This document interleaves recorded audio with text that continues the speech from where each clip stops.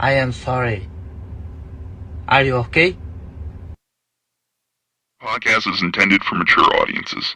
The views and opinions expressed are those of the panelists and do not reflect in any way those of the podcast partners, sponsors, or affiliates. Enjoy. Hi, this is Michael Buffer, and you're listening to the voice of the people. Let's get ready for Boxing Voice. Every day I'm hustling. Every day I'm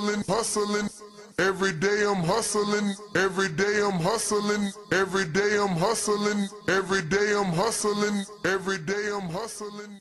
BoxingVoice.com. What broke him down? Was it just the body punching? I was hitting him with body punching. I heard him, actually, he was crying in there.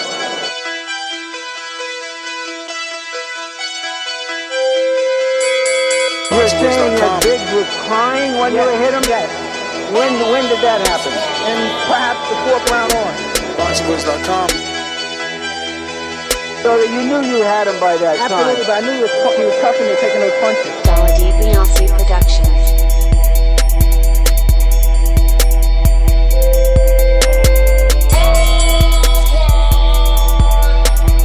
Making women gestures like, oh. Let's go, champ. It's the champ. Shannon the champ. With the fake champ. Muratalla, Vitamin Crisco. BoxingVoice.com. I'm gonna treat him like he's a C+ fighter. I'm gonna dominate, I'm gonna dog this fighter. I'm talking about punishment. We're gonna punish you for 12 rounds. Either the referee says you had enough, or you can say you had enough, or you can stay your ass there all night until you ain't had enough. I feel I'm the best in the sport, and to be the best, you got to beat the best. And all I did was beat opponents. I worked my way from the bottom to the top. I won a title by beating top competition and top fighters. This guy was handsome title, he's a paper champion. Do you feel that you're the best super middleweight right now? 100%. Let's go, champ.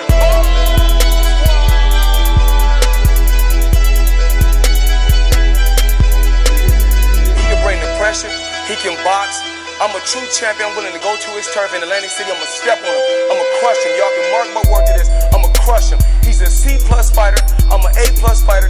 Come Saturday night next week, all the fans tune in because I'm going to dominate. This guy is flat-footed, swing wild. I'm not worried about who his trainer is because his trainer can't get in there and fight for him. Avanesyan Productions. BoxingVoice.com.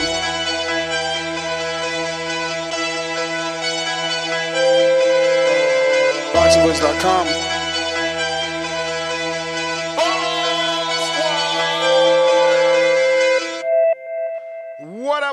What up? Good morning, ladies and gentlemen. Good morning. Welcome back to another Sunday morning weekend recap where we sit back, relax, talk some boxing, recap everything that took place this weekend, and have some good old discussion. If you want to call in, the number to call will be rocking and rolling in about 17 minutes. That's 1-563-999-3427 right now. Discord is available, and so is X Spaces. If you're on X Spaces, formerly known as Twitter, go ahead and give me a repost so we could get some new callers in here and new people to know that, we are the weekend recap show right here. What's going on, How are you, brother? I'm glad that you're on because I was going to completely skip over Scott Nicholson and Diana Vargas. How dare you? All I seen was the zone disrespecting my Dominican brethren,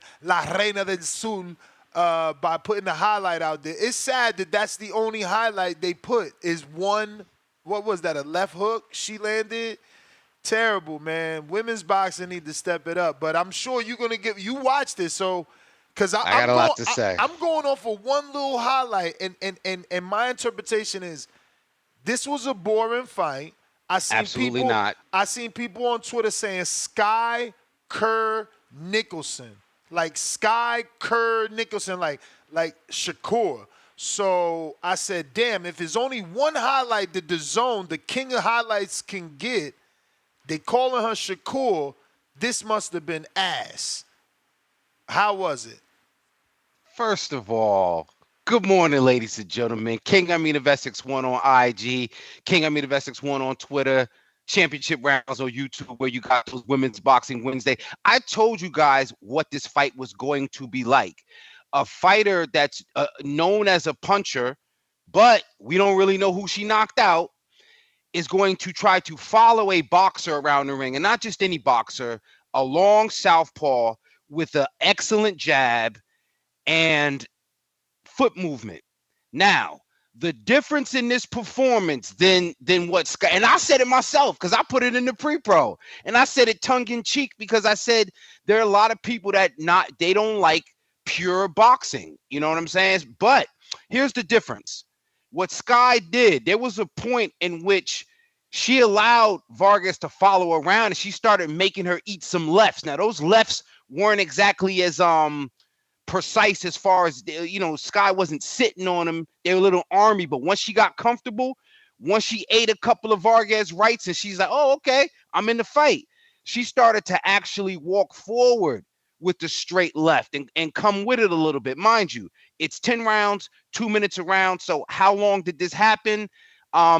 Maybe about the 6th, 7th round, Sky got the confidence to start to throw some straight lefts. And then she started to showboat. So there are things that let Vargas know that she was in there with a master craftsman. And I said as much on IG. I didn't even get a chance to put it up yet, but I'm more critical of the politics surrounding Sky Nicholson than I am her performance. And not to get too far ahead, what's disappointing about the politics, I don't want to see her duck Tiara Brown again. I don't want to see that happen again. I don't want to see her call out Raven Chapman. And when I said the politics, I don't want to see Eddie interfere. I want to see Mauricio Suleiman step in there and say, hey, Sky, let's not, Tiara Brown's been the mandatory for a while. Let's make this happen. I need to see that happen. So Sky had a great performance.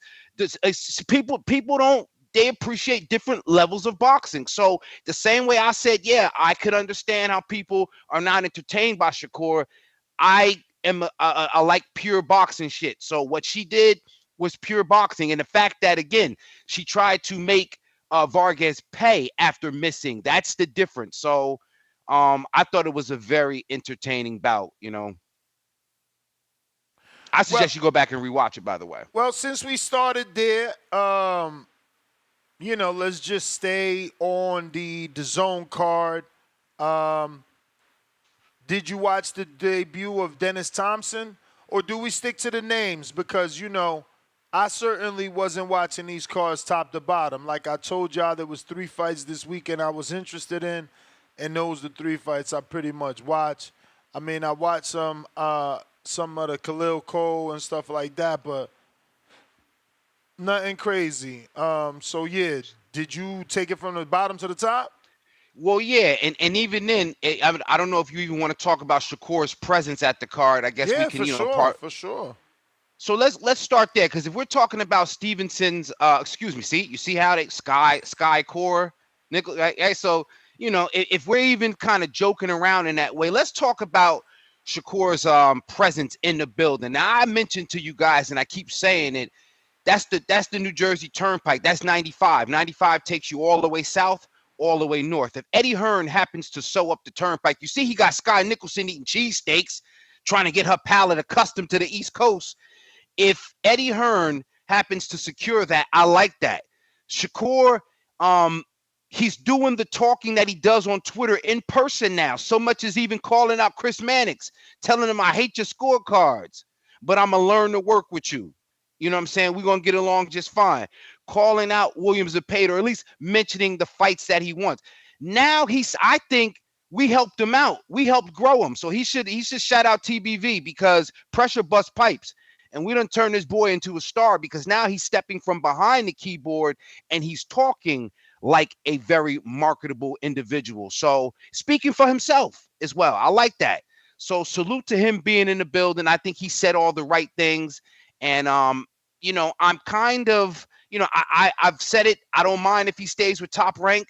I think his temperament has to be ready for Top Rank, but I feel like he done already walked out the door. So I don't see him doing all of this, fraternizing over there at Matchroom, then turning around and staying at Top Rank. Yeah, no, I'm with you. I think he's gone already. It's just about entertaining what's out there and, coming up, making the right choice.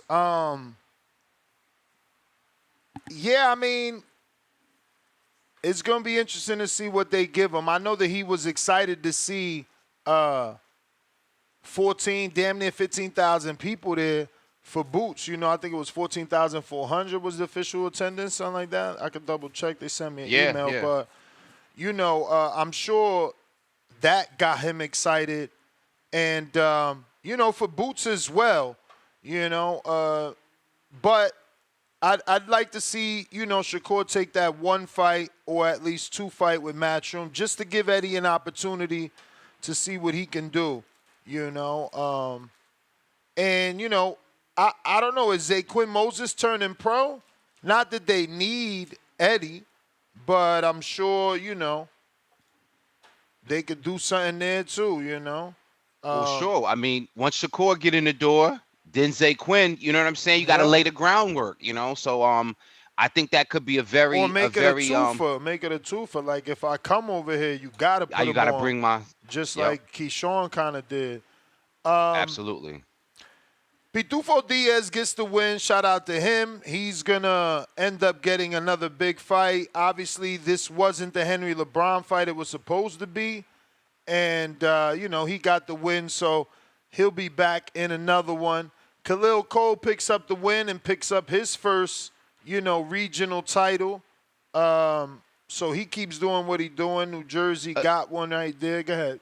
Replacement opponent. I want people to know that as well. You know, some people. Shout out to Coach Cooper, Wally Cooper. You know, people thought like, oh yeah, you know, it was too easy. But this was a replacement opponent, and as I said, you know, I think Cole would have did this against whomever.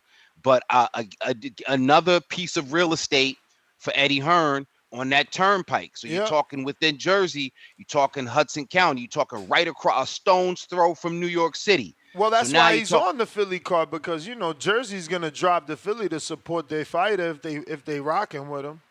A part of that 14,000. So can you imagine a card with Shakur and Boots Ennis? I can't. At this point, I don't see Eddie taking a risk trying to regress Jaron. You know, I just signed you. I gave you 14,000, or I brought you back home and you showed the world you can do 14 and a half. I mean, it would be disrespectful to put him on the undercard of Shakur. No, I mean, respectfully, I mean Shakur is the undercard. Yeah, I don't know that they're going to do that. Oh, and you know, no disrespect to your idea. I just feel like Matchroom knows there's a market that Top Rank has been using in the Prudential. I think they're just going to double back there and try to do it better. But on a previous show, I was asking where on the East, specifically in North, can Eddie take Shakur to get bigger? Right? Like, he's doing 10 and 12 or 8 and 12 at the Prudential. I know that scales up to like 20, but like if Eddie wanted to, you see the way that Boots went from like the Leah Coors to this arena, like where does Shakur go if not Madison Square? Because that's New York City, you know what I'm saying? Not to say that it's a bad thing.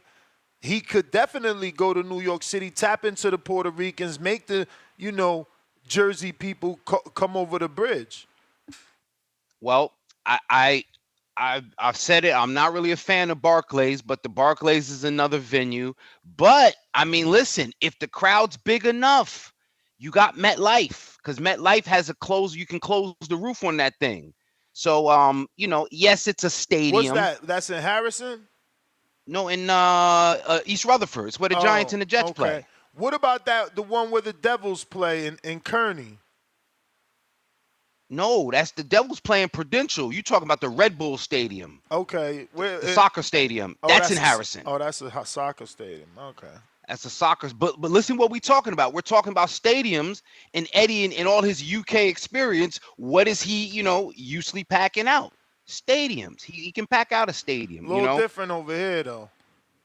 True. And can Shakur do a stadium?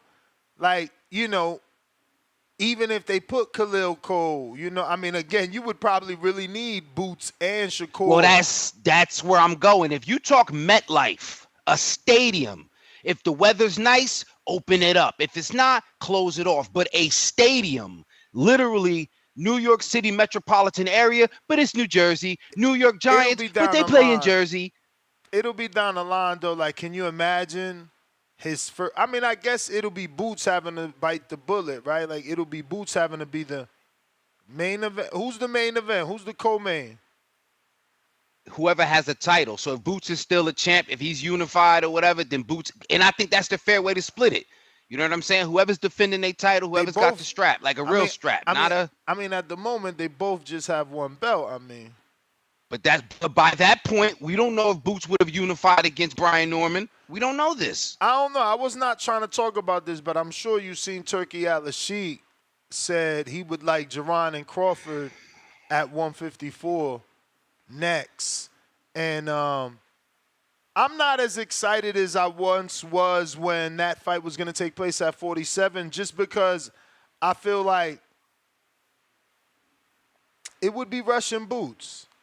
Like, is he ready for 54? Like, yes, he beat Avanesyan faster than Crawford, but my man, I seen him getting – he got hit. He got hit quite a few times. Well, remember, southpaws, especially the exciting ones, they give up a certain defensive vulnerability in order to create offensive opportunities. And if that's what we're going to consider him getting hit, you know, we got to respect his beard even more. I just don't know how. I mean, look, do I want the fight? Yes, because I don't even know that he's going to be able to contend with Crawford. Like, it looks like Boots needs to be very close to you in order to shine. In order to look any bit of Roy Jones, he's got to be in range so that he could dig to the body and get explosive with his right or left hands, where he does many combinations, whether they're single-hand combinations or he mixes it up. But, like, he's not really fighting from the outside.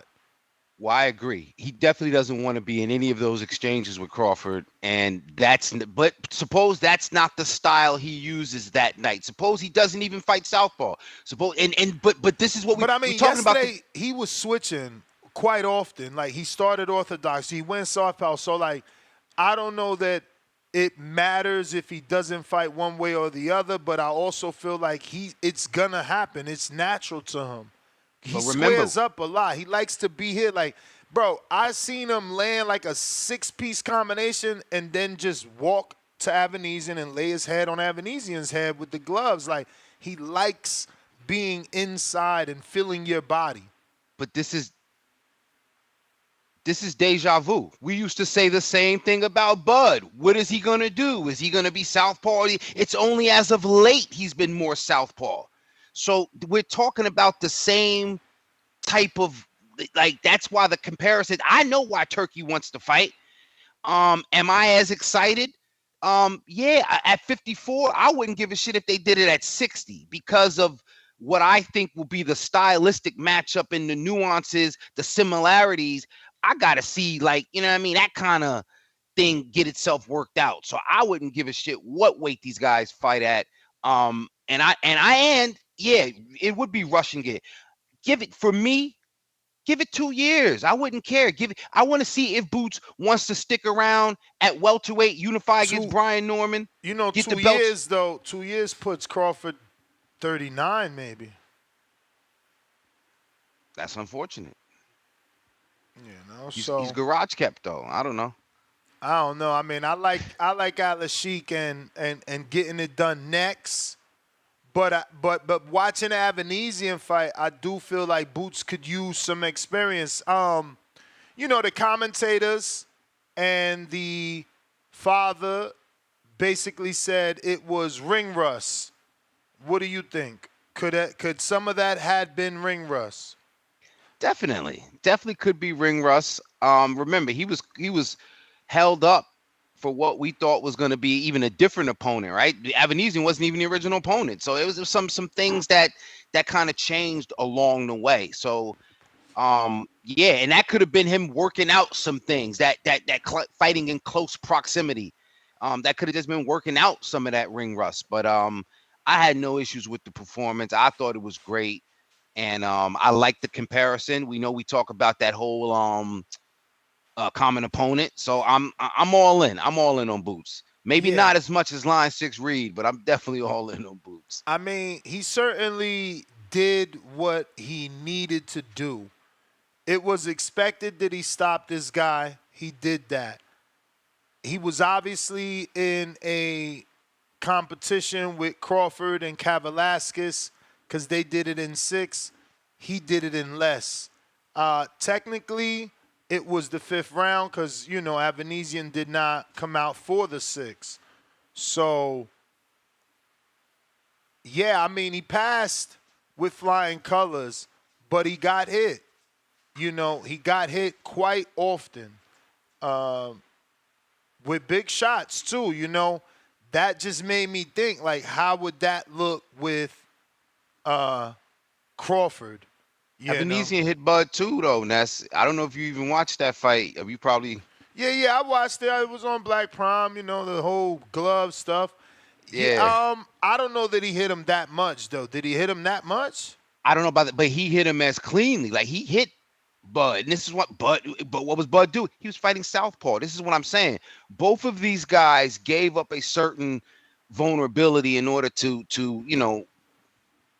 punch the way they did, and that's what they was doing. So it was very much. And I mean, I don't want to say are we going to give credit to Avanesyan, but Avanesyan was a good opponent. He was durable until he wasn't. He for sure is a good opponent. Like I said, he landed some good shots and certainly let us know that Boots can take a shot.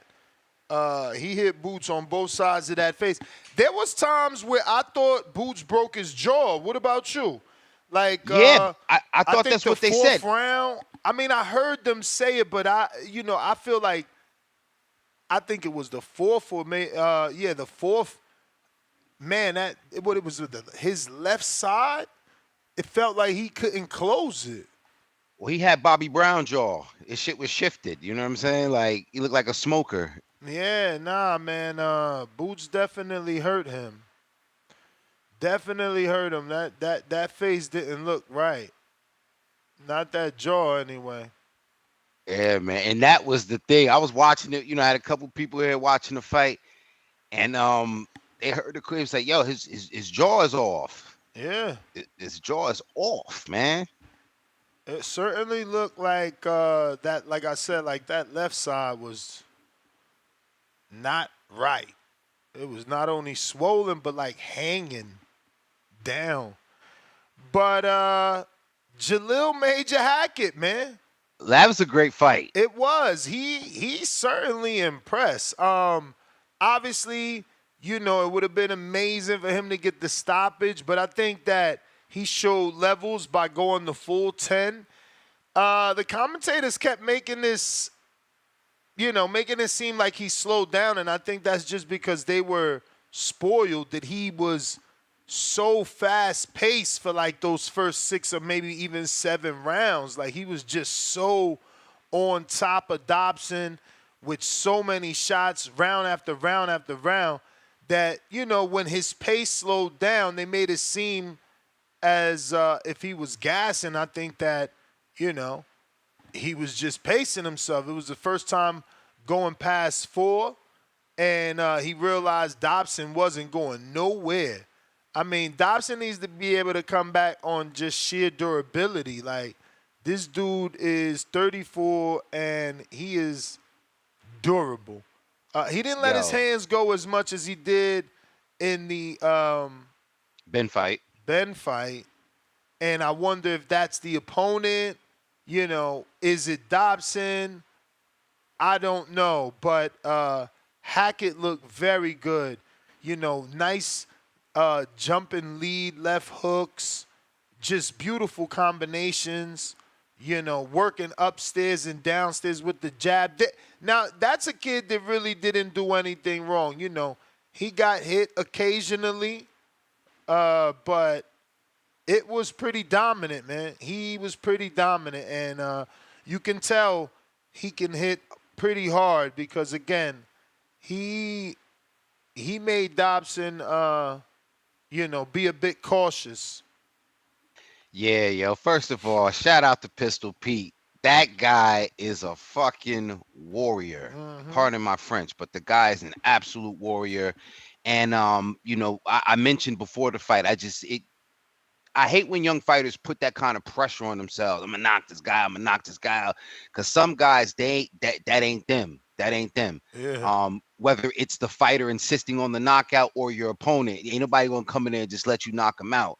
But I thought it was a great opportunity for Hackett, mentally and getting the rounds against an opponent like Dobson. You know what I'm saying? Dobson's biggest flaw has been inactivity, and that inactivity kind of has kept him at a slower pace. So he's a very slow starter. But once he get warmed up, and usually it's too late in a 10-rounder, of course, he presents a challenge by just being there and never going away.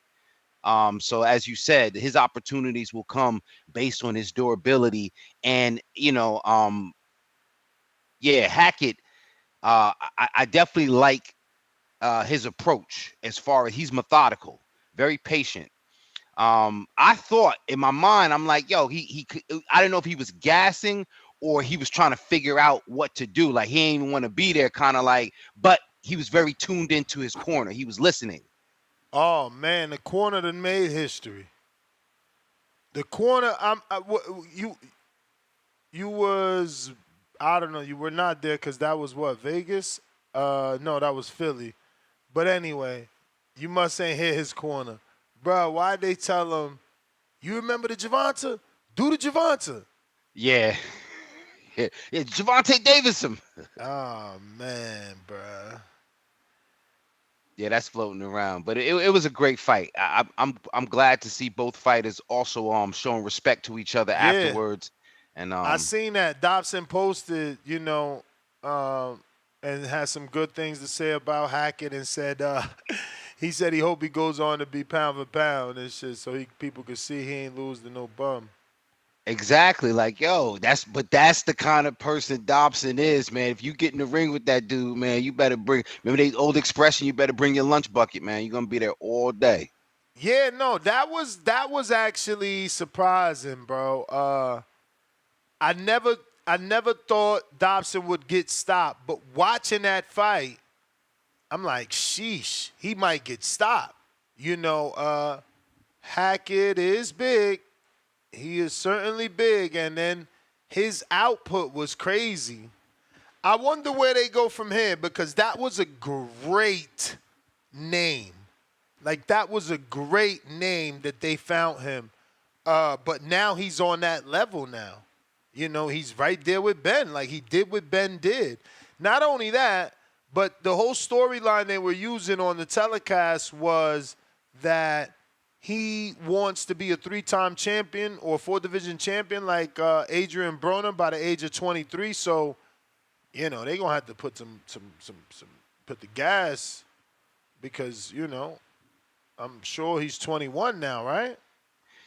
Yeah, and I mean at 147, it ain't much over there on the zone side of things too. Excuse me, Matchroom side of things. So it's like he's gonna have to move fast. I wonder can Matchroom pressure the zone, the network, to get Golden Boy to let them use Rocha for Hackett next? Because Rocha would be a good fight. I know Rocha has a main event, comeback tune-up. But I'm saying after that, way to get back in the mix would be to knock off Hackett, right? I was thinking about Michael Mickinson. I know I've brought his name before, but just for a style difference. Bro, you must be getting a check from Essex or something because what has Mickinson done since losing to Virgil? Like, has he even fought since then? Yes, he has. Okay. No, look, you follow those guys. I mean, I believe you.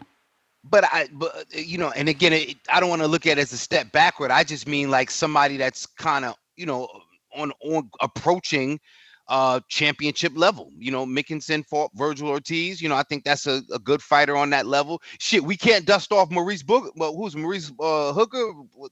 Homeboy, like we can't dust him off again. Oh, how about Blair Cobb? But these are not title fights. Now that's a fight. Blair Cobb would be a great fight. That's a fight, but listening to you, he does deserve a Mickinson. I'm just trying not to get him criticized? Like, aren't people gonna say something like Nicholson isn't known as a puncher? But the common opponent with Virgil, that's always a good angle. But you know, again, you're going from Dobson to now Nicholson that doesn't have power. It's almost like they're telling us something. But that the boy got styles. He's a boxer. And you know what? That would be a great thing to tell, that he's a universal boxer. He's not just a puncher, and let him display some of that, and let Hackett even get the opportunity to kind of like, you know what I mean? Like if you ain't used to rapping on double time beats, it's like when Biggie did Notorious Thugs. Now, I'm sorry. Go ahead. Nah, you got it. I was going to say, you know, Eddie is notorious for being able to get those international players, right? Boots is with Eddie. Boots fought Karen. Eddie should be able to get Karen. You pronounce his name perfectly, but that sounds like a good fight for Hackett. It's a different style, and it's certainly a different test for us. Like, it's a different test. He's showing us, can he cut the ring off test? Where's his boxing IQ test? You know, so what do you think about common opponent with Boots, Karen?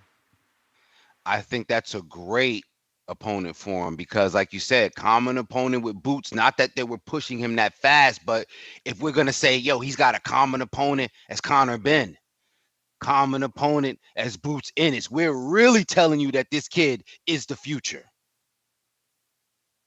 If Eddie could work that out, that's nice. I'll throw another one out there. You know, Sergey Lipinets is another durable guy. If he could stop Lipinets, that also looks good for Hackett as a potential opponent. I got Woe Jones with the first super chat of the day. Salute to you, champ, celebrating his 10th on a live stream. $5. He says, let's go. Everybody have a good day. Salute to you, man. Have a great day yourself. CLT Meech with the $10 super chat. Good performance, Boots. Loved him walking out to the Undertaker. Eddie said unification by the end of the year, as Bivol better be co-main in Saudi or back to Philly in November. Shout out TBV. Yeah, I mean, look, they better take advantage of all them damn tickets they able to sell out there, you know. Yeah, I don't know who does Boots fight if he doesn't. Like, who does he fight next? Not a unification in November. Conor? Yeah, right. Eddie ain't selling him up. It's just not a big enough fight.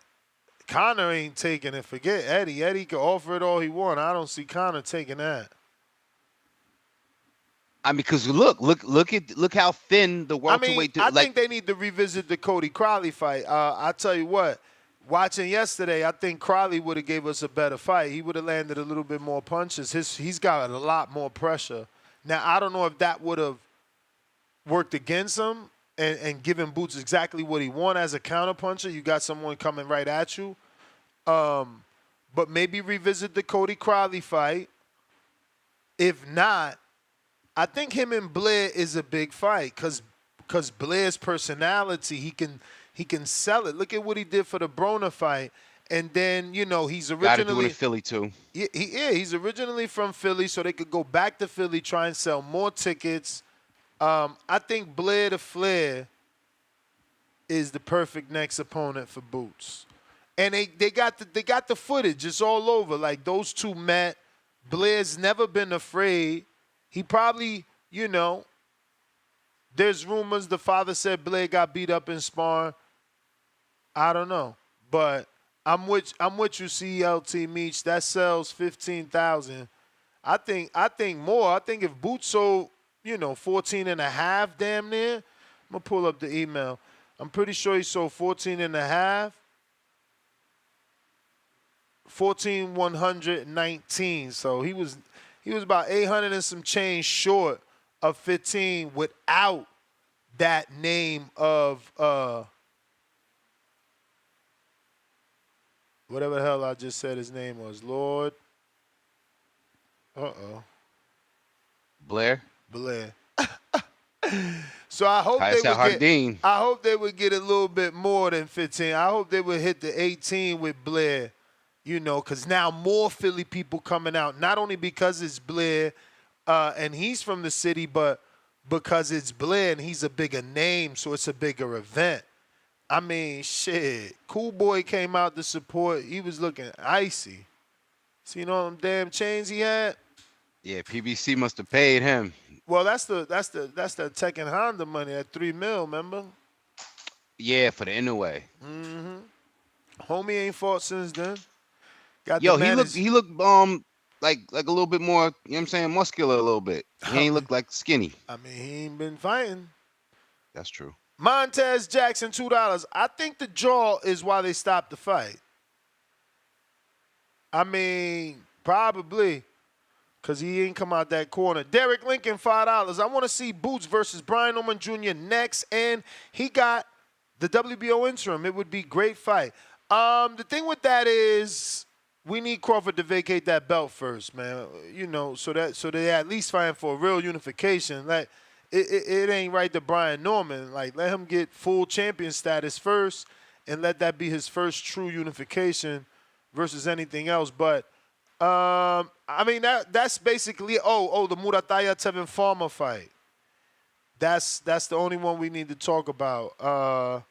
Yeah, you know, I know Tevin doesn't think he lost, but I just feel like he let it go late. You know, he was doing well in the beginning, but you know, he got hurt too. He got hit with some big shots by Muratalla. You know, what you think of the point deduction? I think because that probably messed his psyche up. Yeah. Again, I definitely wouldn't call. I saw some people calling robbery. I think people just like using that word. Really? Not the case. Wow, they were saying robbery? I saw one or two people. You know, Twitter's crazy, man. But yeah, I thought he fought well, but just not well enough to win. Muratalla, is he, you know, at the top of 135? I still think he's kind of, you know, I don't know where does he stand with some of those other guys. I mean, he said Baranchek called him out, so he wants Baranchek, and if he can't get that, he wants Shakur. I just know you calling out a dude that just walked away. That ain't even gonna happen. Yeah, man, that's I'm like, you know, and Baranchek, you know, Baranchek might hit him with something he might not like. Might change his game, but Muratalla is tough. He's a tough fighter. So, yeah, you know, it was an all right fight. I watched it. I had to go. You know, I was all into the zone. I had to go back and watch it, and you know, it was a good fight. I thought Farmer, you know, I don't know if he would maybe rounds like what 4 through 6, he kind of took a lapse. You know what I'm saying? He started off all right. That's what I said. He gassed a little bit. He said he ain't gassed in the post fight. He said something about like, you know, it's a 12-round fight, this, that, and the third. But like, he slowed down. You know.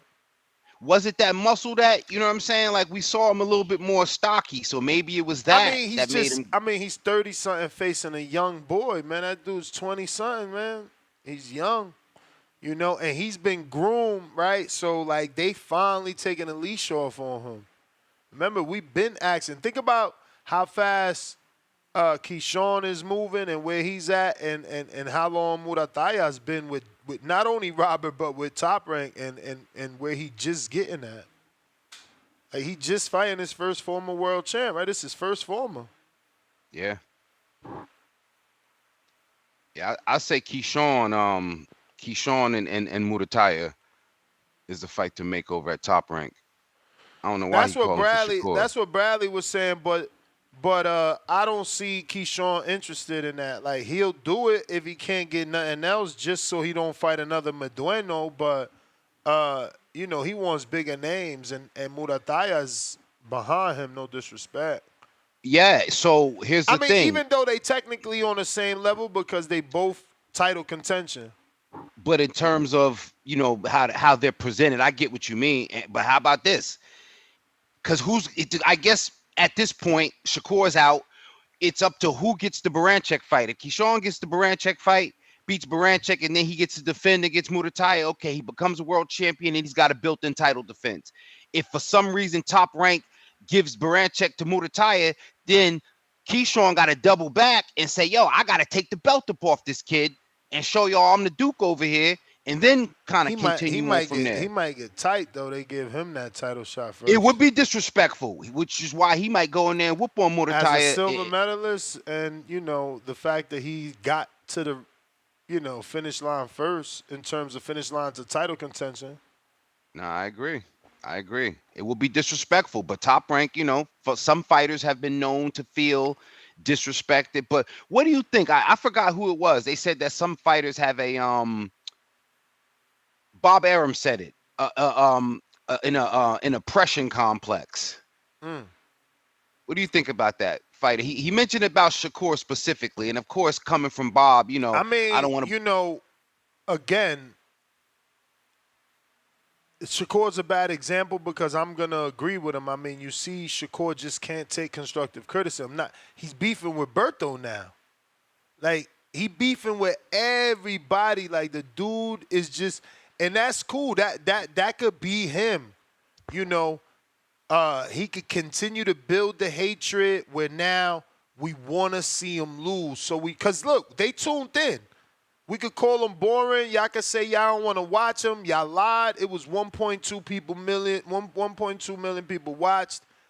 That's above average. So 8,000 people in the building. You know what I mean? So, yeah, y'all saying one thing, but they showing up to either see him lose or see him win. So he just got to keep being a nuisance, man. If that's what he wants to do, it's just weird for me. Like, on the outside looking at it, like, damn, you beefing with him too? You beefing with this one? I mean, bro, the dude from CompuBox put out a tweet and said that since the fight, and this was like 3 days ago, but they said since the fight, which was 48 hours after the fight, Shakur had tweeted 287 times. CompuBox is getting involved in it. It's like, it's a lot, bro. But again, if he wants to just ride that wave and become NWBO, right? What is it? NWO. Like, just be the bad guy. It's all good. Be Razor Ramon. You know what I'm saying? It's okay. Do that. Live up to that. You know what I mean? Get the toothpick. Throw it at the camera after the interview. Do it. You know what I'm saying? But don't do both. You can't do both. Because it don't work. You can't, like, you got one nice tweet and 12 disrespectful ones. You know what I'm saying? Just be the bad guy. That's it. And then they go promote you like that. Like, oh, the world's most hated boxer. But they can't beat him. He's untouchable. Who's going to try it, right? Like, I don't know. But, yeah, I mean, shout out Shakur. Ryan Frazier in Canada, $5.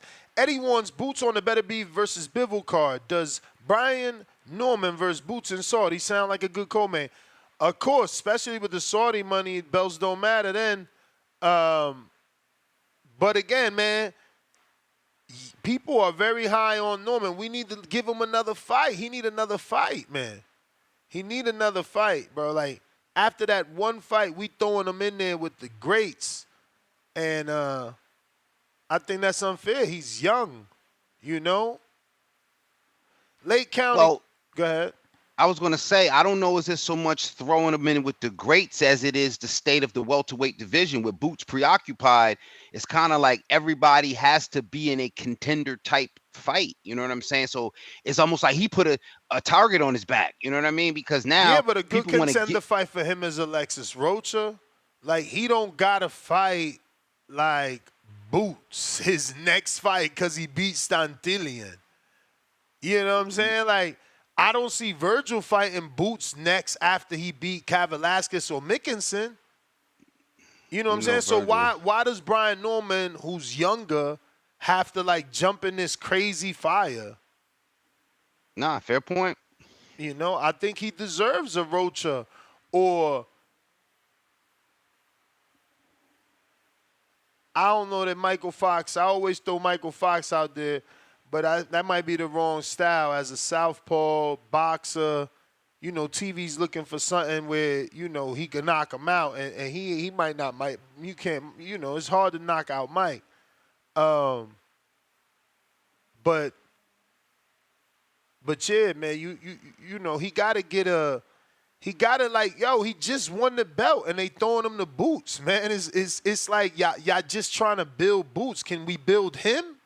Because I swear, Boots got the belt and got Cody Crowley / Avanesyan. Like, where's his Cody Crowley / Avanesyan?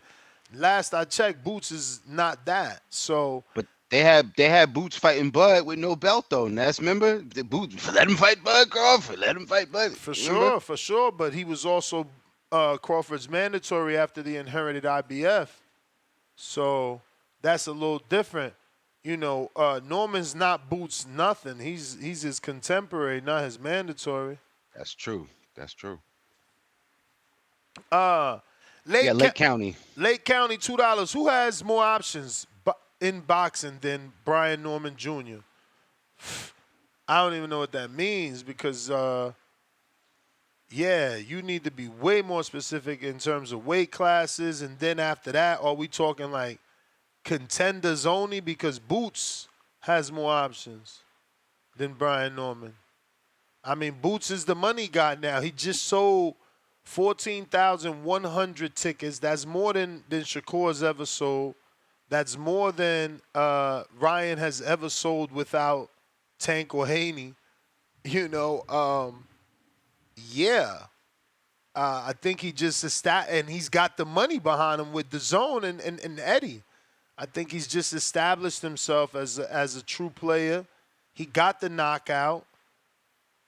He was 800 short of 15,000, and it was a replacement opponent. Yeah, I think Boots has arrived. You know, Derek Lincoln. $5. Brian Norman Sr. last night said he wouldn't mind the fight next. He said he want Boots next, even though they cool. Get Brian Norman Sr. on. Yeah, I guess he changed his mind. I remember we had him on this show, and he specifically said they would fight him if they had to, but you know that should be the last fight. The pull-out bandit, $5. Shakur made a poll. Muratalla or Kambosos. Jay Prince isn't going to let Shakur leave top rank. Damn. That's interesting. That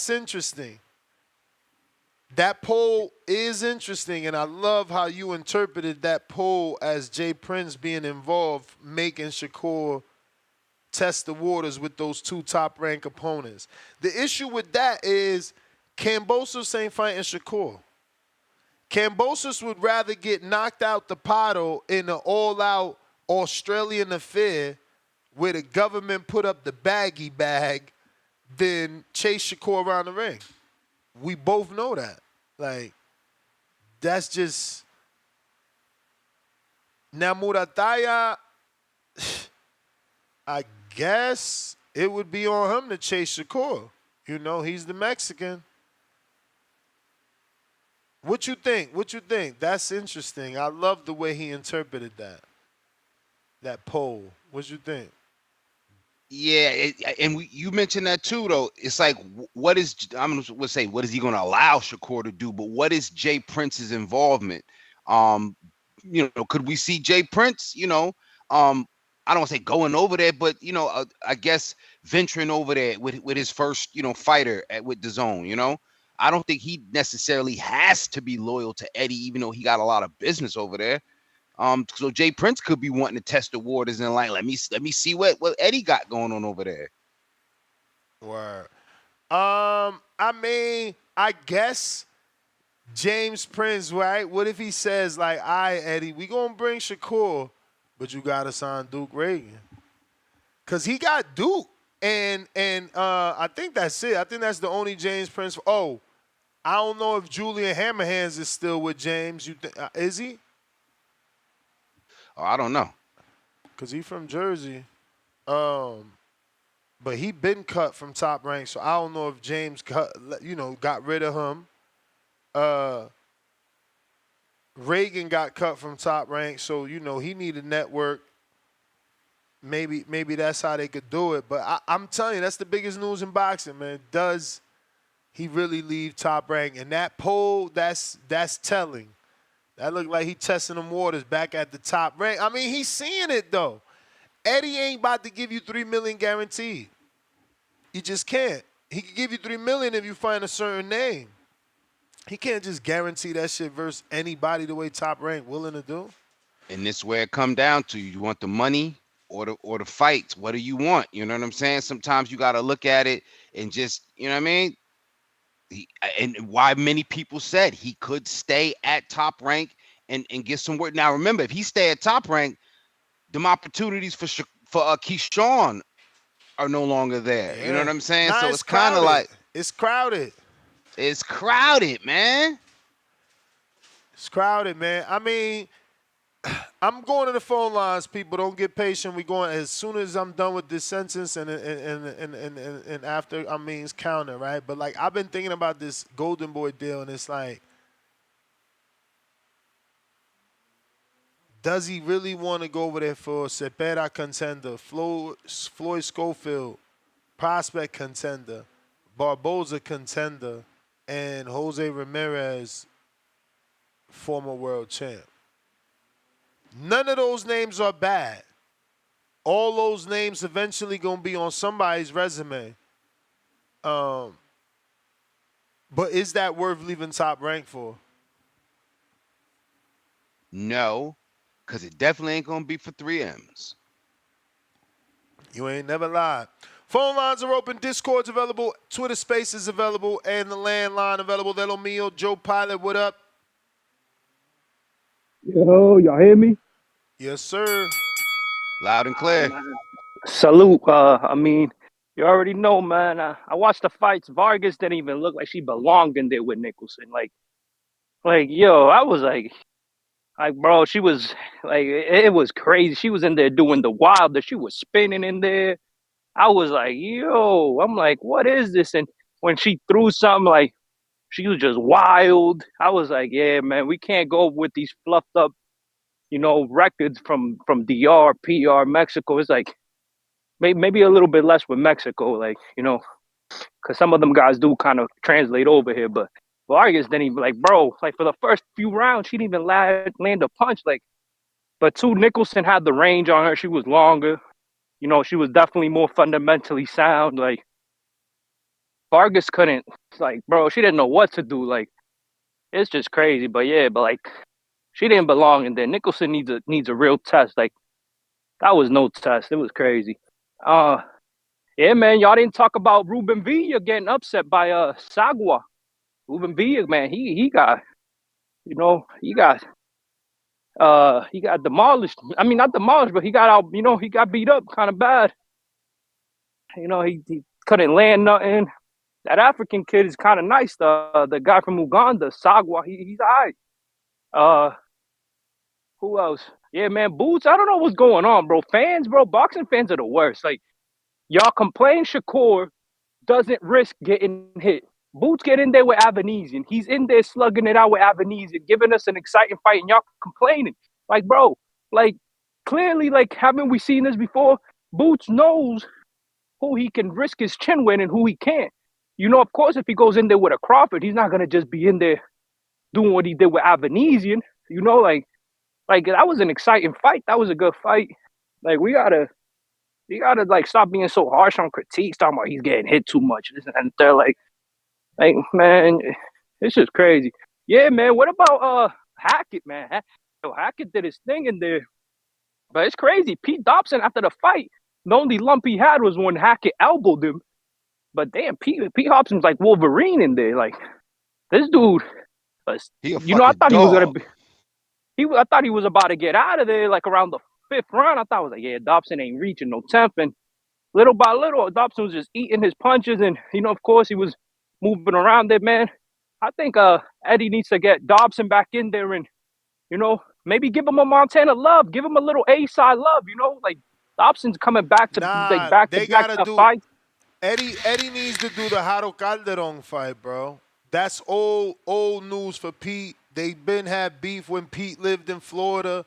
That's perfect for them. Unfinished business. They both Oh, need the here's a name for opportunity. Hackett. Maestri. Give him Maestri. Give him Maestro or give him Mean Machine. Give him something like that, you know? Yeah. I like both those names, but I like Harold too. Harold is a common opponent with Giasov, right? Yeah, I think so. I think Shakur beat him. That's the Yeah, but welterweight that isn't that the welterweight that Eddie got? Shakur Giasov, I mean. Yeah, he's in the IBF highly ranked. He's in the IBF highly ranked. That dude beat Calderon, so that's a good name for Hackett too. Who was it that beat Maestro the other day? Who was it that? Man, I remember that. I just seen that. Who was that?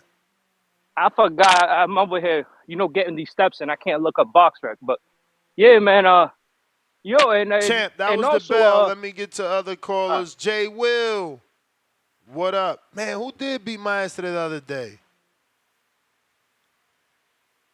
I'm gonna have to Google that shit. Yo, Ness. Yo. What up, fellas? What's up? Jay Will, what up?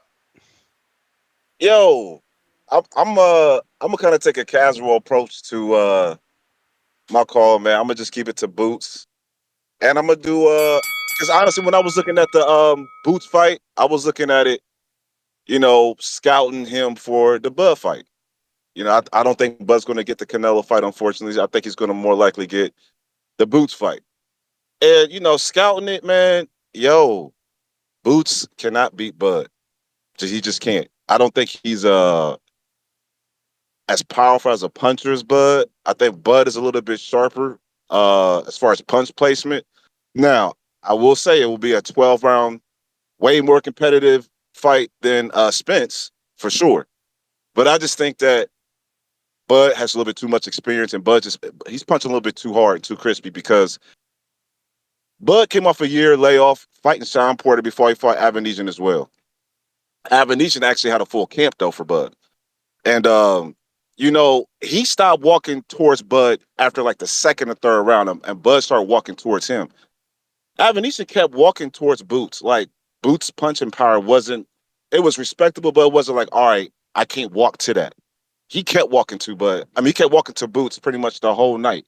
Even right before the round, he got stopped. He didn't come back out the corner. So, yeah, just looking at that, man, I just think that the 1 year layoff Boots is talking about and all that, I don't think that has anything to do with it. I just think that Bud, because I really thought Boots was on pretty much the same level as Bud, just a little younger.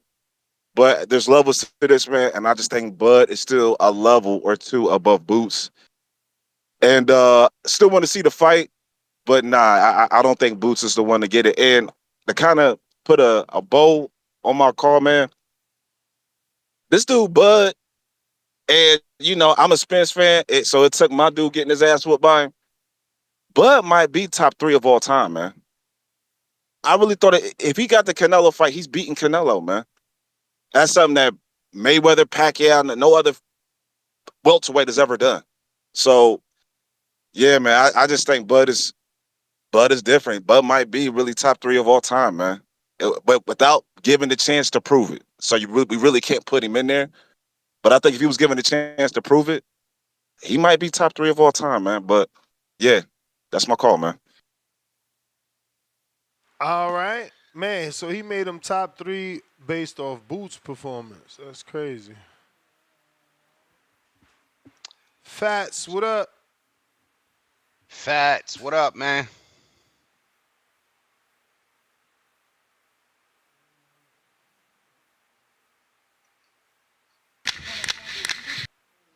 I don't think I can hear you, bro.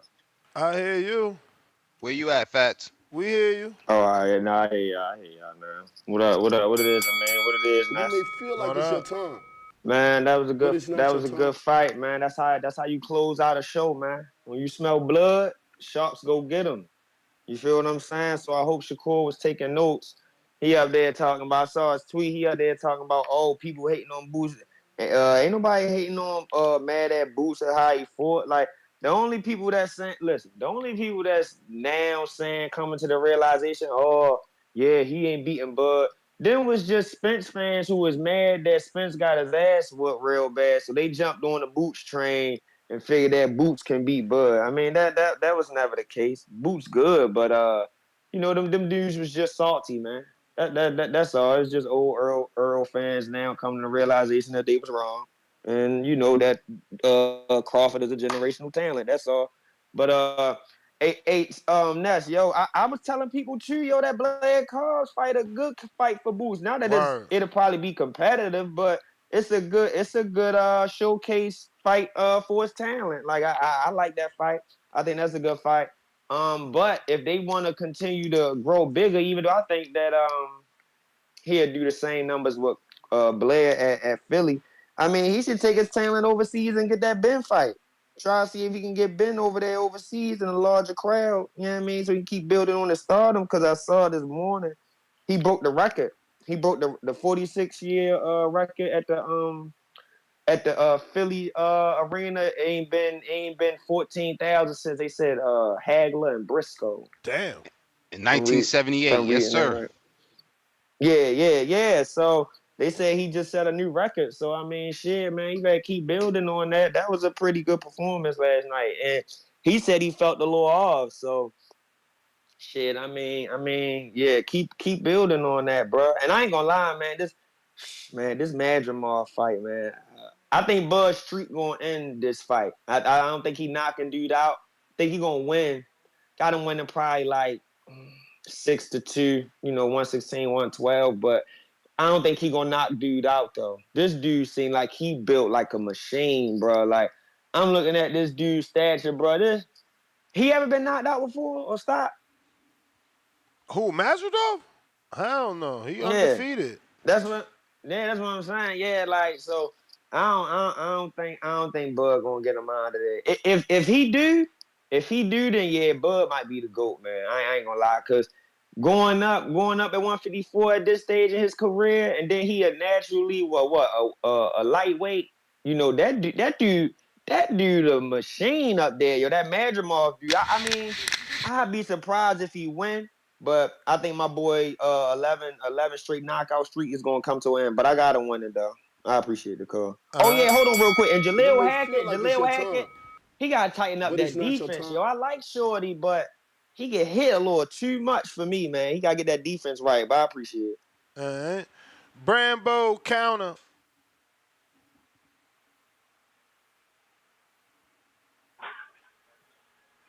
You. What's up, Ness? You can hear me? Yes, sir.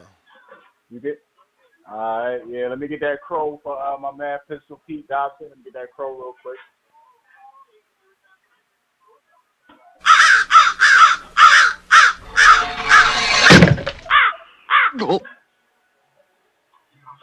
Yeah, man, I picked Pistol Pete, but I like Pistol Pete, man. He got caught with the elbow in the corner. He just fought through it.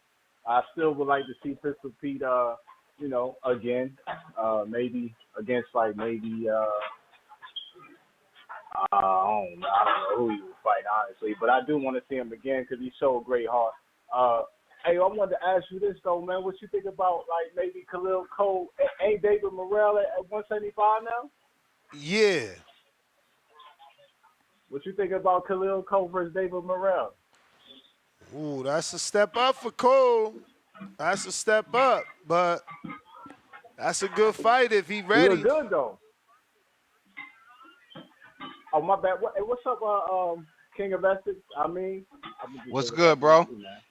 Hey, listen, I was thinking about Anthony Yard. Maybe because Buatsi gonna be a little busy. Yeah, I'm thinking, you know what I'm saying? Yard for who? Yeah. For Cole. Wow. For Cole? Yeah, I like that. Hey, yo, but this ain't the original opponent. This wasn't Gallegos. So we can still go back to Gallegos. I don't know. But, you know. Because, like, y'all I'm just saying, y'all throwing him up there. More Cole. I'm just saying, I think Cole's looked really good in his last two performances. I'm ready for him to take a little step up. You know? I'm ready for him to take a little step up. He looks good. He looks like he's focused right now. You know? I agree. But, as far as Boots go, though, man, hey, Listen, I just think it was just a matter of ring rust. Yeah, he got hit, but he was under a lot of pressure. He ain't been in the ring for a year. You got 14,000 people to show up for you. It's the first show in the Wells Fargo Arena, right? This is the first show in that building? In a long time, yeah. Yeah, so, a lot of pressure on him, but he gave us what we wanted to see. Reports saying, didn't he break the dude's jaw and a rib? Dude's Definitely a was jaw. little swollen. Definitely that jaw looked broke.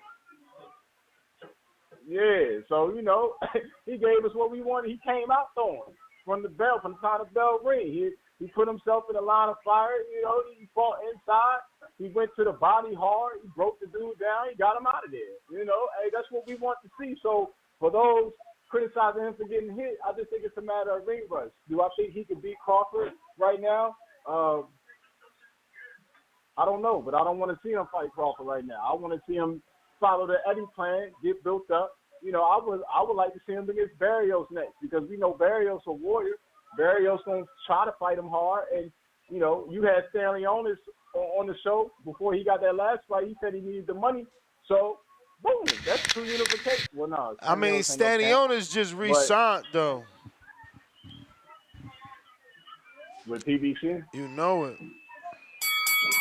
You may feel like it's your That's time. the bell, though, Brambo. But it's not your time. And Ness, speaking of Stanionis, that's who it was that beat my yesterday. I forgot. We never cleared that up. Also, Brandon is saying Ben Whitaker for Cole.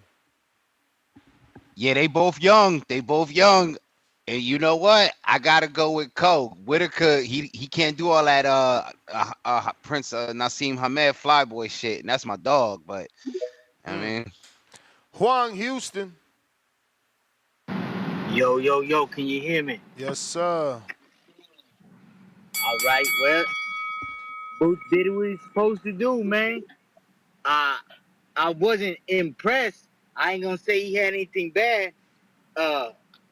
Him taking those shots, I don't criticize him for that because that's part of that was that strategy. From what I'm seeing, that's his strategy to get in. It's a smaller guy, get in, you know what I'm saying? Hit him with them shots to the body.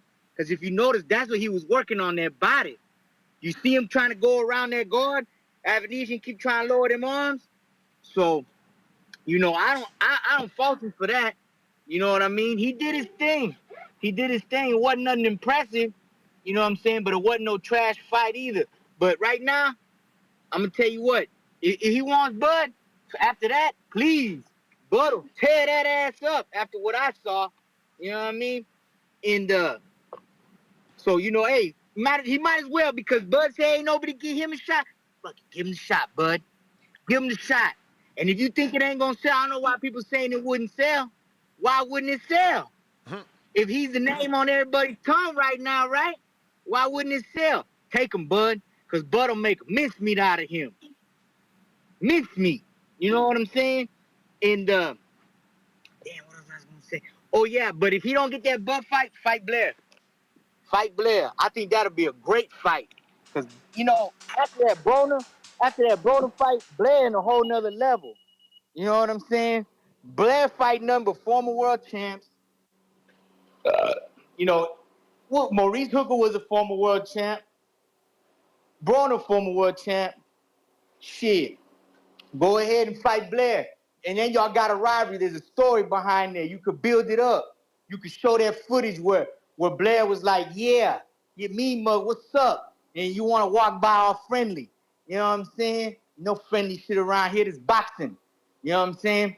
So, yeah, I want to see him and Blair. That's what I want to see for Boots next. And if not, give him the shot, Bud. Bud will tear that style up.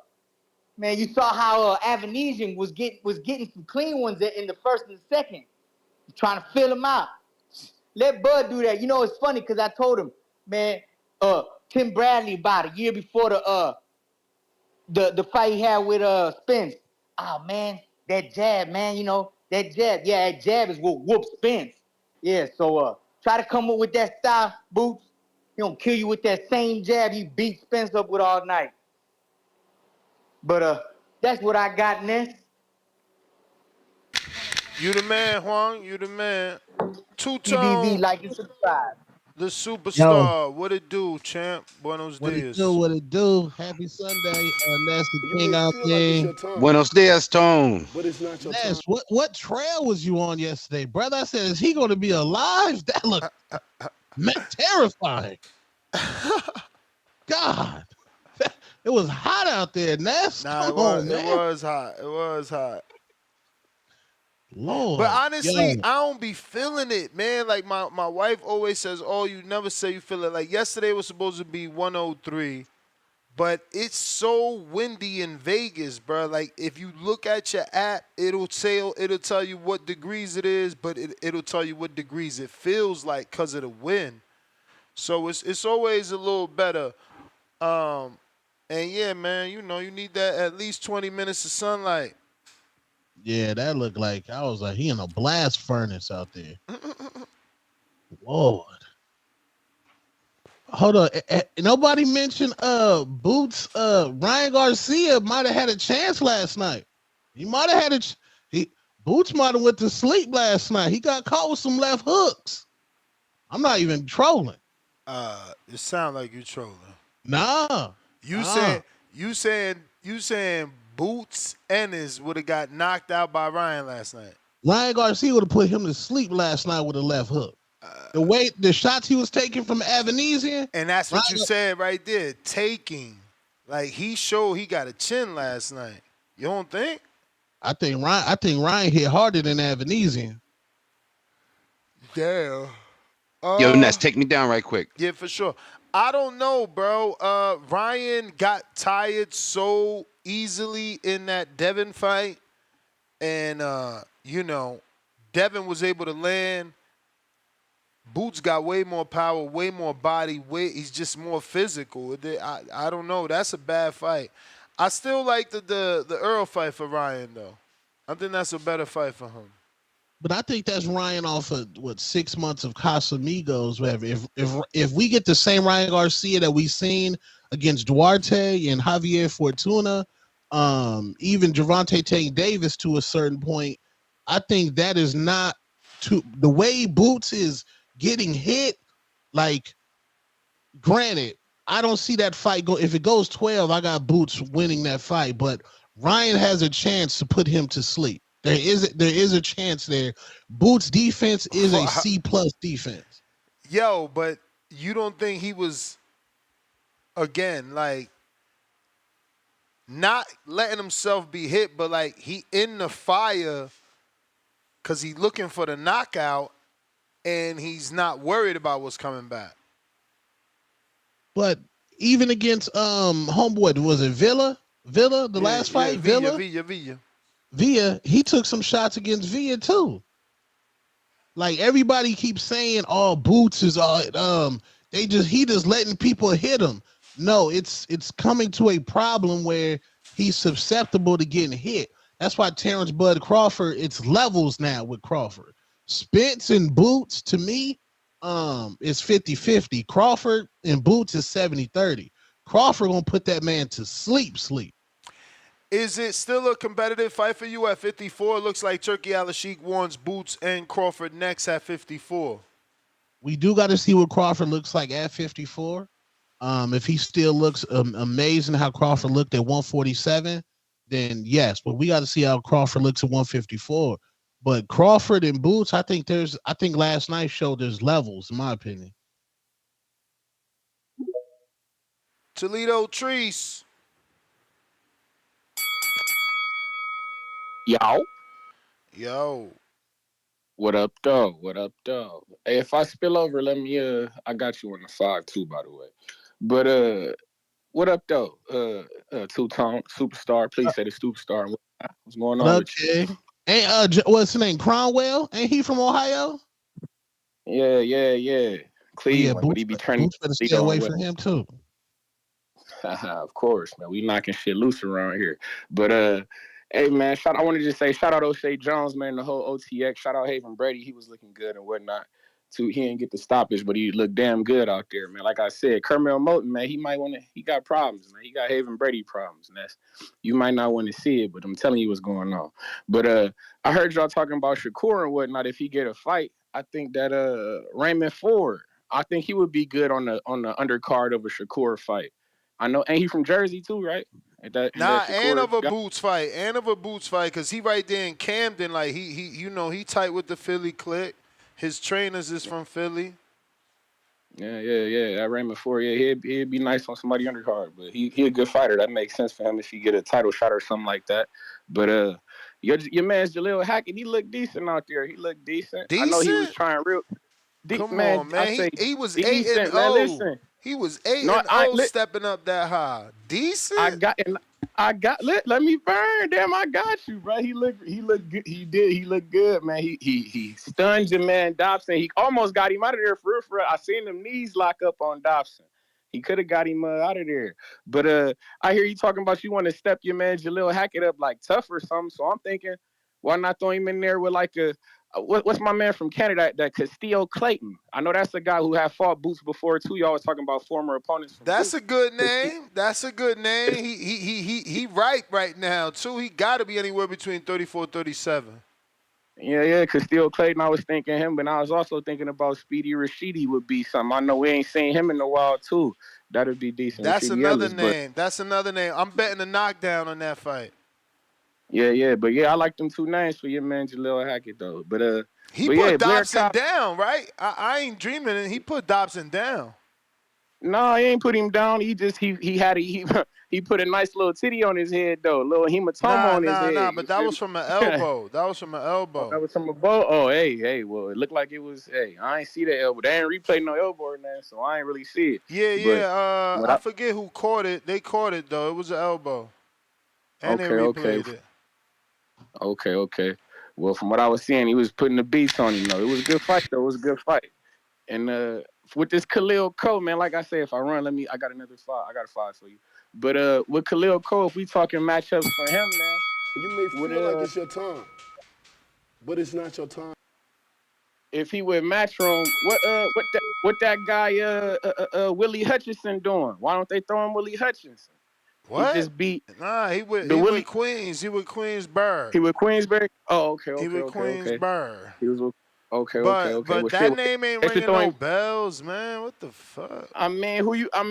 Give him Jesse Hart. Fuck it, what Jesse Hart doing? Throw him in there with Jesse Hart for Khalil. For Khalil Cole. Why not? That's a good name. That's a good name for Cole. Yeah, throw him in there.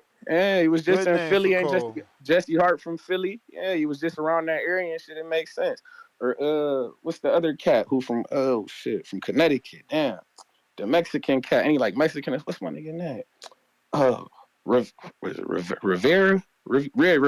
Rivera. Yeah. Richard Rivera. Throw him in there with him. That's a good fight for him too. But Khalil Cole looked good though. I don't know who that guy was. He looked way bigger than dude. He was in there fighting though. But yeah. Keyshawn Davis, you should be trying to get Muratalla. He looked all right, but he ain't look like he don't look unbeatable or no shit. I think Keyshawn Davis will fuck around, stop him for real. For real. Am I crazy for this? Nah, he fooled, bro. He fooled. Yeah, he fooled, bro. I think Keyshawn knock his shit loose, man. Take him up top, man. That's a good fight for Keyshawn. It's right. Yeah, they young guns. They need to make that happen. But I don't know where King Amina Essex went, but if he's still around and listening and whatnot, I seen his girl Sky Nicholson out there, man. She look all right and whatnot. But like he said, man, she ducking Tierra Brown, man. And that girl Nina Minky, who was supposed to fight Amanda Serrano in Puerto Rico, if Tierra Brown don't get the fight, I think that Nina Minky girl should get the fight against Sky Nicholson, you feel me? Because she should get a title shot, you feel me? She was due for one. She was due for a big fight. She didn't get it, you feel me? So I think she should get in there with Sky Nicholson or something like that. But yeah, man. And Antoine Lunchman Jones, man, you need to get in the ring. Khalil Cole, he looking for an opponent. Fuck it. We need to get in there. That's a fight for us, man. We need to do something like that. Albert Bell, I don't know where you at. You need to get in the mix. We need to be talking to Eddie, man.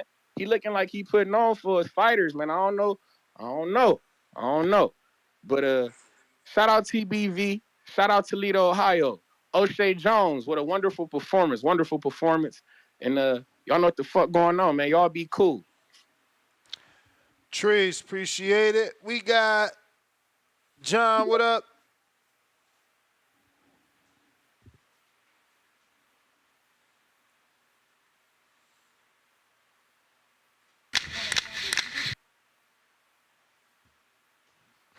Even Bozy last night was telling Jaron in the corner, you getting hit with some BS, bro. You may feel like it's your time. Yeah, I mean, you But know, it's not he your was time. trying to make sure he get that knockout. When you going for it, that you know, you putting yourself in the line. Hawk, Maryland, 1.2 million views. Top Rank did their job.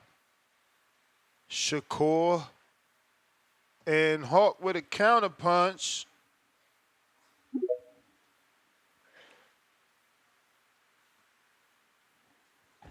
I mean, I'm with you though. It's not like I ain't come on and say the same thing. I thought he got hit. Yo, more TBV. than I like. What up? Ain't too much. What up, Now you hear me clear, boss? Nice and clear. All right, man. I think Boots did an A performance, my brother. Let me explain to you why. They say when you boxing, right? You playing boxing is like chess.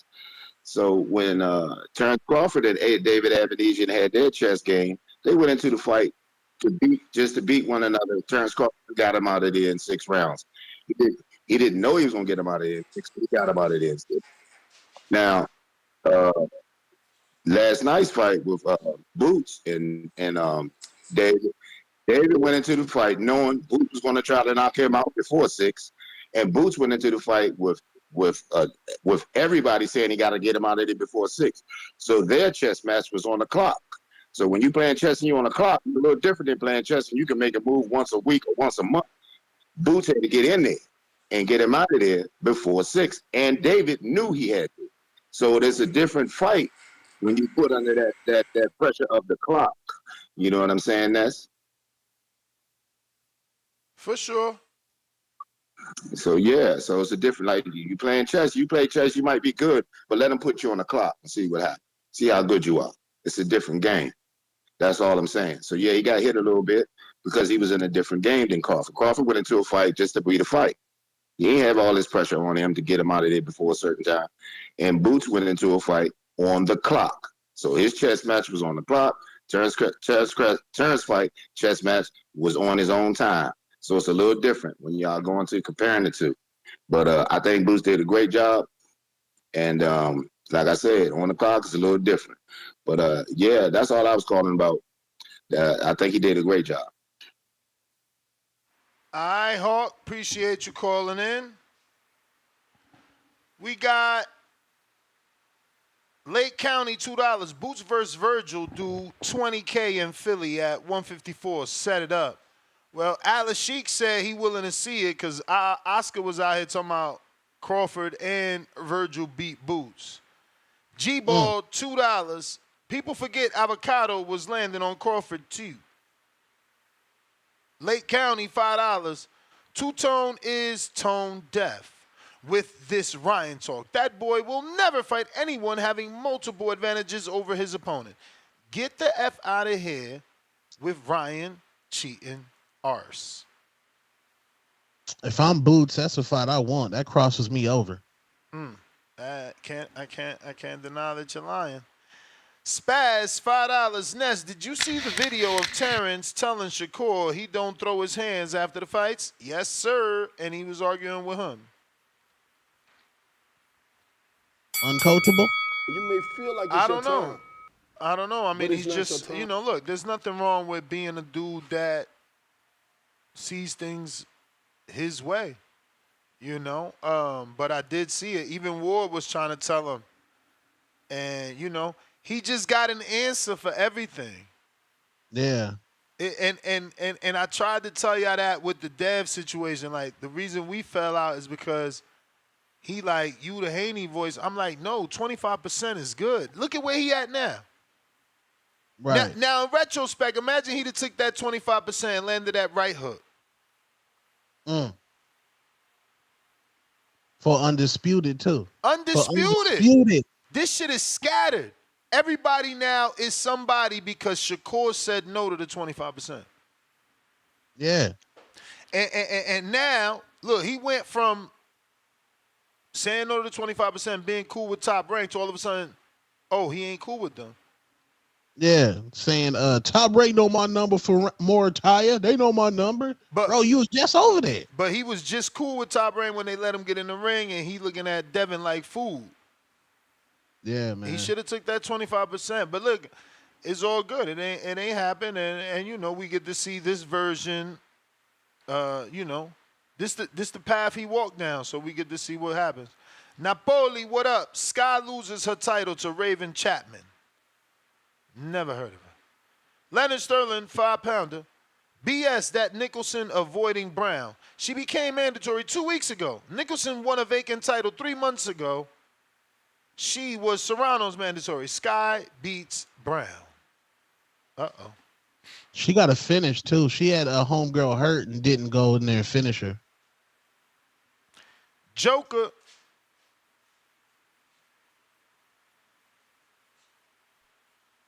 Buenos dias. Good morning. Can you guys hear me? Loud and clear.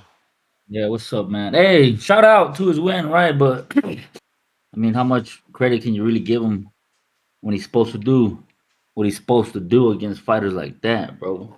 Like, what the fuck is an avocado, Avanesyan, Adderall fighter, dude? He's supposed to do that. He's supposed to. I'm more critical on what the fuck were you doing to get hit by shit like that. Sometimes it irritates me that some fans be fucking stamping these young fighters like they're the next great thing, bro. This dude is 27 and he's not ready to fight Crawford. That's fucking dumb. You got young fighters like Bam at the age of 23 beating up the old motherfuckers that are in there.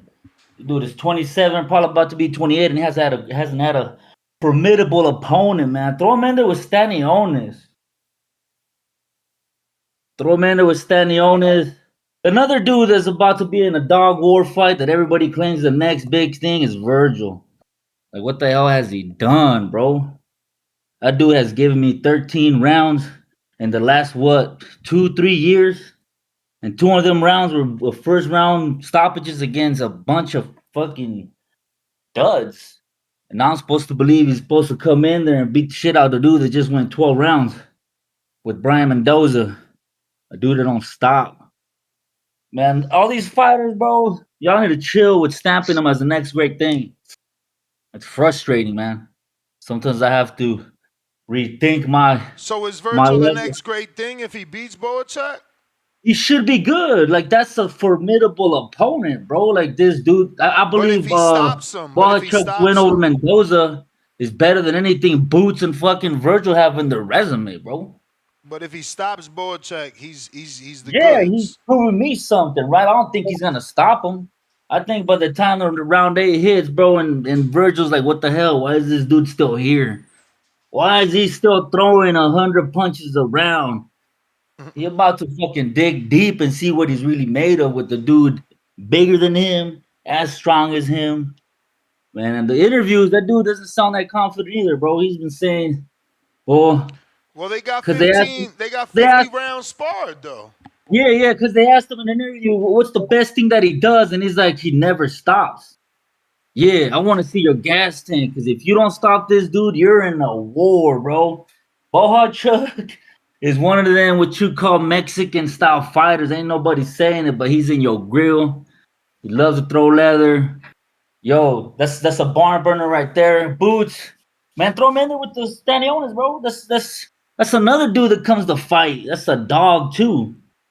Now, can you really beat that dude? Because I think Stanionis is much better than anything Boots has ever faced. He's gonna be in his face too. I mean, can that fight even happen with Stanionis re-signing a PBC? I don't think so, which kind of sucks. But that would be a great fight. Where's Turkey Al-Sheikh? Come on, let's get that fight. Well, Turkey's back in Boots versus Crawford or Boots versus Virgil. In terms of finances, he's down with that. Yeah, but look, bro. Now we're gonna do this again. We're gonna bring another small fighter to fight Virgil. The dude hasn't even made weight. He hasn't made 154. Like, is he gonna make weight versus Boacek? But again, if he beats Boacek, he may wait. If he beats Boacek, what's wrong with him fighting fucking Boots? Mom, I still gotta see him make weight. That dude did not come in close to 154 when he fought his last 2 fights. What was he, 156, 150? Like, at least try, dude. Hey, the interviewer was like, damn, Virgil, you look a lot bigger than you did the last time I saw you when you fought, which was his last fight. And I'm like, hold up, you're bigger, so that means you gotta cut more weight now, and you have not made that weight yet.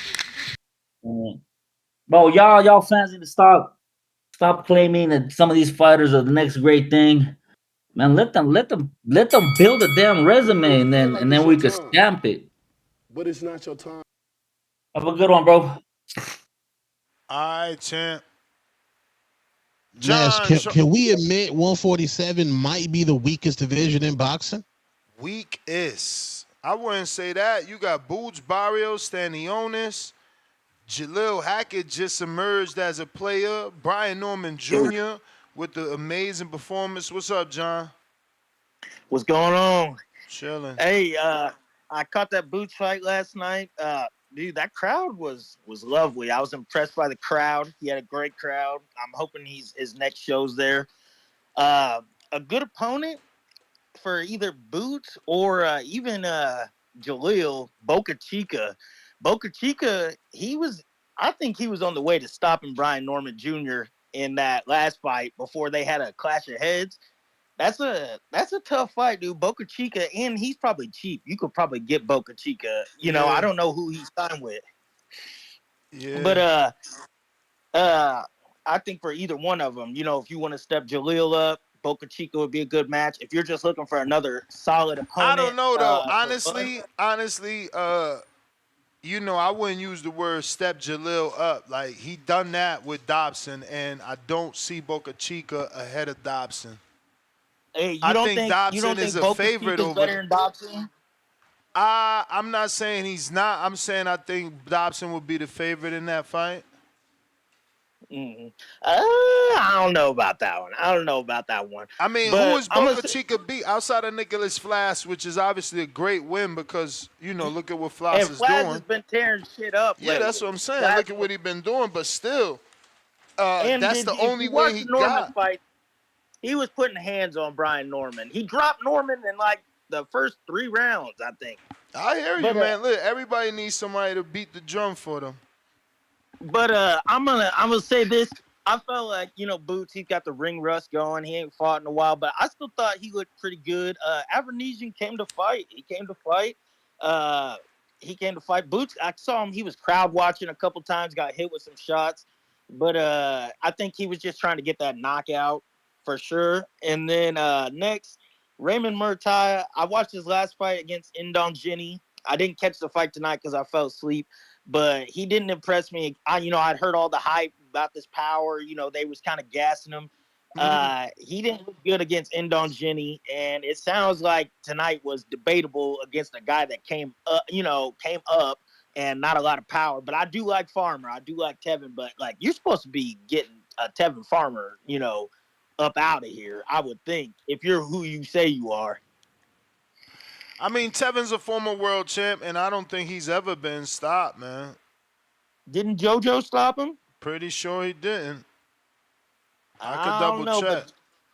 But that's a high weight class for Tevin. Wasn't he just at 26 or 30 before this? I mean, at least 3 fights ago.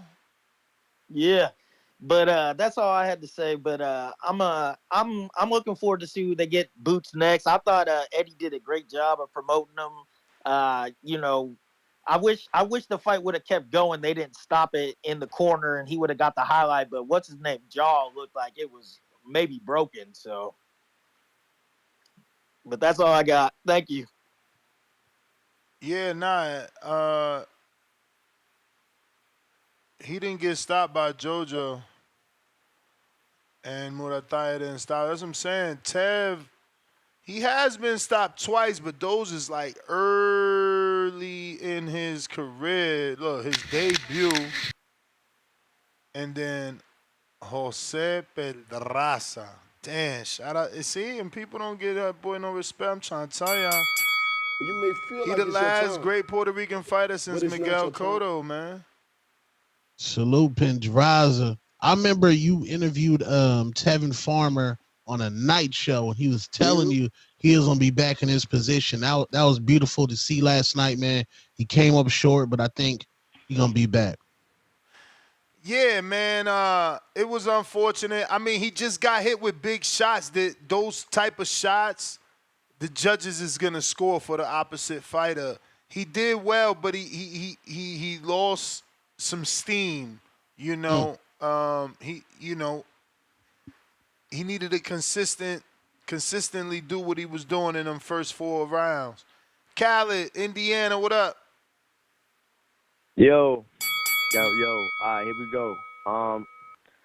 Chocolatito got the stoppage in the 10 rounds. You know what I'm saying? Shout out to him. Maybe he can get the band fight or, some type of big fight, cash him out. On that top ranked card, man, I watched the Villa and the African buddy fight. Yo, his name is I don't know how to say it, but Segway. He fought well. Suleiman Segwa.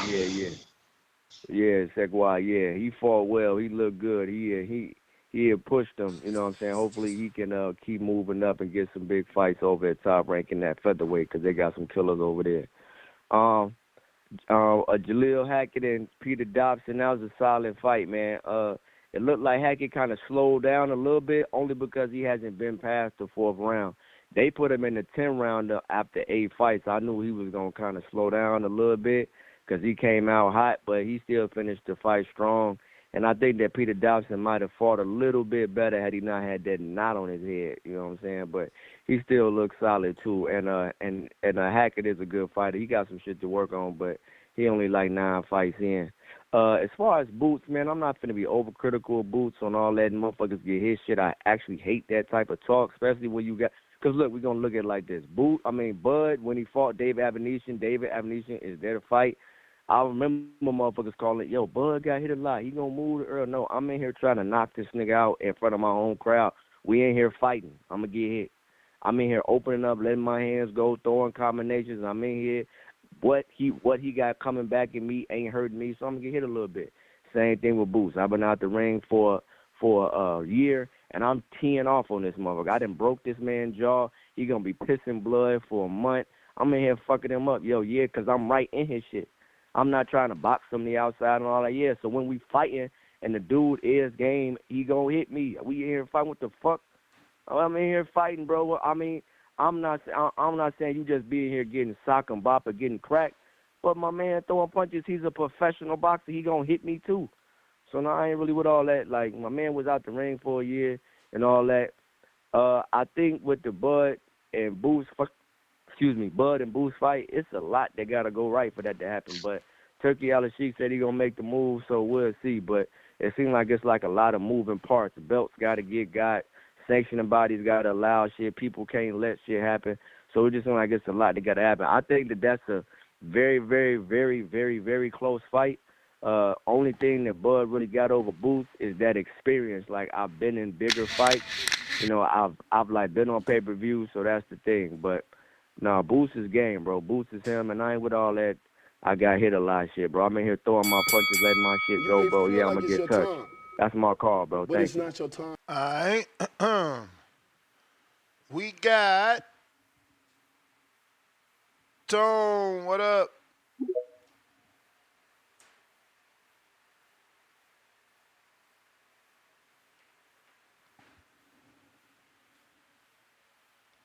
Tone, you there?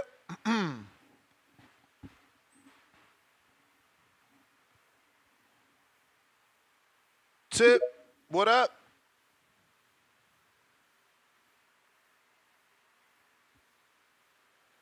Main event Tip. Boots took a big shot from Delorme too. Just to go ahead and put that out there. Oh shit, man. It's gonna be a long day for me, man. Shout out to Charlie Sheehy, man. Charlie Sheehy came up with the decision. You know what I'm saying? Shout out to Suleiman, man. You know what I'm saying? Fighting out of Bethesda, Maryland, over at Urban Boxing Gym. You know what I'm saying? Coached by my boy Coach Davis. You know what I'm saying? I was actually skeptical on that fight. I'm not gonna lie. I looked at the weigh-in.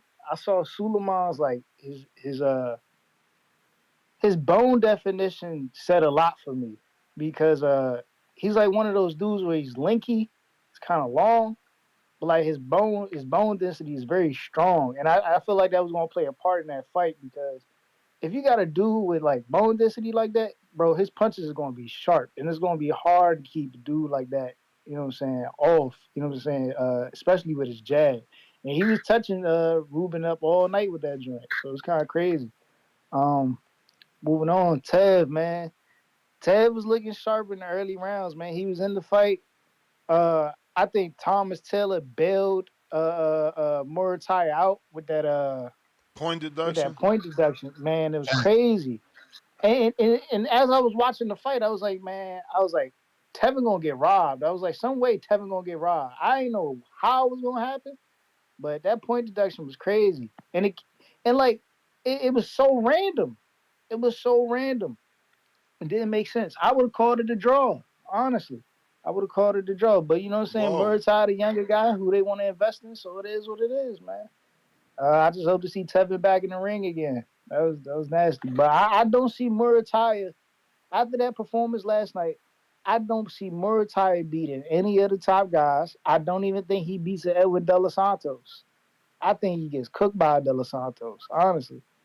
It's just levels.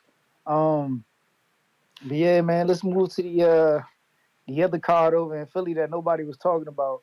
Um, Scott Nicholson, she put her on a boxing clinic, of course. She fought a pit bull, somebody who just came forward with no jab, you know what I'm saying? Cooked her all night. Jalil Hackett, man, Pete Dobson let me down, bro. I thought the experience would mean everything in that fight. But the 21-year-old had the clear advantage that night, man. He was putting everything together. Pete, I should have took notice that in the last fight, man, Pete just ain't let his hands go, and it carried over into this fight. The dude just won't let his hands go. He got the AB problem. Mm. You know what I'm saying?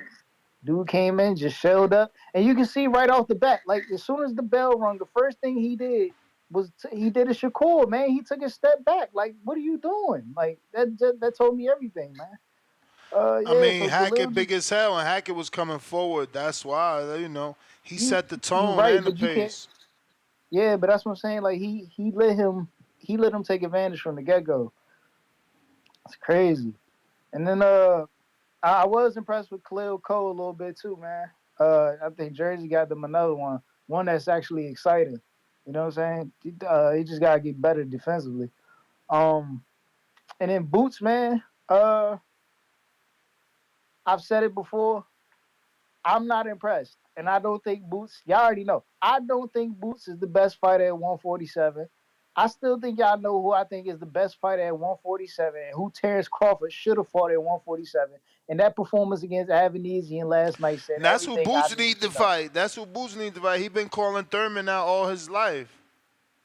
Yeah, but keep that inactivity, man. I don't want to Oh, see that now you fight with don't Keith want him to inactive. fight. Now you don't want him to I'm just fight. saying, I don't want to see it with an inactive Keith. I wouldn't mind seeing the fight, but What? he's not Keith beating ain't Keith. never gonna be active. You may may be feel right, like it's your dog. You may time, be right. but it's All not your right. time. My man ain't never gonna be active. He don't never get active. Tom, what up? Ness, Yo. gentlemen, what's good? How we doing? It's cracking. Hey, I caught the Boots in the Hackett fight. I don't know what dude was saying, but Hackett wasn't knocking Dobson out. Dobson wasn't getting knocked out. I don't know what fan was saying, but Dobson ain't going nowhere. You can just tell by how his character is. That dude wasn't getting knocked out. The Boots situation, Boots fought a good fight. I actually liked it. I thought it was a good fight. The only thing is he got hit with the same punch 5 straight times. Mm. Like you feel me? And to be honest with you, I think he would have lost that 5th round if he didn't knock him down. I think Ennis would have won that 5th round if he didn't get knocked down. Facts. I think Boosters landed some nice shots, but he showed that his defense ain't really all that. and he available for them check hooks left and right. But he showed a good performance. He did what he was supposed to do. You can't knock the performance. He went in there and he got him out. The only thing about it is you just showed some little tweaks in your armor that you need to work on. And another thing that's, I don't think the 25% was ever offered. Shit, let Ball Aaron tell it really wasn't no substance on that offer. So I don't know what the Shakur shit. Let Ball Aaron tell it really wasn't no substance on that offer. But that's my call, Jimmy. Y'all enjoy yourselves. All right. No doubt. I would have always wanted Shakur to call the bluff. You know what I'm saying? Because Bill explained it plenty of times. You know, if you get Shakur to agree, you sell the fight. You got Turkey Al-Sheikh was interested in Devin back then. You know, Devin was doing multiple trips to Saudi and Dubai. You had Top Rank that was going to be interested. You know, you just needed to get the agreement, bro. Believe me. He should have called the bluff. That's all I know. It would have been a lot better than the situation he's currently in my opinion, though. Facts. Go ahead. Why are the fans gassing up Shakur Kambosos? I see something nasty going on here. And the fans on Twitter, y'all gassing up Kambosos to fight Shakur. I don't want to see that, bro. I don't want to see that for Shakur. I mean, it's a payday for Shakur because he's giving Kambosos a title shot in Australia. So, you know, you basically saying that Kambosos is bringing the money. The funny thing is,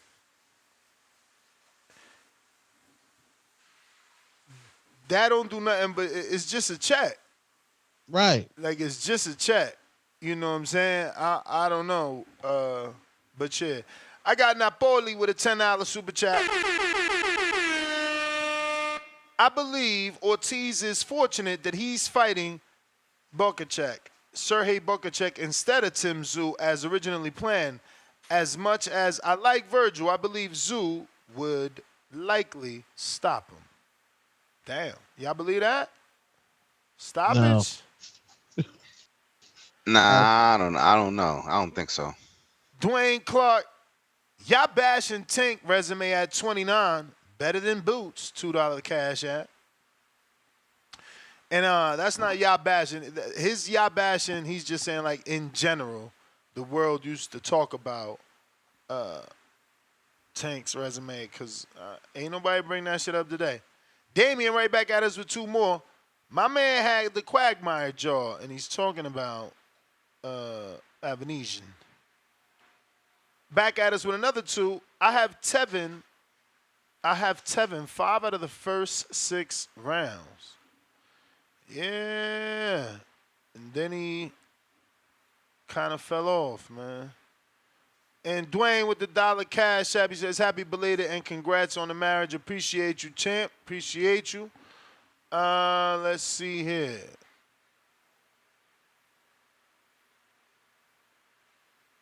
Octo, member for 4 months on that prospect level. What's your thoughts on the Johnny Beck situation? I don't know, man. I mean, he certainly has one more opportunity to make the weight. If he fails again, I mean, it's time to move up. Did he lose the belts? Or no, they canceled the fight, so he didn't lose the belts. Yo, but first of all, not many people even knew who, I called him the fake boogeyman. Not many people even knew who Janabek Alukamadi even was, and less people knew who his opponent was. So, you know, Carlos Adames has been screaming for that fight. I don't know if it's a pump fake because of, you know, the whole side of the street, but I mean, we got Rum Punch on hiatus. The middleweight division has been terrible at 160. So I you know, if this is him, a sign that he needed, like Virgil Ortiz needed, to get the hell out of welterweight division, stop killing yourself. You know what I'm saying? Like, if this is the sign, get the hell out of 160 and get out the way and let somebody come through and clean that shit up. We need a hero at 160 for real. Facts. Go up to 168, bro. Stop playing down there. You passing out in a hospital, sipping juicy juices. Get up to 168, man. It sucks. It's for my blood. It sucks because, you know, Adames has been wanting that fight. Now dude's about to get out the division because he can't make the weight and never gave Adames that fight. Now, granted, I know it's hard to deal with Adames. They say that he asks for a lot of money. We just had Shane on the show. Shane said the same thing, that he was supposed to be fighting Adames rather than Daniel Jacobs, and he priced himself out with the network, not even with Shane. So, yeah, it should be crazy. Yeah, what is he doing? He goes going to there, 50 million. I don't know what he asking for, bro, but he out here wilding. We got 954, new caller. Who's this? And that's what they do. It's your boy Stay Wavy TV. What up, champ? Chilling, man. Why Stay Wavy TV? Let me ask you something. Is Stay Wavy TV and Days the same person? Yes, sir. Okay, because I'm about to say, yo, your voice sounds totally familiar. Hey, King on me, Wagwan, brethren. Wagwan, brother. Chilling, bro. I'm there. What's the other? Two-tone. What's happening with you, musty ass nigga? What's good, G? Yo, I don't understand these guys, bro. So Shakur fights, right? And niggas say, oh, Shakur is scared to get hit. My boy Boots fought last night, right? Knocked the nigga, made the nigga quit, ended the fight faster than when Crawford fought him. And they say he got hit too much. You know what I'm saying? Like, you can't win with the boxing fans, man. And even though he did get hit, he was getting hit. You know what I'm saying? When dude was fighting up close, blocking his face with the gloves and all that.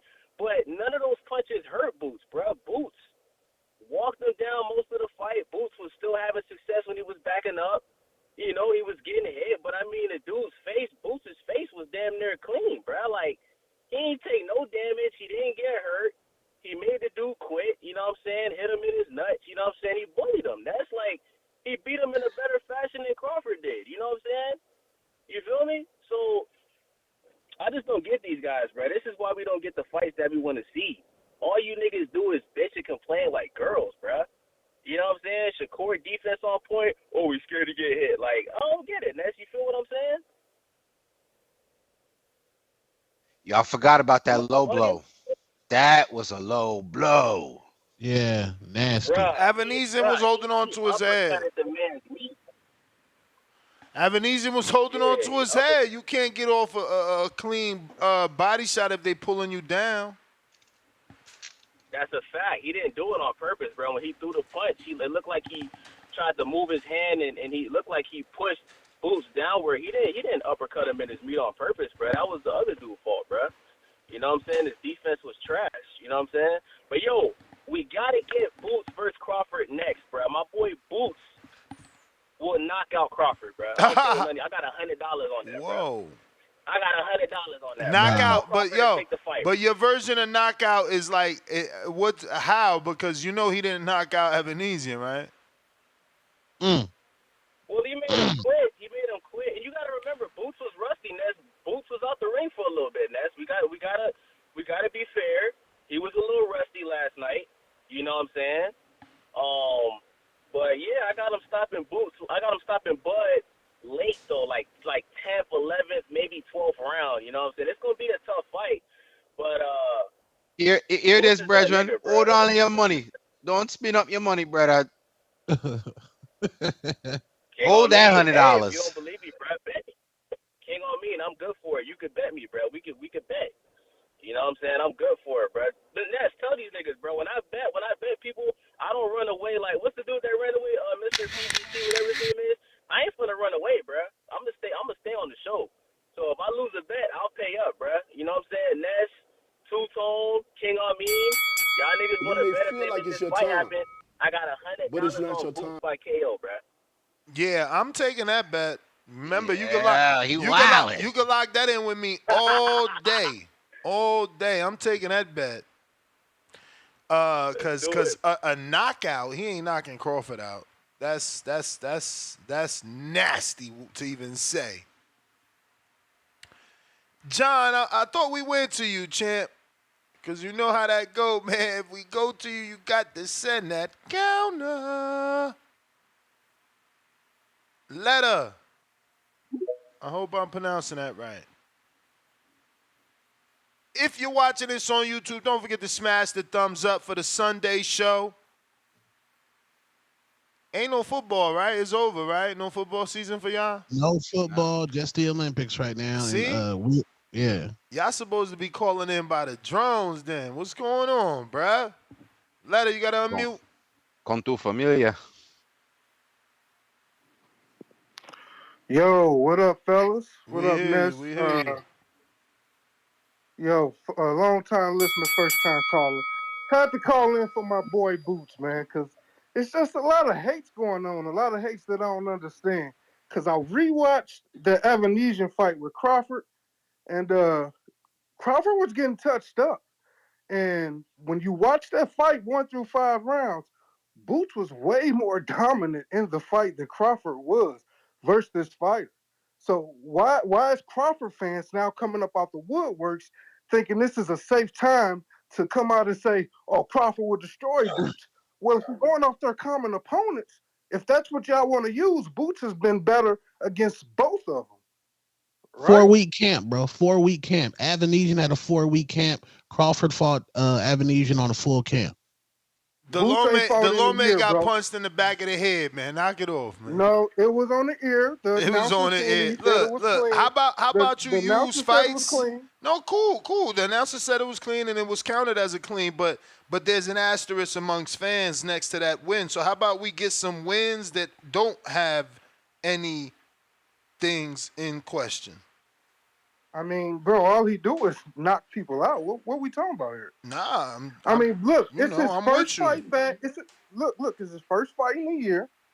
He's under the pressure of the home crowd. People been coming home getting their ass whooped, right? So he's under the pressure of the home crowd to get the knockout. So it wasn't his best performance. I'm just saying this ain't the time for the Crawford fans to be coming up saying, you know, what Crawford would do to this man, because he was better in his performance versus both common opponents. That's all I'm saying. I mean, but you guys do. Hold on. You guys do remember Crawford knocked Avanesyan out cold. You do remember that. Cold. He had the better finish.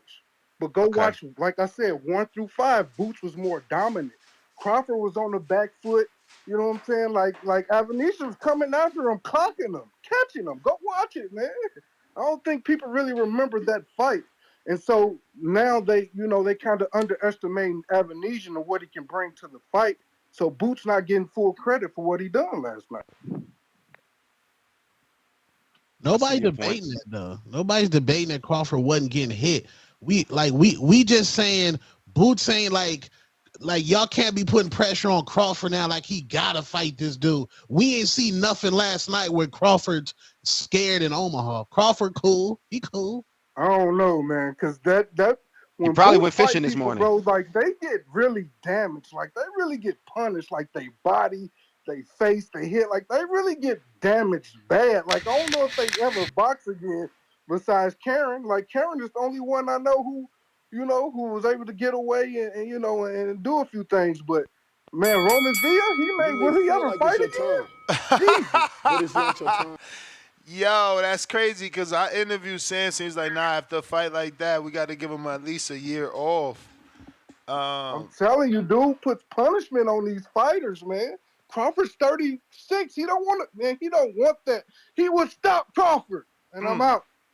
We'll see. That's another dude ready to bet. Is this the second caller that just said that? Back to back?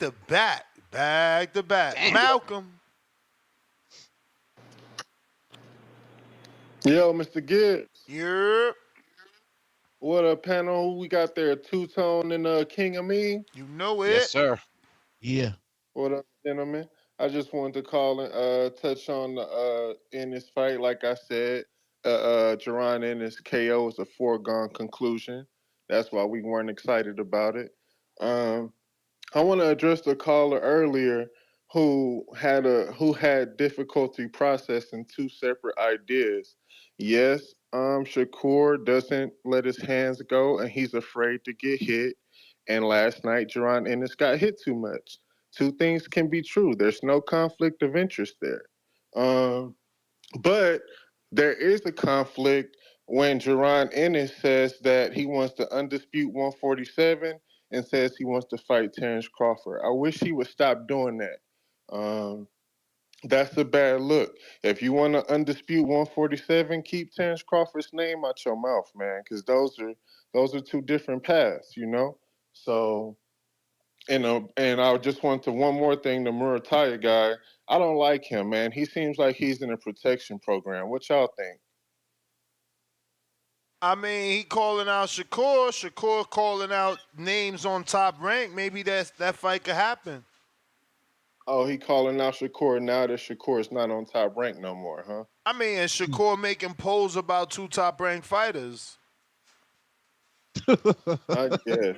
I feel like Muratalla took a step back. I feel like whenever a fighter wins and then takes a step back, that means that they're in a protection program.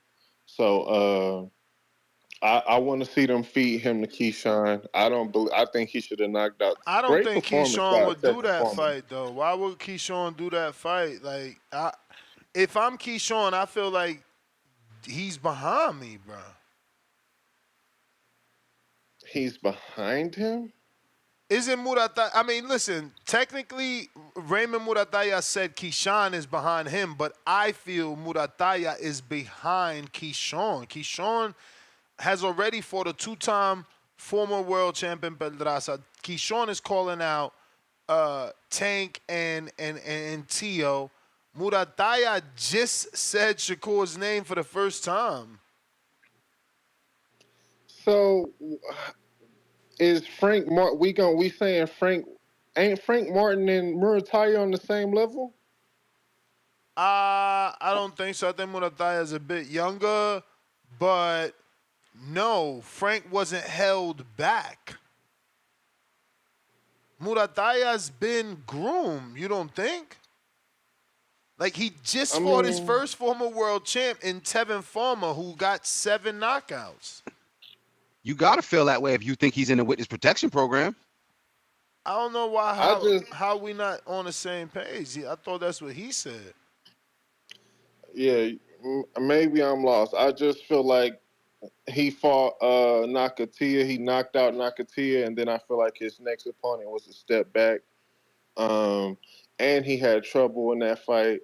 So, I just want to see him fight somebody who's on the same level as him, instead of, Farmer was a former world champion, but that was a short notice fight, so. Nah, man, Farmer had all the time in the world. Who said short notice?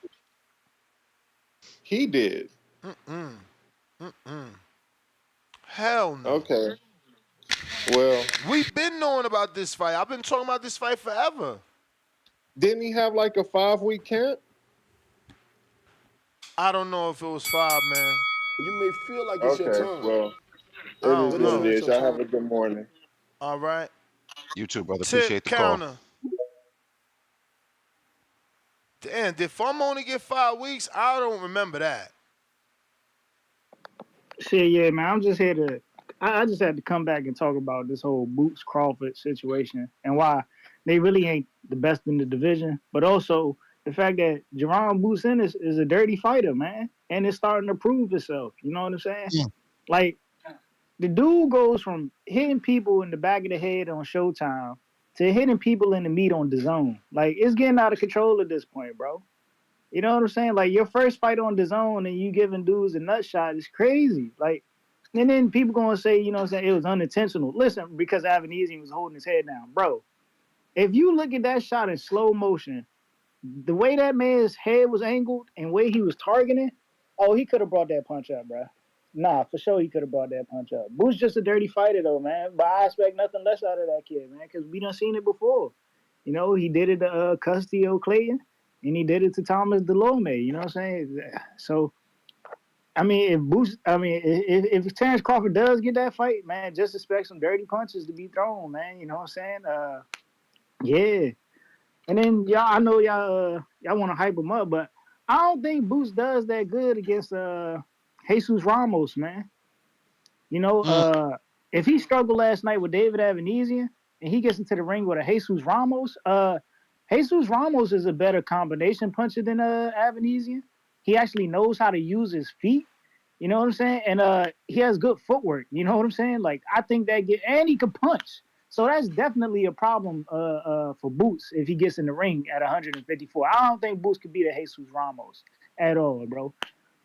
He's just looking like more of a hype job, man. And then the thing with Bud and Avanesyan is, man, Bud ain't really that athletic.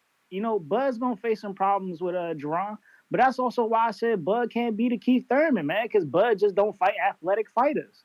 I know Ness want to sit here and say, man.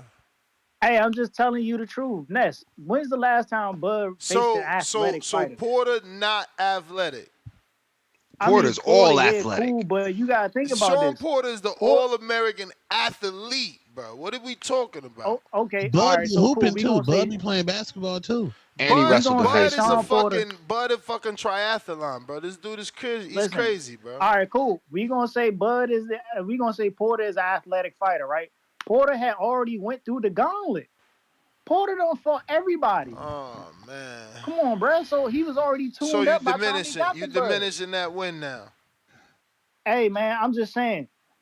Keith fought a better Tell version Keith of get Sean some Porter. tune-ups, man. We want to see Keith, man. No more protecting Keith. He fought a better version of Sean Porter than Bud Crawford did. That's all I'm saying. That version retired Keith. And he fought a better version of Danny. Since. And he fought a better version of Danny than Earl did. Like, come on, bro. Like, y'all gotta stop this. How he beat them two dudes before Earl, and we talking about Earl the best fighter at 47. And then we want to claim that him and Bud is the biggest fight. Like, come on, bro. Y'all got to stop this BS, man. Y'all got to stop it. You may feel like it's your time. I told y'all Shakur ain't going nowhere. It's not your time. I told y'all. So he doing the poll with who? George Kambosos and who? Raymond Muratalla. And now Dennis Baranchek calling him out. See? Nasty. That's 3 fights out of the 5. So the other 2 is, let us marinate and work on the back end on getting you that $4 million a fight. No, that the other 2 fights is to get the cross the street fights. Hey Shakur, what's up, bro? I coming for you. Your belt, my belt. I don't give a damn. What? Hey Shakur, what's up, bro? I coming for you. Your belt, my belt. I don't give a damn. Hey Shakur, what's up, bro? Did he mean to say I don't give a fuck or something? Nah, he sound like Van Damme in Bloodsport. I don't give a damn. But I love it. I love it. Somebody need to call him out. Dan, so that's 3 fights right there. Plus they say, the other 2 we gonna try and make the Tank fight. And maybe a Ryan fight, maybe a Devin fight. You got 2 fights to do across the street, but you got 3 fights right here.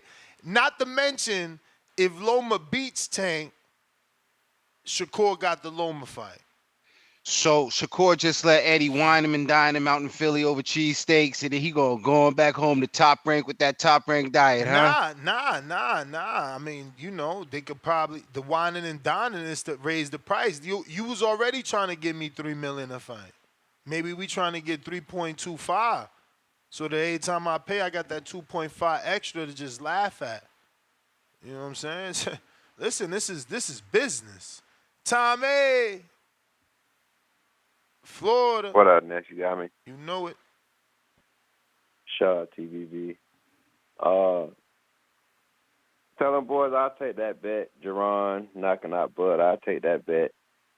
I mean, Avanesyan biggest, not to knock him, but I guess his biggest win probably would be who? Josh Kelly. Would you agree? Who, Avanesyan? Yeah, that's probably his biggest win, Josh Kelly. I would say Mosley still. Lehagra too. He beat Kerwin, who was undefeated. He knocked his ass out twice to make it sure it wasn't a joke. Yeah, Josh Kelly was undefeated too, I believe. But he caught Kelly early, right? Kelly still don't even got 20 fights. What? He still don't even got 20 fights. Chad. Well, he over there. Kelly's still in development. They don't build him They don't build them up like they do over here as they do over there when you getting a name going. That was bad But, matchmaking. Believe me, they believed in Kelly and he got flattened. Yeah, true. But both the names we just said, 80% of your listeners don't even know who they is. Facts. And Jaron, only champion he's ever fought was Sergio Lipinets, who was the champion at 140. That I forgot who he beat for it. I mean, Avanesyan is a champion too. Avanesyan was a WBA. They counting that for Crawford. He was a WBA in what, 140? I believe so. I'll check right now, but he had a belt, yeah. I don't remember that one. Look that one up. I'm gonna look it up. I remember. I think he was like he had something because he was supposed to fight either Lamont Peterson or Keith. But yeah, that's what I'm saying. He had a belt when he fought Peterson, I'm pretty sure. Now that you say that, let me go straight to the Peterson fight, WBA, told you. And right before that, he beat Mosley for the interim. Yeah. I mean, he had the interim and defended it with Mosley.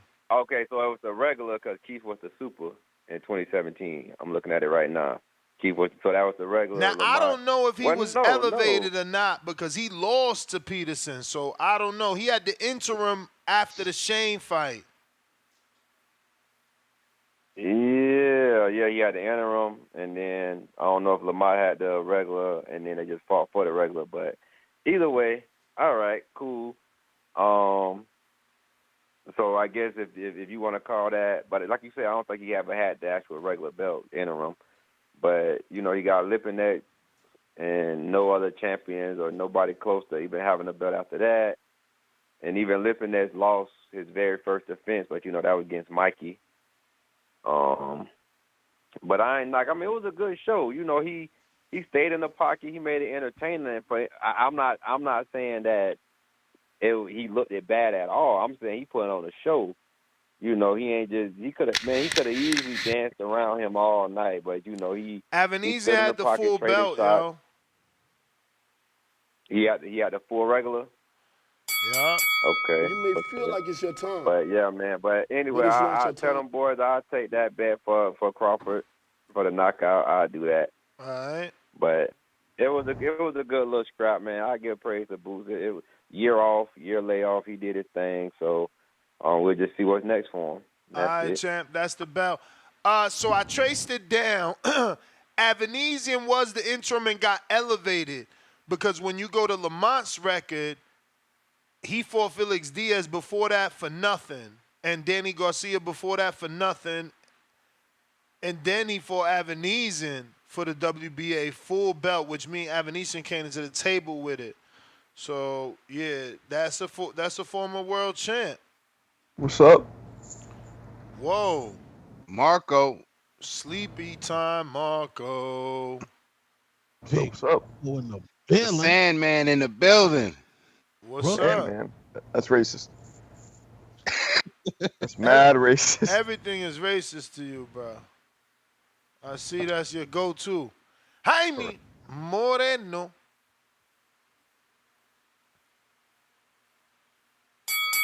What fights you watch, Marcos? I watched Boots. Boots' subpar performance. Oh, is this because you mad that people calling him like a version of Roy? So you like got this? You watch your dirty mouth. You see, that's what I'm saying.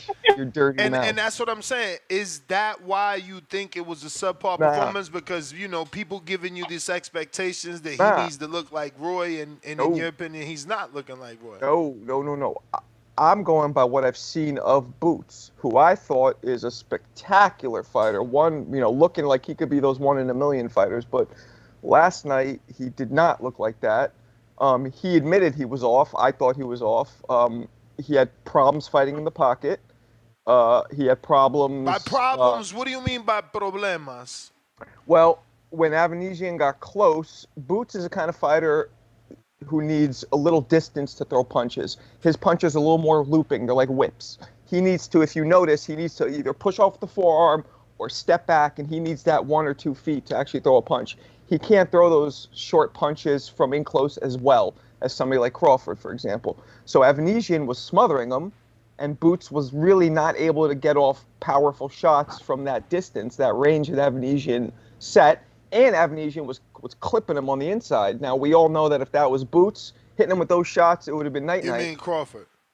Right, excuse me. If that was Crawford hitting him with those shots, it would have been night-night. But at the same time, if that was Crawford, maybe Boots wouldn't have stayed in the pocket like that to begin with. So that's what I said. It goes both ways. Jaime Moreno. Yo, what up? What up? What up, man? A lot of great action last night. I felt like they robbed Tevin, man. I feel like he had a little more cleaner work. He just wasn't able to keep Raymond off of it. But I get it. Raymond's the person they're trying to push. And, man, y'all are smoking crack if y'all think Bud's going to cook Crawford, man. You've seen what he did to Earl. What do you think he's going to do to Boots, man? Agreed. I give Boots is B- at best, man. In my opinion. I don't get the hype. I mean, he's flashy, but he wasn't too flashy against Avanesyan, man. And this goes back to all this year layoffs, man. How are you a rising star and you taking when was his last fight? Was it over a year ago? Villa, yeah. Exactly, man. Like, how are you a rising star and you taking year layoffs? It's not like you Keith Thurman. Like, I get Keith Thurman, his long layoffs. Even then, I don't like it. But he all in the post fight talking about my timing was off. Like, I don't like that shit, man. To me, it's like, well, shit. Why are you not in the ring? I want to see the Stanionis fight, man. I've been wanting to see that fight. That's a good matchup for him. But who does Eddie have for him at 147 right now? I don't know, but they saying he's back in November. If it's not versus Crawford, it's got to be a welterweight, and it's got to be someone in the IBF rankings, top 15. Okay. Well, we'll see, man. But y'all need to cut out that Crawford talk, man. I don't want to see that. I don't want to see that. That fight at 47. I'd rather see it at 54. But Boots got a lot to do at 47, man. Shit, Barrios will put hands on him. He probably won't win, but Barrios will put hands on him, man. I mean, that's all I got, man. If you ain't gonna win, it ain't gonna matter because what this dude that just Avanesyan got to put some type of hands on him, but you ain't get to win. You know what though? True, but people out here, saying, but it's not your time. He gonna smoke Crawford, so let me see him versus Mario. All right, Jaime. What you want to say? Go ahead, I mean. If you be around long enough, man, they say you'll see everything twice, man. And so I want everybody, please go back on the Boxing Voice page at least 3-4 years ago and listen to a Terrence Crawford show. And don't you guys realize you guys are saying the same exact thing about Boots that you were saying about Terrence Crawford? It's like an echo chamber. I want you guys to go back. This is why great content, it lasts. So go ahead and listen because the same people that are talking bad about Boots' performance are Crawford fans, but had to ride the same resistance that people was giving Crawford. Yep. Well, when have we seen Crawford get hit that much? Because I can't remember. And I'm sure it's happened, but when? I don't know about that much. That's what I'm saying. But people said that we need to go back and watch the Avanesyan fight, that he was getting hit that much. I said that for sure. He was getting, he took some good punches. And again, and that's why I said maybe credit to Avanesyan and also the fact that just kind of just the nature of Southpaw. You know what I mean? Like, Well, Avanesyan also has like half a knockout in his whole career, so like maybe people don't worry about taking shots from him because that sets up their own shots to take him out. I mean, he got some pretty. The knockouts he do got are upsets. He knocked out Josh Kelly and Le Hagwara. Because people don't give that enough credit. A lot of fighters will take some shots against guys who they know that won't hurt them to set up their own, night-ending smashes. So, Damien with the $2 Cash App says, Boots ain't KO Avanesyan, but gonna KO Bud. 6 laughing out loud emojis. I got Matt Machine Gun, $2 out of Texas. Boots stops Bud. Callers must be on that hardine. Chill, don't blame the Bud. Mars Folk, welcome to the prospect level. Scotty Dippin, member for 8 months on that champ level. Boots broke his nose, his jaw, and stopped him under 6 like y'all asked. What more y'all want from the man? Y'all challenge him y'all challenge him to a quicker knockout, and he delivered. Yet y'all still bitching. I'm not. I mean, I was hoping that he do it under 6 like everybody else. And, I mean, I wanted him to do it under 6 because now he sends a statement. But I wanted him to do it before the 6 because at least he'll be on the same level as Kavalauskas and Crawford. But doing it in 5, he set the standard. Dom, who covered the event for TBV, what up? TBV, Ness. What's going on? What up, champ? Top of the morning. Yeah, I was at the fight. Appreciate you, Ness, for hooking me up with that. And, it was a great card, had a great time. I had to call in, though, because a lot of people are comparing his performance to Crawford, which is understandable. Both recent and common opponents between the two. But, I think we're missing some context. I was actually at that Bud fight as well. But when Bud fought Avanesyan, Avanesyan, they both were out the ring for about a year, Boots and Crawford respectively. But Avanesyan, when he fought Boots, he was off a fresh 6-fight knockout streak. He was a top 10 ranked welterweight. And they both did get touched, but only one guy had a punch that put him out of there. And, I don't think we should discredit Boots. However, I don't think these are the most comparable performances. Ava came to Boots with one fight between his Crawford knockout. And that's against the guy with 55 losses. And one of those Ava had already given him. This was his second time fighting him. So really, realistically, Ava had been out the ring for, over a year and a half.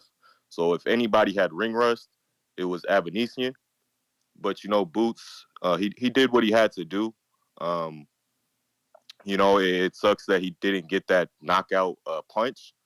But at the end of the day, he did drop him, and he made him quit in his corner. So, respect to Boots and his performance. I don't think we should poo-poo it just because Crawford did better. But when it comes to comparing these guys, I don't think Boots is particularly ready. And one thing that worries me the most, perhaps, is Boots changed his tune.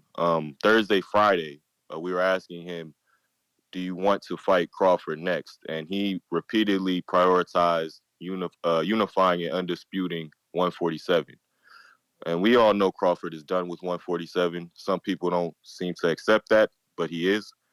And, after this fight, Eddie Hearn had said that Turkey immediately FaceTimed him and said that he'd like to make Boots versus Crawford at 154. Well, then Boots changed his tune, and now he's welcoming that fight next. Is it money motivating that decision? If so, it's not the, most encouraging thing when he seems to have a plan beforehand, but I think it'll be a great fight, and, only time will tell. And I do think that is a fight to make at 154, and I'm looking forward to it. That's it for me, though. Appreciate you guys again. Have a good rest of the show. Peace. All right, Dom. Dom. DC3, what it do? What's the deal? What's the deal, man? What up? King, two-tone there? Yeah. What's the deal, Brody? Hey, What up? Niz, hey, y'all, Boots ain't look big as hell to y'all? Yeah, man, there was like a huge size difference. No diddy. Bro, I was looking like, bro, I saw Boots look like he about 5'11", 6 foot. And the other dude looked short, real short, yeah. I'm like, dang, Boots look like a 160-pound in there, but I give a muck with saying, but you know, Boots got to get a little more active. He can't be at the ring long, bro. When the last time he fought, like 2020 last year? Like, Yeah, but it's I kind feel of like what Boots said. Yeah, but that was contract disputes. Like now he's with a promoter. He's got another date. He's back in November. Plus Alice Sheik is interested. Like Boots' inactivity is done. He'll be back. Yeah. November at the earliest. That's all I want to see. Yeah, that's all I want to see. Like him to be active, because he was getting touched a lot. Like he was getting touched a lot though. Like he was getting picture Bud touching him with them shots. I don't know if he'll be able to because Bud got power, man. He could hit. Like I don't know if the shoe was on the other foot and that's Bud enough, he'll be able to still stand there and take them shots when he clearly was the bigger guy. But I'm not gonna. That was a great performance though for a guy who been out the ring that long. And then Jalil Hackett, man, he young, man. He gonna be a star. He just got to get his cardio up. Like he got tired at the second half of the fight, but man, I think he gonna be a good fighter. Like soon to come. Like I ain't gonna lie. Like You think he a young Earl Spence? He remind me of a young Earl Spence. Yeah, facts. Orthodox, facts. That's what. I didn't see that. I know you. I didn't see that at all. Y'all didn't see that the way he was chopping that tree down? Not at all. He looked like very green. He was walking him down, trying to hurt him to the body, you know. And then Tip, I know you don't like Eddie, but I think Eddie, it'd be funny when I get it. He do get guys beat, but Eddie might be the best promoter in boxing. Like he might be, Tip. Like I get what you be saying. Matias lost.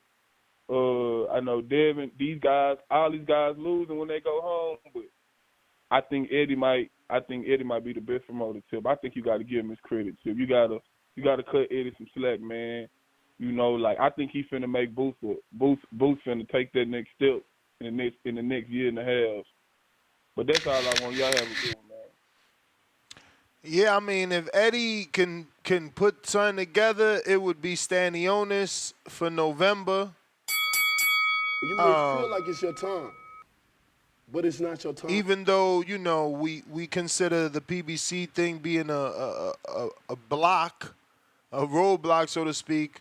With the lack of PBC dates, maybe Stanionis could still fight Boots on the zone as a PBC fighter, even though he re-signed. I mean, yeah, it's slim pickings. We haven't gotten anything. Like even the Keller Plant fight, that shit still is like just talk. Like, where's the date? They said August. It's like about to be August. They tripping. And that's like the common with PBC. Announced fights like a month out. That's no bueno. Maybe they're still waiting for Keith Thurman to get healthy. It's crazy. Who knows? Julio Guzman, $2. Boots needs to stay away from Bud. We're going to see what everybody's saying after Bud fights Masvidal. Yeah, we can't sleep on Masvidal. We can't. We overlooking Masvidal. I'm not. I love his footwork. I just don't know that he's ready for a Bud. But I'm intrigued to see what that footwork going to do. Like, you know, it's going to give – I think it's going, you know, it's going to present some issues for sure. Like, you know, it's gonna make Bud have to put a different game plan. And the thing is, that dude's pretty explosive too. So like, he could be on the back foot and then just jump in. He certainly takes chances, so he could get knocked out as well.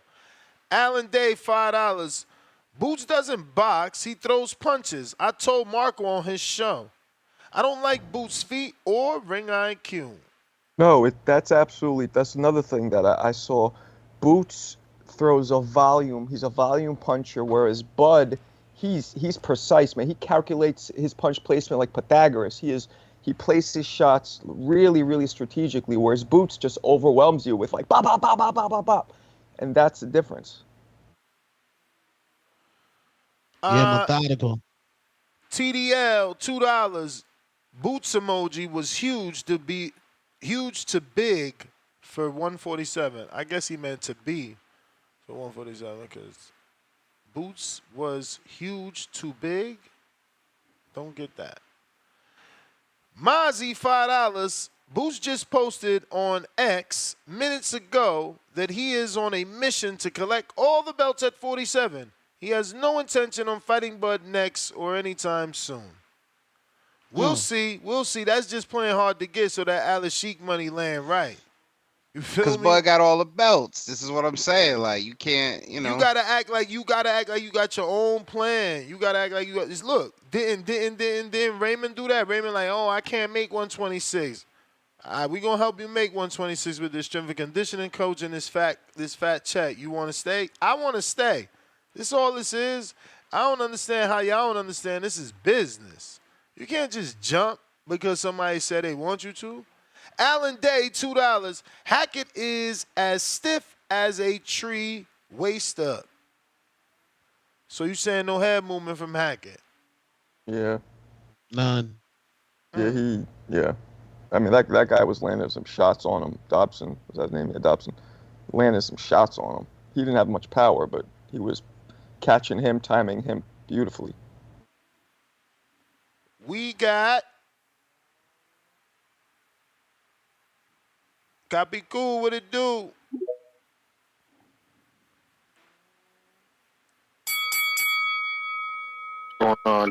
Going on, bro? What up? Shout out to Big for getting that dub yesterday.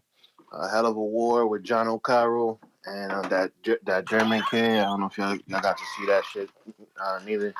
But my boy Tev showed that he's still an elite fighter. He still could be up there with the top notch, man. I think they took that fight from him. I had Tev winning at least the first 6.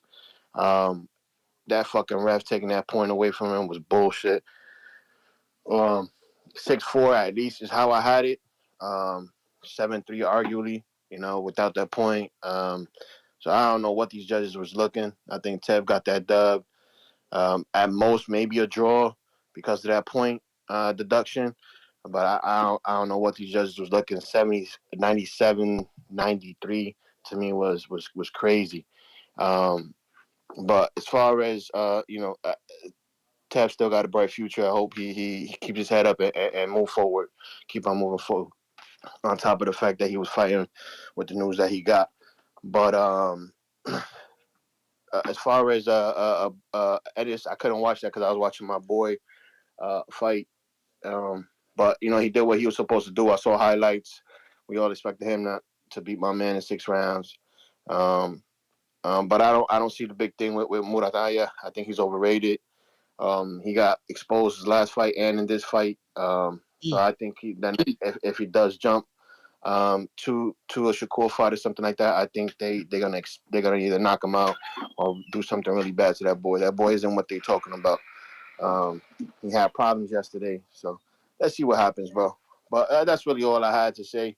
I think Tev has a bright future. Don't keep my man. Don't what you call it? Don't overlook that kid. That kid showed yesterday that he's still in the pack, 130 or 135. Appreciate you guys. All right. Hey, real quick. So is Tevin? What if Top Rank bring Tevin back for Keyshawn before they? Is that a step backwards, or what does that look like? What do you mean? Again, Muratalla just beat him, so for Keyshawn, he's like, that's a step back. I'm asking for Tank and Tio. You trying to give me, Tev. Tev gonna have to fight Lindolfo, Delgado, Navarrete, Albert Bell, He gonna have to fight like that, But look at the play though. If it seems like Baranchek is calling out Shakur, you know what I'm saying? I don't know if Keyshawn gets any of the fights he's calling out. They turn around and either do Muratalla and Keyshawn right away. I think Keyshawn T.O. is doable. I mean, I think so too. What is T.O. gonna do next? Like, he didn't look the greatest versus Claggett. He was supposed to knock Claggett out. But they got Lemos for him. They can give him Lemos. Yeah, I mean, would you rather lose to Lemos or to Keyshawn? In his mind, he thinks Lemos is the easier fight, and he'd accept that. There's no way he thinks that's easier. I think he's too scared to take the Keyshawn fight. Even if Keyshawn is more skilled in anyone's mind than Lemos, he is not bringing the pressure of Lemos. He's not. I want Lemos back ASAP. They wasting time. Optimus Prime, fat $10. Marco mad because Boots beat Avanesyan in earlier than Bud. Bud was also fighting Avanesyan the same way. Stop watching highlights and watch the full fight. Damn. Well, I actually watched the full fight. I streamed it too. So shut up. He's talking about the Bud fight. Yeah, I watched the full fight. I streamed it as well. Hey, Ness. I did a live. Not the fight itself, but the commentary. Real quick, did you notice Avanesyan was from Newark, England? He's Armenian. Yeah, I heard them say that. I thought I missed her because of the England part. What the hell? Yeah. Camille Z, Canada, $2. Respect to all y'all. Keep up the amazing work. Appreciate the kind words. DC3, $2. This panel really better than the ESPN, Pro Box, etc. Goat emoji. Salute to you. Appreciate the kind words. Whoa Jones, $5. I don't want to see Boots and Bud. Bud versus David. Yeah, man. It's so funny because I got called a hater and crazy and everything. Shout out to Turkey Al-Rashid. He still won't give me no job, but he certainly be listening to this show because I wanted Bud and David Benavidez. And he tried, man. He tried. I think he should have tried giving Bud the money to move up versus giving Benavidez the money to fucking suck down. But trying to get Bud assassinated? What are you, nuts? Oh, so he's good enough to fight Canelo, but not David, which makes no sense. No, I don't think he should fight either of them. But it makes no sense. But Canelo should fight David. Canelo should fight David, and he's ducking David. But Crawford, he should fight Canelo, but doesn't have to fight Benavidez. I didn't say that he should fight Canelo. I think that's too much of a jump, personally. Come on, bro. Everybody's waiting for that fight. They've been talking about that shit almost, I don't even know how long now. How many months has it been? Yeah, they've been talking, but Canelo's not taking that fight, first off. He's just not doing that. Yeah, right. Canelo's going to do what the money indicates he's going to do, buddy. I don't think so. The only way Canelo does it is He's a prize fighter. Unless Bud jumps up and has dominant victories over somebody at 60 and 68 to solidify himself as around Canelo's weight class. All right, then. So then you should be backing my Benavidez idea. That is the solidification of your fucking 68. Benavidez destroys him. I mean, then you didn't belong at 68, did you? No, obviously not. The fuck? Y'all be protecting, man. H-Town. My bad. What you was about to say? No, I want to say 154. That's where the smoke is at. Can Boots activate something so he can go up there and fight Erickson Lubin or something in the IBF? He don't really need an activation. He got the invitation from Al-Sheikh. That's all the activation you need. That man got the money. Smoke up there. If he say Bud and Boots as the main event to Bivol better Beeve, they gonna say yeah. I mean, look, we seen Wilder get on the undercard. It's a wrap, bro. And we seen David get on undercard. Like, I mean, we need that in this sport where we get those Don King type of undercards. Go ahead, champ. Well, what up, Ness? What up, Ness? H-Town, baby. Man, all these Boots fans talking about he beat him in 5. Bro, he beat a Avanesyan on a 4-week fat camp. This man was at home eating tiramisu, chilling out. Got up, trained for 4 weeks, and went against the so-called phenom. He went against 5 rounds against the so-called phenom. and was dictating where the fight was going. The smaller fight was pushing him back, smothering him against the ropes, getting his head in there, catching him with that left. I mean, and that right. He's doing work, dude. This is embarrassing, man. That should have been a 2-round demolition. This guy's on a 4-week fat camp just to make way to get a check. Avanesyan showed up to get a check. That's it. He wasn't there to win. He did the best he could on 4 weeks. Boots got a prime Avanesyan on. Bud got a prime Avanesyan on full camp and did him dirty, bro. It ain't the same. You know it ain't the same. Why is that jaw giving out? Because he ain't been sparring. He's been sitting at home for a year and a couple months doing nothing, but eating, chilling. Hey, listen. You talk about his jaw being weak. What was he eating? Cools or tiramisu?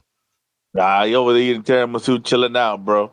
He's chilling out. Avanesyan was, come on, man, 4 weeks, bro. If you telling me that you expected somebody to win off a 4-week camp or give a spectacular performance, you watching a movie, bro. That don't happen in real life. Y'all train, y'all know what it is. You need minimum 10 weeks to prepare for a fight to be in fighting shape. To be in fighting shape. Not to be in shape, to be in fighting shape. And So all these people, saying Boots was supposed to knock him out in 2 rounds because Avanesyan came in on short notice. Yeah, he wasn't in the gym, bro. He wasn't preparing for another fight and just switched over. 4-week camp, dog. That's a 4-week camp just to make weight, bro. You know that. Stop acting like you don't know, man. You know that 4 weeks to make weight. Man's at home chilling, eating for a year and 2 months. Man, y'all tripping.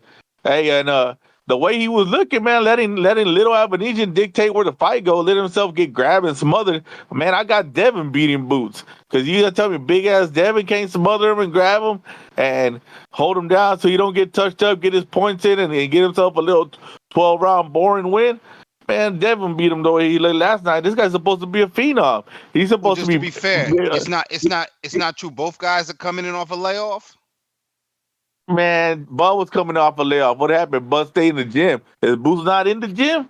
Is he not in the gym or is he not I don't sparring? know. You know what everybody doing. You said the tiramisu, and then you saying what this guy. I don't know what these guys are doing. Right now, you know what? You call Bud right now. He's in the gym right now. I don't know what these other guys are doing. Call him H-Town. You call him for us so we can. You say whatever you want to say, dude, but we all know the truth, dude. I don't want to hear it. That should have been a demolition, bro. This guy's supposed to be schooling the number 1 fighter in the world. You got the bootlicker saying he's gonna school the number. Man, he's gonna knock him out. Not only school him, he's gonna knock him out. Get out of here, That's man.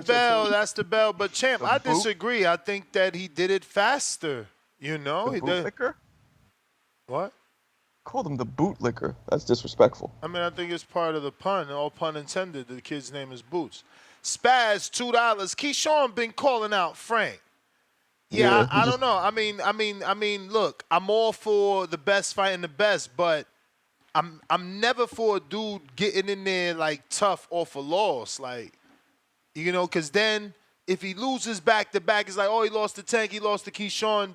They start writing you off, Or is Frank already on the back end of his career, and it's that he took 2 tough fights back to back, so let's not write him off. Yeah, nah, man, I don't want that to be his story just because he took, a loss to Tank.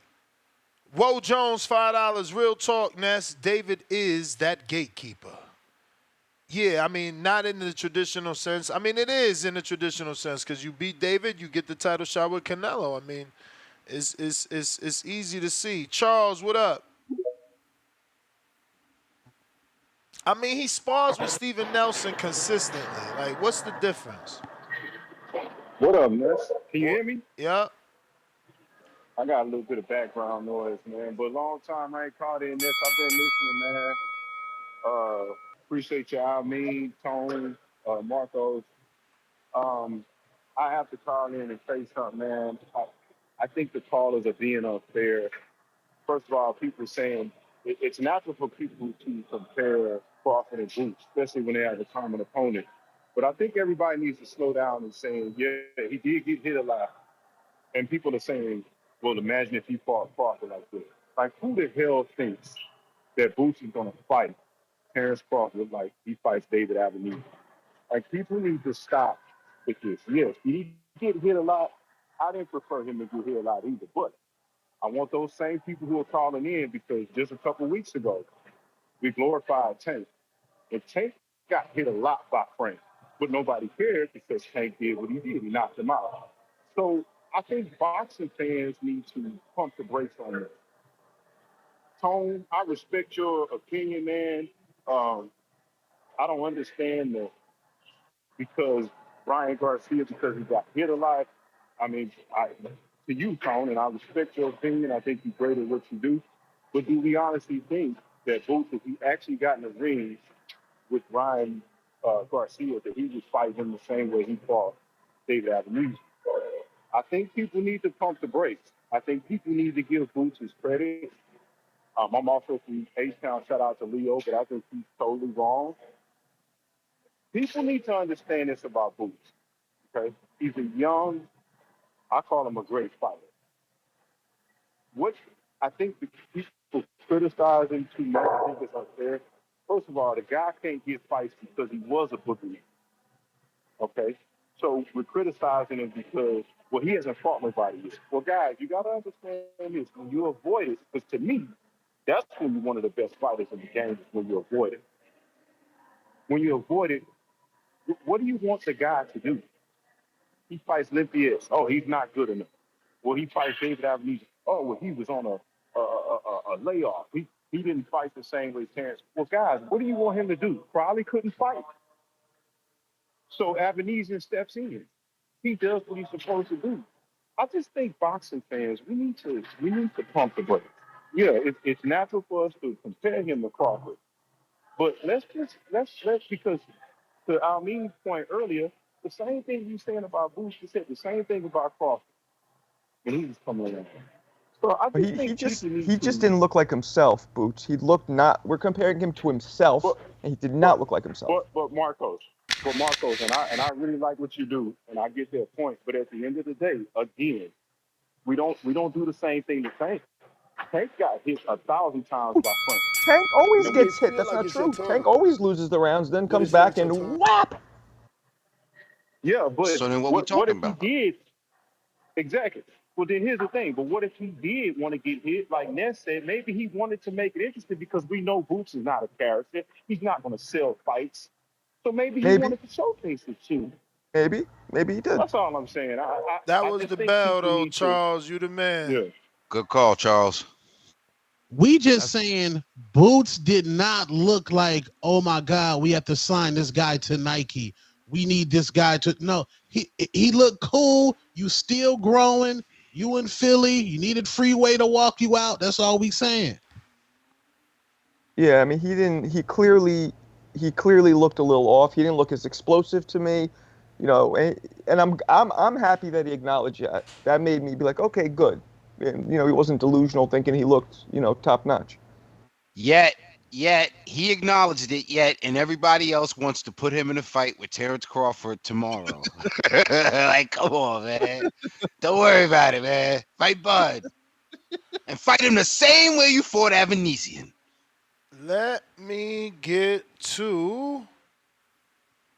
Yeah, there's so much competition at 54. It's crazy. That's the movie division. Oh, Malik, you ain't there? Moose.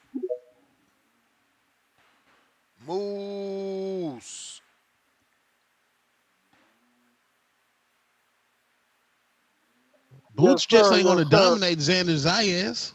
You can't act like y'all blow him out the water. I think I disagree, Tone. Yeah, I disagree with that one too. Okay. This damn, it's crazy, man. H-Town, check this out, my brother. It's an interview. It's called Icons. It's got Buddy McGirt. It's got Zab Judah, Tommy Hearns. James in Toney the 90s, too. and even before the 90s. James Toney too. Thank you, Marco. And it's good you're on here, Marco. I actually like you being on here. Even though your ass is sleepy on here, you funny as hell. But yeah, man. They talking about how long it took them on average to get ready for a fight. Buddy McGirt said 4 weeks was the average. You know what I'm saying? So that was in the 90s. And today, everything's supposed to be better. Technology and medicine's supposed to be better. And you need 10 weeks minimum just to get ready for a fight. You're spewing stuff that's incorrect, H-Town. I'm just letting you know right now. You know what I'm saying? You don't need no 10 weeks, 12 weeks to get ready for a fight. So let's cut that. That's dead. And you older than me, so you should know better. Now, everybody's talking about Boots took too many shots. Man, we was just now talking about Shakur not taking enough risks. He was moving forward, not even really letting his hands go, and he was getting hit. You know, Boots in there letting his hands go. He coming in with combinations, and he's uncalibrated because he hasn't been fighting like that. So his punches ain't hitting like they're supposed to be hitting. He's a little bit off, you know, and that's okay. He took some punches, you know, but he did what he had to do. I did a super chat saying he'll get him out there from 3 to 5 rounds. He got him out there in 5 rounds, like I said. It wasn't like I thought it would be, but he still got it done. And I do agree. When I saw him, I was like, okay, I'm not sure if he's ready for Bud, but that don't mean he shouldn't fight Bud. You 27, my guy. You get what I'm saying? Like, how much longer are you going to wait? Bud is getting old. Time is running out. You got to take risks, you know? If you're going to take an L, take that L. You took it to Bud. Nothing wrong with it. But yeah, man, I think that's about all I got to say. I hear too many people complaining about him taking hits and shit. That's just balance in life, my guy. The more you punch, the more chance you got of getting hit. How you think Roy Jones got knocked out? Somebody had the goal to throw in between his punches because he was too fast. When you throwing punches, you open. That's just the way it is. That's the game. And if you ain't throwing punches, you're more protected. So what you want? You want Shakur or you want Boots? That's my call. Good call. I didn't like that last Roy Jones Ness, part. before you go to the next caller, man, let me just let y'all know I got to get up out of here. But please, King Amin of Essex 1 on IG, King Amin of Essex 1 on Twitter, and the championship rounds on YouTube. Gentlemen, enjoy the rest of your day. Be back later tonight? Back? Nah. Tomorrow morning. All right, tomorrow morning. You the man. Salute, fellas. All right. Who we got next? Jersey. Looks Essex like County. Today, $5. Boots put on a show had Philly turn. You can't win even when you entertain, unless you troll like Ryan Austria, unfortunately. I get what he did there. Austrian Garcia. Aha. Yeah, I mean, I think he's just getting that hate because Crawford has a big fan base now. Well, what'd you think about it, Ness? Were you happy with his performance, or you thought what? Yeah, I mean, look at my title, bro. Ennis KO's Avanesyan faster than Crawford. Okay. I mean, you know, you're gonna get hit if you're trying to do what Boots is trying to do, and he's trying to put on a show. You know, he's trying to make it that type of fight. Like, how many times did you not see him resting on Avanesyan, like, just with his body or his head? Like, yep. He made it a sparring session. Yep. Yeah, he kind of did. He wasn't using his range and none of that. He wanted to be in there making it a fight and you know, break his man down. It's kind of weird when you think about it. The two fighters that have some of the best defense in the sport both got hit more than we've ever seen in the last fights, which is Shakur and Boots, for some reason. I mean, again, I think Boots knew he had to entertain like Shakur knew he had to entertain, and that's what happened. They, you know, again, you can't take these risks and not get hit. Yo, you in there with somebody trying to take your head off, you know? Right, but it was just a little less. It wasn't what we were used to seeing from Boots, you know, because Shakur, yes, he's not in the pocket that much like that, but Boots usually will do that slick shit, you know, dance away, spin, do all kinds of shit. So that's why it was a little more surprising seeing Boots hit like that. I guess high standards, huh? Yeah, he set them. He set them for himself, which is a good thing. H-Town, keep Boots away from Brian Norman Jr., the real Chuco. Years of lurking, $2. Tone a hardcore casual. Be easy on him. H-Town, counterpunch.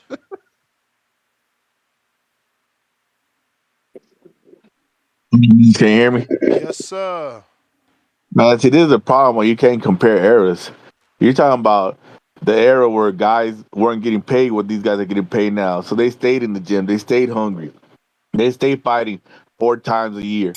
You know what I mean? This ain't the same era. You got guys they're not big names making great money now that they could take. They only fight twice a year. 3 times a year. These fighters need 4 to 12 weeks to get ready for a fight because they don't live in the gym like they used to. Ness. This ain't that era where everybody was hungry and they're willing to be on each other's undercard to get a That's true. payday. That era is That's dead. true. Mayweather ended that era. These guys need 10 to 4 weeks to get ready for a fight now because they don't live in the gym and they don't live like the old school fighters did. That's the difference. What these guys need to understand. I know we, the older cats, expect these guys to be ready in 3 to 4 weeks, but that era ended, bro. That era's over. Know what I mean? It's just what it is. Who do you know now that in 4 weeks they're ready to fight a phenom? You know, nobody, man. Unless it's Bud Crawford, because you know Bud and Canelo. We got Bud, Canelo, Shakur, and now Tank, because Tank is now living in the gym. So you got 4 guys now that live in the gym. Other than that, everybody takes their time off. Everybody gets their Earl Spence on. You know, everybody's out partying, drinking. You see them everywhere. You know, it's just the level of dedication to the sport by these fighters ain't what it used to be. You know, but and yeah, this was a good performance. If the guy wasn't Jaron Boots Ennis, you know, if this was Mario Barrios, it's spectacular. But we're grading him on the scale that he got, that he is better than the best fighter in the world. His fan base say he's the best. He's better than Roy Jones. He's better. We got a guy in here that say he's the best boxer ever, and he's willing to let him fight his mama. They just got on the call this week. That what are we? I mean, you can't cry about the way someone's getting graded when you're telling me he's better than everybody. Ness, what's wrong with these people? You can't say, "Oh man, he's the best fighter in the world." Oh man, well, best fighter in the world needs to take. He needs to eat that cookie. This dude was food. This dude 2 rounds out of there like the best fighter in the world. He need to get his Mike Tyson on, go in there, destruction. You know, it's over. Why are you even in the ring with me? This guy's nothing. 4-week camp? That's an embarrassment. You telling me you signed that paper because you could get ready for me in 4 weeks? That's a spit in my face. I'm in here to knock your ass out. Come on, Ness. That's what he's getting these grades. That's why it's this harsh. Y'all need to stop being weak, man. You can't say somebody's the best in the world and then be like, why are you grading him like he's the best in the world? Come on, Ness. Who was the dude who said? Do you remember his name about them fighting his mama? Who is that dude? Super Boots fan. I forgot his name. That's I would love to hear from him. Line 6 Reed. Line 6 Reed. Oh, I hope he comes in today. I want to hear what he has to say. Yeah, where he at? He probably busy with the Familia. Rock La Familia. We got St. Louis Red beating David gets you Canelo. David like it's your time. can't get Canelo. Yeah, but you eliminated that piece off the board, and you showed that you showed Canelo that he will get credit for beating you at 68. Counterpunch tip.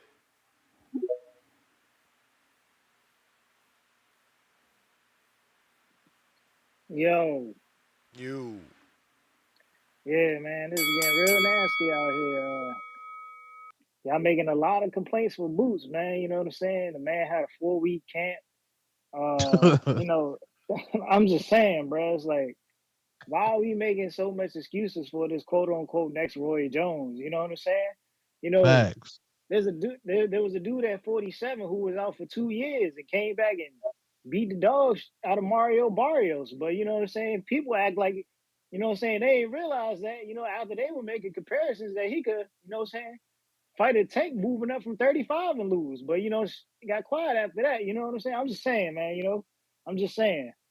It's kind of crazy out here that we want to champion these dudes who at a mid-level. And, you know, we want to put them in big fights, but they not ready for them, you know. I just don't want to hear all this talk, you know, that Boots wasn't ready when he gets in the ring with Terrence Crawford and loses. Because I've been telling y'all for the past year that, you know, he just wasn't that guy at 47 or moving up to 54. You know what I'm saying? Honestly, that kid should just wait his time out. You know what I'm saying? You know, he really don't want to move up to 54. And he keeps telling y'all that. But it's Eddie Hearn trying to press this issue that he's ready to fight Terrence Crawford. Because he keeps saying out his own mouth, yo, I want to stay at 47 and collect these belts. The man really don't want to fight, bro. Come on now. His killer's up at 54. He not ready for that type of smoke. The dude just sat in there for the fight with Avanesyan in the pocket, trying his heart out to get him out of there. Like, he literally tried his heart out to get Avanesyan out of there, bro. Like, do y'all not realize that? The sink was Like, thrown. The sink. But let's not forget that he didn't look like himself. Marcos, I don't want to hear that he didn't look like himself. I had a Keith Thurman that was out the ring for 2 years. You know what I'm saying? That didn't look like himself, but he was hurting the shit out of Barrios, and he did more damage to Barrios than Tank did. You know what I'm saying? But you know, like when we gonna stop the excuses here? You know what I'm saying? Let's keep it on the even playing field now. You know, there ain't no cutting Jaron in the snow slack, man. The kid just ain't what he seemed to be, man. Y'all done made him a hype job. It's just the truth of the matter, man. No, but that's what I'm saying. When you have 28 fights or whatever where you look amazing and one where you look subpar, you got to take the average. You know what I'm saying? You need to see more of him looking crappy to now be like, oh, he's not ready. People could have one bad fight. It happens. Man, look, Marcos. They done match made him with the same type of fighter for his damn near last 4 fights. Like, you know what I'm saying? What more can I expect out of a kid like that? You know, it's clear to see that he has problems with guys who know how to move their feet. You know what I'm saying? And he's gonna have problems with dudes that know how to punch come later on. Like he just had, like when the full combination comes together, it's gonna be a problem. That's why I said Jesus You may Ramos is feel gonna like be it's a your toughest time, fight. but it's not your time. Was it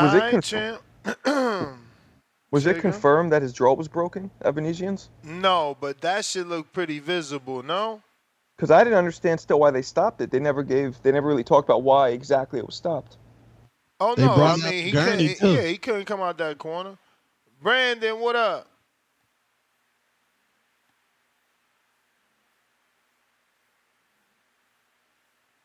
Mr. Lenz. Yo. Yeah. Bro, boxing fans are the worst, man. This motherfucker, he got this dude out of there in 5 rounds. Got him out of there in 5 rounds. Why they claim he looked bad? So this is a bad performance, and he still got the guy out of there in 5 rounds. Look like he broke his jaw. They claiming a broken rib. And motherfuckers is calling in talking about what he can't do or what he ain't do. They said he got hit too much. He took every one of the punches, and it looked like to me, he just was walking through them like no problem. But guess what, Ness? If he did get hit with something and he kind of wobbled a little bit, they'll be calling in this morning claiming that Boots is chinny. Because this is what boxing fans do. I don't understand, bro. You mean to tell me, okay, so in a bad performance, you calling it bad, he still got the guy out of there in less time than Terrence Crawford did. Still, while performing bad, and you act like that's a bad thing. I'm lost. Like I said, they complain about Shakur. Like, I get it. You saying he's boring. He don't take enough risks. Boots coming forward the whole fight, walking through punches to get the guy out of there and get him out of there in 5. He looks bad. Deontay Wilder knocked everybody out. Every fight, 40 fights, 40 knockouts. Man, Wilder ain't got no skill. He's a one-trick pony. He don't have no kind of skill. All he can do is knock people out. Boxing fans are the worst, and it's annoying to even listen to when people call in and make these dumbass points, complaining about a guy. When 9 times out of 10, these dudes themselves can't even run a lap around a track. You know, that'd be the most annoying part. 35% body fat, but they call in talking about what Boots ain't do. World-class athletes put their life on the line. They not doing enough. Shit is sad, man. Y'all need to get that shit, get yourself together first, you know, and then reassess what you've seen. Because Boots is a problem for anybody. And I'm not saying he would beat Crawford. I never thought that, you know, I think that's a 50-50 fight still to this day. You know, because that dude has all the attributes to beat up anybody. From 147 to 160, in my opinion. So we got to see the fights, man. The fights are going to happen. The fights need to happen. And just let them play out. Like calling in, talking about what a guy ain't going to do and what he can't do. I don't understand that, bro. I don't get it. The standards be so high from these people, and it makes no sense. You know, every time after somebody, after you breaking up, it's always Brandon. contradictory. Put it like that. You back. Nah, I'm just saying it's always contradictory with these guys, man, when they call in the day after a fight. You know, and it's kind of annoying to listen to. I just had to call and say something, man. And that's my call. All right. Harlem World, what up? What up, You can hear me? Yes, sir. Yeah, what else? Shout out the whole panel. I know King Amin dropped off, so I didn't like Two Tone on Twitter, but you cool on the show, so shout out to you too. But is he still here? Appreciate you, man. Hey, nah. But with Boots, yo, we gotta calm down though too, cause we remember the days of Terrence Crawford getting hit and hitting the chicken dance when he got hit. We forgot about those days. Good point. Good point. Shit, cause that's all I'm saying. And at the same time, we ain't seeing Boots hitting the chicken dance. But I mean, everybody got their own point. You know, they got their. What happened? No, I said yeah. He was doing the Bambi legs for sure. Yeah, that's all I got to say, man. I just want to bring that up so we don't forget about them days. So everybody gets hit. That's my call, though. All right. St. Louis Red.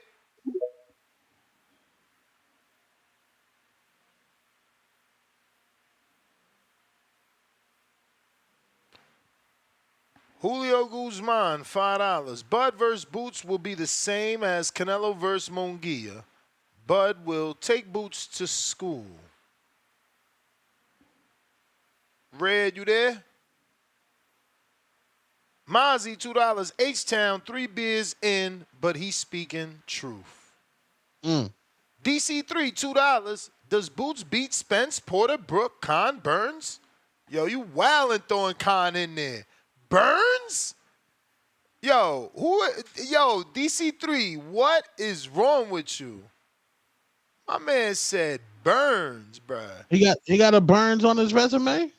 Yeah, Crawford got burned. Hell yeah, he got a burn. But that's what I'm saying. Yo, Crawford. No, this Boots got like a Burns on his resume. My man, he will torch Burns. Fuck wrong with y'all? That's a dumbass fight. Khan would not even make it out the first round. Counterpunch, Joseph. What's up, fellas, man? I hope all is well, man. Thanks for the show today, bro. Appreciate you. Shout out to Brandon. Shout out to Brandon Lins, man. Like, I'm on the same page as dude. Like, boxing fans are so freaking fickle, bro. It's like, it's sad. Like, you talk about how Shakur don't fight, and then when Boots get in there and give you the action that you've been crying about, it's a problem. He gets hit too much. The man didn't get hurt not one time, and once he felt what old boy had, he was into walk him down mode. You know, I'ma just press the fight on him. You know, I'ma do what I want to do. And old boy talking about, you know, the 4-week camp. Check this out. Bud had less than 2 weeks early in his career, bro. He had less than 2 weeks. Breeders' Prescott, and he came in. He was the they didn't even want him to fight him, bro. Like, so what excuse do we have for that? Because Bud wasn't the Bud he is now. He was green. He had just got shot in 2008. I don't know exactly when he fought Prescott. I know it was years after, but the point I'm trying to make, bro, is like he was still a pup. Was he as in tune to the boxing game as he is now? You know, so I'm not taking nothing from Boots. I'm gonna give him full credit, because if homeboy didn't feel like he could make the weight, or if he felt like it'll be a disadvantage for him, he shouldn't have took the fight. So I'm going to give Boots full credit for what he did. Am I saying he'll go in and beat Bud? Absolutely not. But is it a fight I wouldn't mind seeing? Nah, but Bud has other plans at the moment, and people talking about how Boots keep bringing up Bud. Nah, Boots is they're asking him questions, so he's giving them answers. So if he come out and be like, no, I don't want to fight Bud, then they're going to swear he's a duck. So, man, people gotta get off that dumb talk, man, and just appreciate the fights, appreciate boxing, and understand that every performance isn't going to be the greatest performance, just like it's not going to be the worst. And to be honest, I'm cool with the performance that he put on last night. But appreciate y'all for the show, man. I hope you have a wonderful day. Enjoy the rest of y'all weekend. Be safe, folks. All right. But how can they cook the fans that say those fans are dumb but those fans are holding the Boots fans to their standards. You guys are the ones that say Boots is a phenom. You Shakur fans is the ones that say he the next Mayweather. So when we hold y'all feet to the fire, y'all crying about it. No, heavy is the head that wear the crown. Stop gassing your fighter up then. That's y'all fault. Red, you there?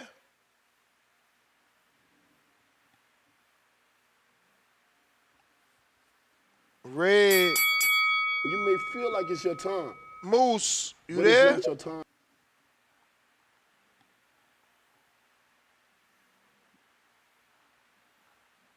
Check 1 2. Check 1 2. Am I coming through? You sure are. Yeah, man. Yeah, my energy, it ain't in the place where I wanted to be. I ain't really at peace like that. You know what I'm saying? Then hearing all these people talking all this shit about the fight. It's like, man, excuse my language. It's like, man, come on now. We just got done talking about Shakur. And then y'all got something to say about Boots. Y'all always got something to say. You know what I'm saying? Y'all niggas is never happy. Never. You know?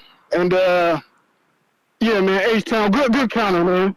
You know what I'm saying? A lot of people ain't in the gym like that today. So I do have to consider that, you know, when I say what I say. But yeah, man, Marco, you said you didn't like the part about Roy Jones. What didn't you like about what I said? That way I can clean it up if I can. I just don't like hearing Roy's loss brought up. It hurts my soul and my heart. That's all. Okay. Yeah, I don't like the loss either. It hurt me as well. You know, but I was just giving an example because a lot of people like to compare Roy Jones to Jaron Boots Ennis. You know, and Jaron Boots Ennis, he was getting caught in between his punches. Fortunately for him, he didn't go down. But that's how you know, we all know that's how you catch a fast fighter. You know, because can't nobody block. Everybody's open when they throw punches. That's just how it is. And everybody need to realize that. Get that through your head, literally. If you want an offensive fighter, he's going to get hit. And you better be happy with it. If you're not, and you also complaining about Shakur, you need to take your ass somewhere else. This ain't the place for you. You know, you need to be in the psychiatric ward or something like that. You crazy. Because you're not making sense. But yeah, man, Tevin Farmer and Raymond Muratalla, it's a good scrap. I didn't watch none of the fights. I forgot all about the fights until about 9 o'clock at night, West Coast time. But I saw the highlights. Tevin Farmer did well.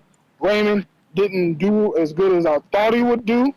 I was really high on Raymond. I kind of looked at him like as a Terminator because of what he did to my guy from Bakersfield. So I was actually glad to see Tevin Farmer do as well as he did against Raymond.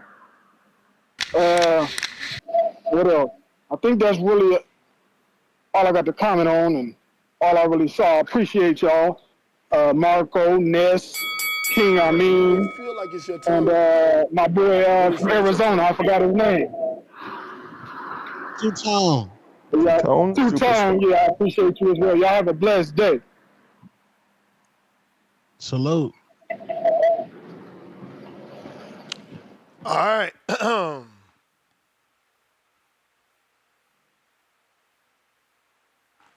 And let me see here. Two-Tone. The superstar. A.K.A. Anthony. We got... That'd be my guess. Brambo, $2. Just rewatched the fight twice. Boots was masterful. Ryder 870, $2. Where's Danny? Boots good. Y'all tripping. 2 laughing out loud emojis. 1 face on palm. Nah, hating on down. Boots. Counterpunch.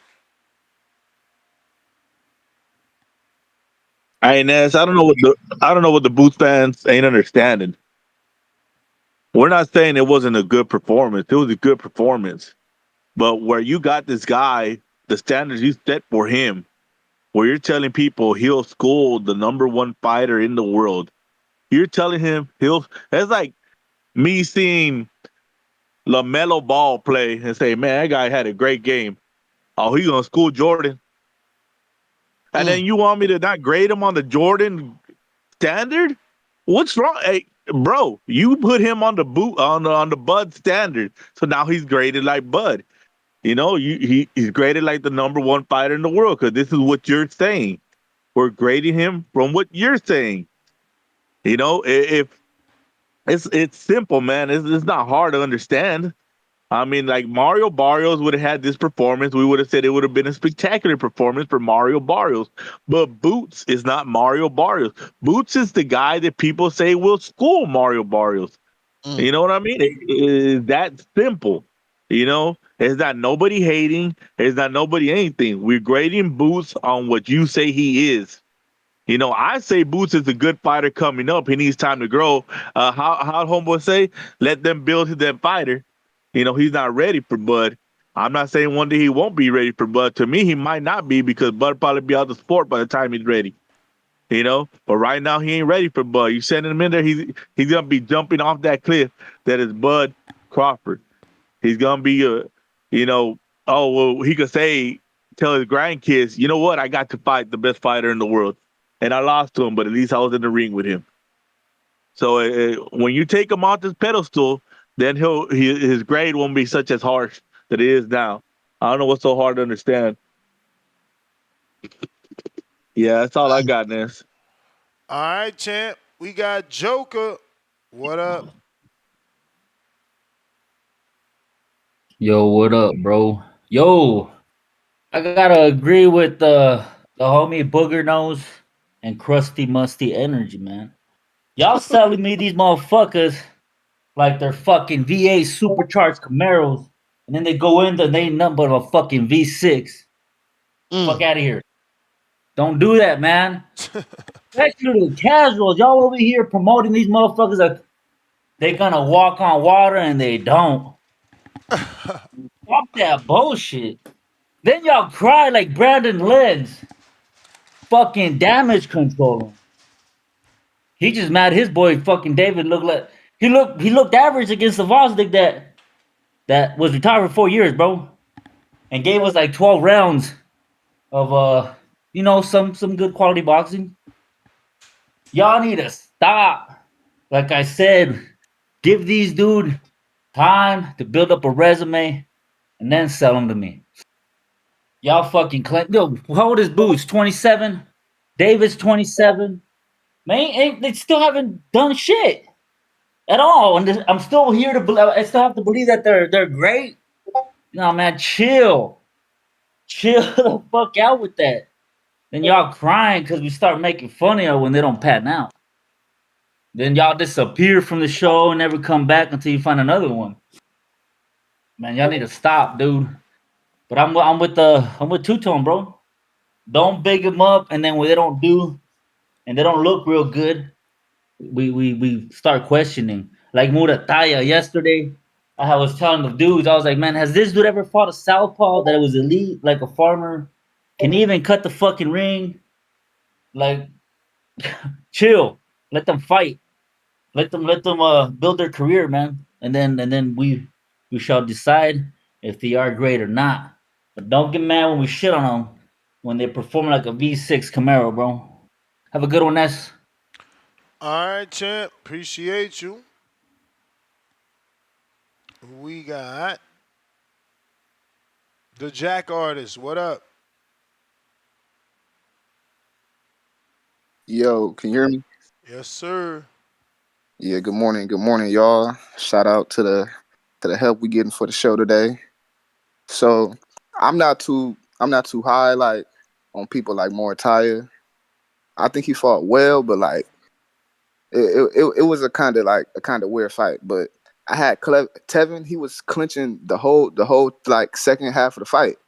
Ref warned him like at least 4 times, like, "Hey man, stop clinching." I don't know if it was the gas tank, if he was trying to smother the work.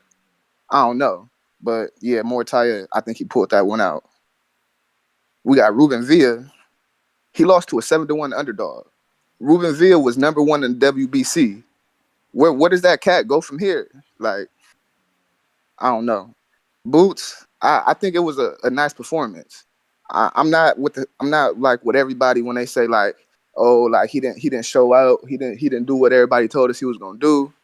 My only criticism is when he rolling and ducking with them shots, protect the chin.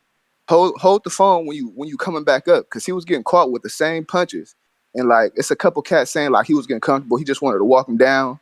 Okay, I understand that. But when you getting hit with the same punch, I mean that's kind of telling to me. 90 You know what I mean? seconds. It was a good fight. Jalil Hackett, he got to work on that gas tank. He could have got Dobson out of there like maybe at 2 points in that fight, but it didn't pan out. I thought he would have stopped him. It is what it is. You know, it's a growing pain. He gonna get better from that. That's pretty much my call. Y'all take it easy. Y'all have a good Sunday. You too, champ. Thank you for joining. We got a new caller in Las Vegas. Who's this?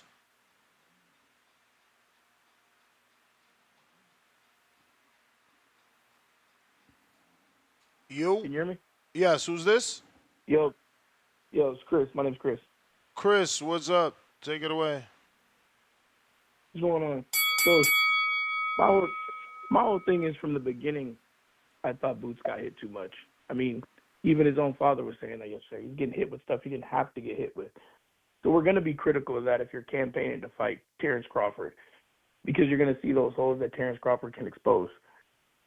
Do I think Boots gives him problems? Absolutely. He's got speed, he's got power, he's got skills. But it goes back to the same thing like with Shakur. If you're going to be calling out Tank and calling out 10 guys, seconds. you're going to get held to a higher standard. Tank and Devin and those guys are on that pay-per-view level. So we got to look, for example, does Shakur give us the skill value to entertainment value to be put on pay-per-view consistently? That's why people are critical of him. It's not because he doesn't have the skill. I don't even think he's boring, because I think it's hit and don't get hit. That's the name of the game. He's excellent at that. But entertainment value plays a factor in today's society. It just is what it is. That's why we like the Greats as well, because they gave us entertainment value with high skill levels. So, I mean, Boots has got to take the criticism, or don't campaign to be fighting Crawford. Fight some other guys, get their names under your belt, and then say, look what I did to these guys. And I didn't get hit much, you know? That's my call, man. Best podcast, Boxing Voice, man. You guys know your shit. Appreciate you guys. I'm out. Appreciate you, man. Malcolm, what up?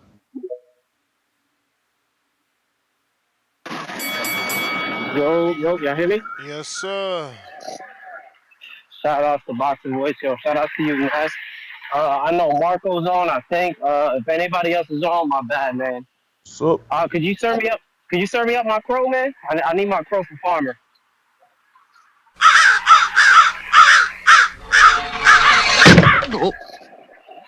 Yeah, man, it's one of those situations. My heart was on Farmer. Fuck it, man. I gotta call in and take my crow for it. Yeah, man. Shout out to Muratalla for pulling that off. I didn't really like that punch deduction. I'm not gonna lie. That punch deduction was it was a little wild to me. But you know what? Fuck it. It still didn't even matter on the scorecards. I think one of the judges would have had it a draw, and he was still down on two other cards. You know. So I mean, that's that.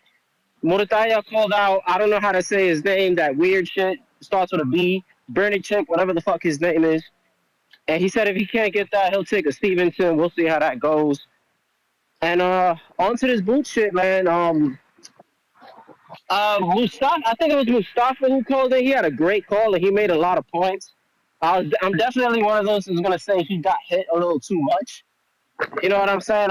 There was just points where I seen him just standing there, and I get it. You're trying to make an action-packed fight, but you were just getting hit clean with certain shots. You know what I'm saying? I still think he loses to a Bud, but I'm all cool with him trying to take that fight and just trying to be great. It's kind of like what he said. The Mustafa caller is like, if you lose to Bud, you lose to Bud. You know, but I don't see what the hate is for Boots. You know, I really don't get it. A lot of motherfuckers don't like him. If it has to do with the hype, then fuck it. It happens with all these fighters. You know, a lot of fighters get hyped. So that's just that. Going forward with Boots, I'm still going to stick to what I've been saying for the longest. I want him to get a unification bout. You know, I'm cool with the Norman fight. Again, if you get that strap, you're able to activate super champion status, and, you know, you can force a fight with Bud. So I'm all cool with that. If not, I'll take a Barrios, or I'll take a Stanionis. And other than that, yeah, that's all I gotta say, man. Shout out to Boxing Voice, man. Yeah, just keep doing what y'all doing. I'm gonna tune in. And that's make sure you get them steps in, man. Make sure you get them steps in. Whatever. You seen I did mines yesterday, bro. I'm on like a 32-day streak, bro. I don't play. Yeah, where you at? Where you at for the month, man? I'm gonna hold you accountable. I need you top 10 for the Bro, month, I'm man. top 5, bro. Like, Get the fuck out of here. man. Hold on. Let me check this right now. Let me check this. Go ahead. I'm checking as we speak too, cause you tripping. Let's see what this shit say. This shit's bugging out right now. You may feel like it's your time, but it's not your time.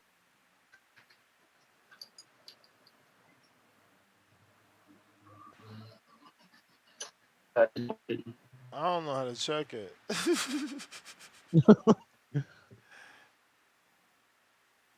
Wait, maybe if I go challenges. Oh shit, my mic is still on?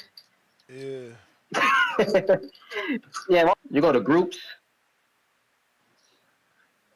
This shit is doing too much right now. Salute Tip Bayless, member for 14 months. I've never seen a pair of lugs perform like Timberlands. Roy Jones was a pair of Timberlands. Just saying. It only shows the day. It only shows the day, but I see you with already 25,000. That's a lot, bro. What the hell? That's that overnight life, man. That's why I work overnight, so. Oh. And I came from the gym, so I get this shit easy. Shit, that's a lot. I want to get. Listen, I think I'm about to see this. I want to get the 20 a day, bro. 20 a day, you should be. There you go. Let's see for the month. Where you at? I'm seeing it right now. Where you at? Where you at, Ness? Oh, you 11. I just hit the group. It was some shit. It's group details.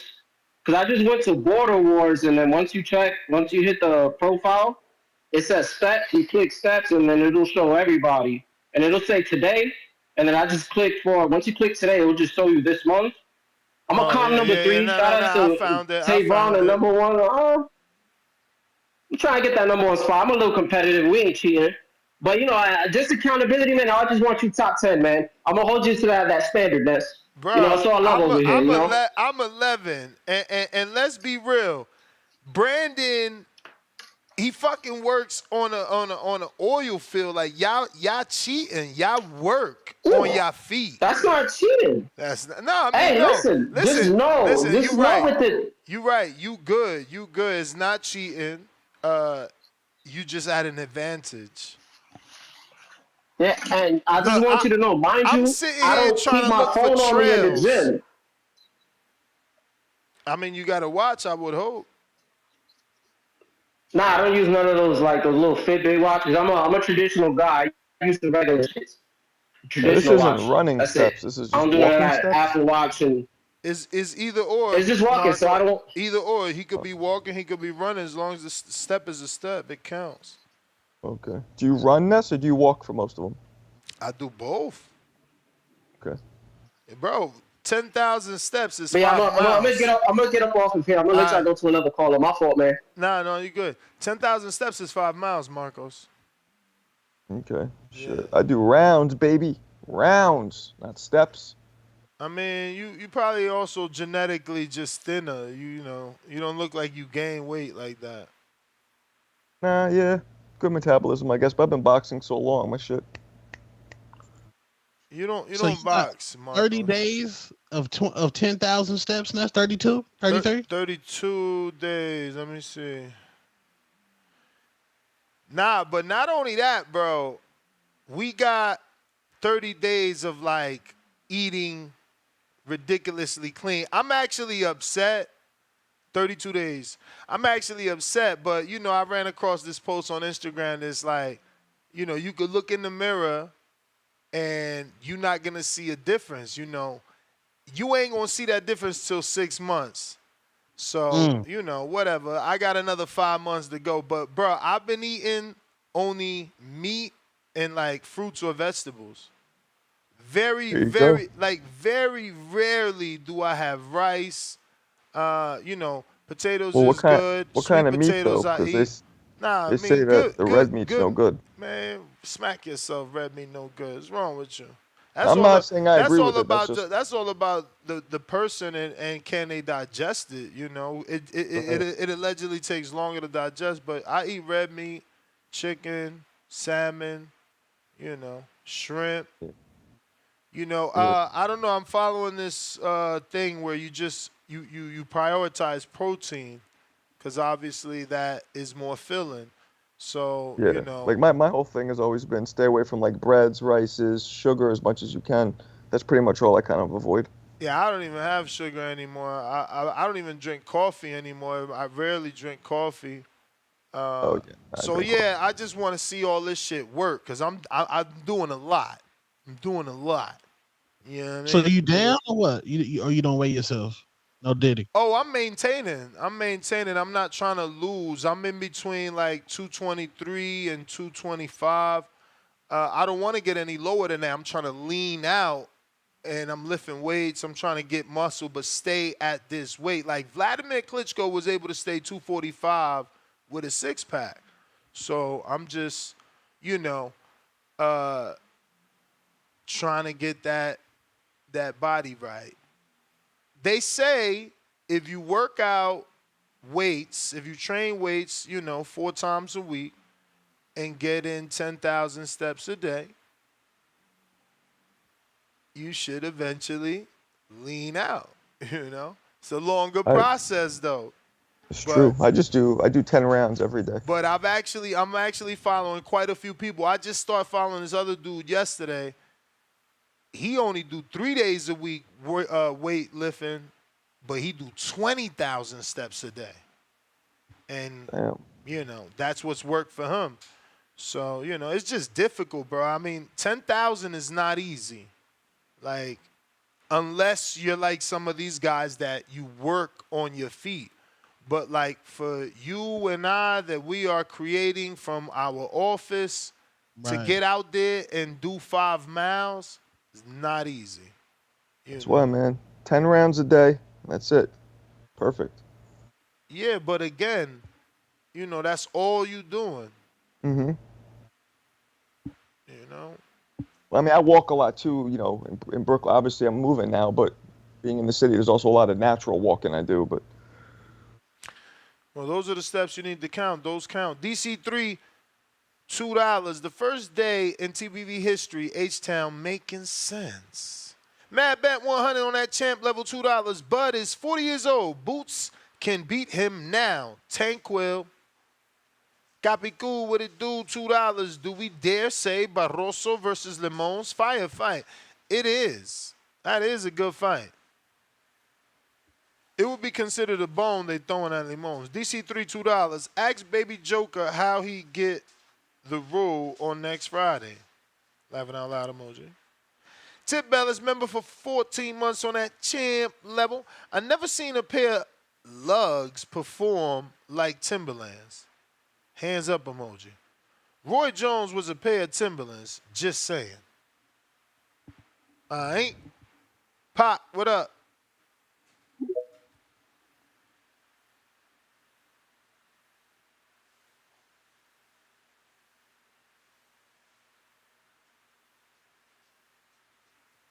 Pop.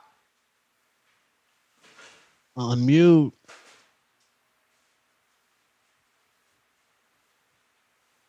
Now, I'm totally seeing a change, Brandon. Like, you can see a change. I see a change, but I want to see a change in my stomach. That's what I haven't had a six-pack since I was like 17, bro.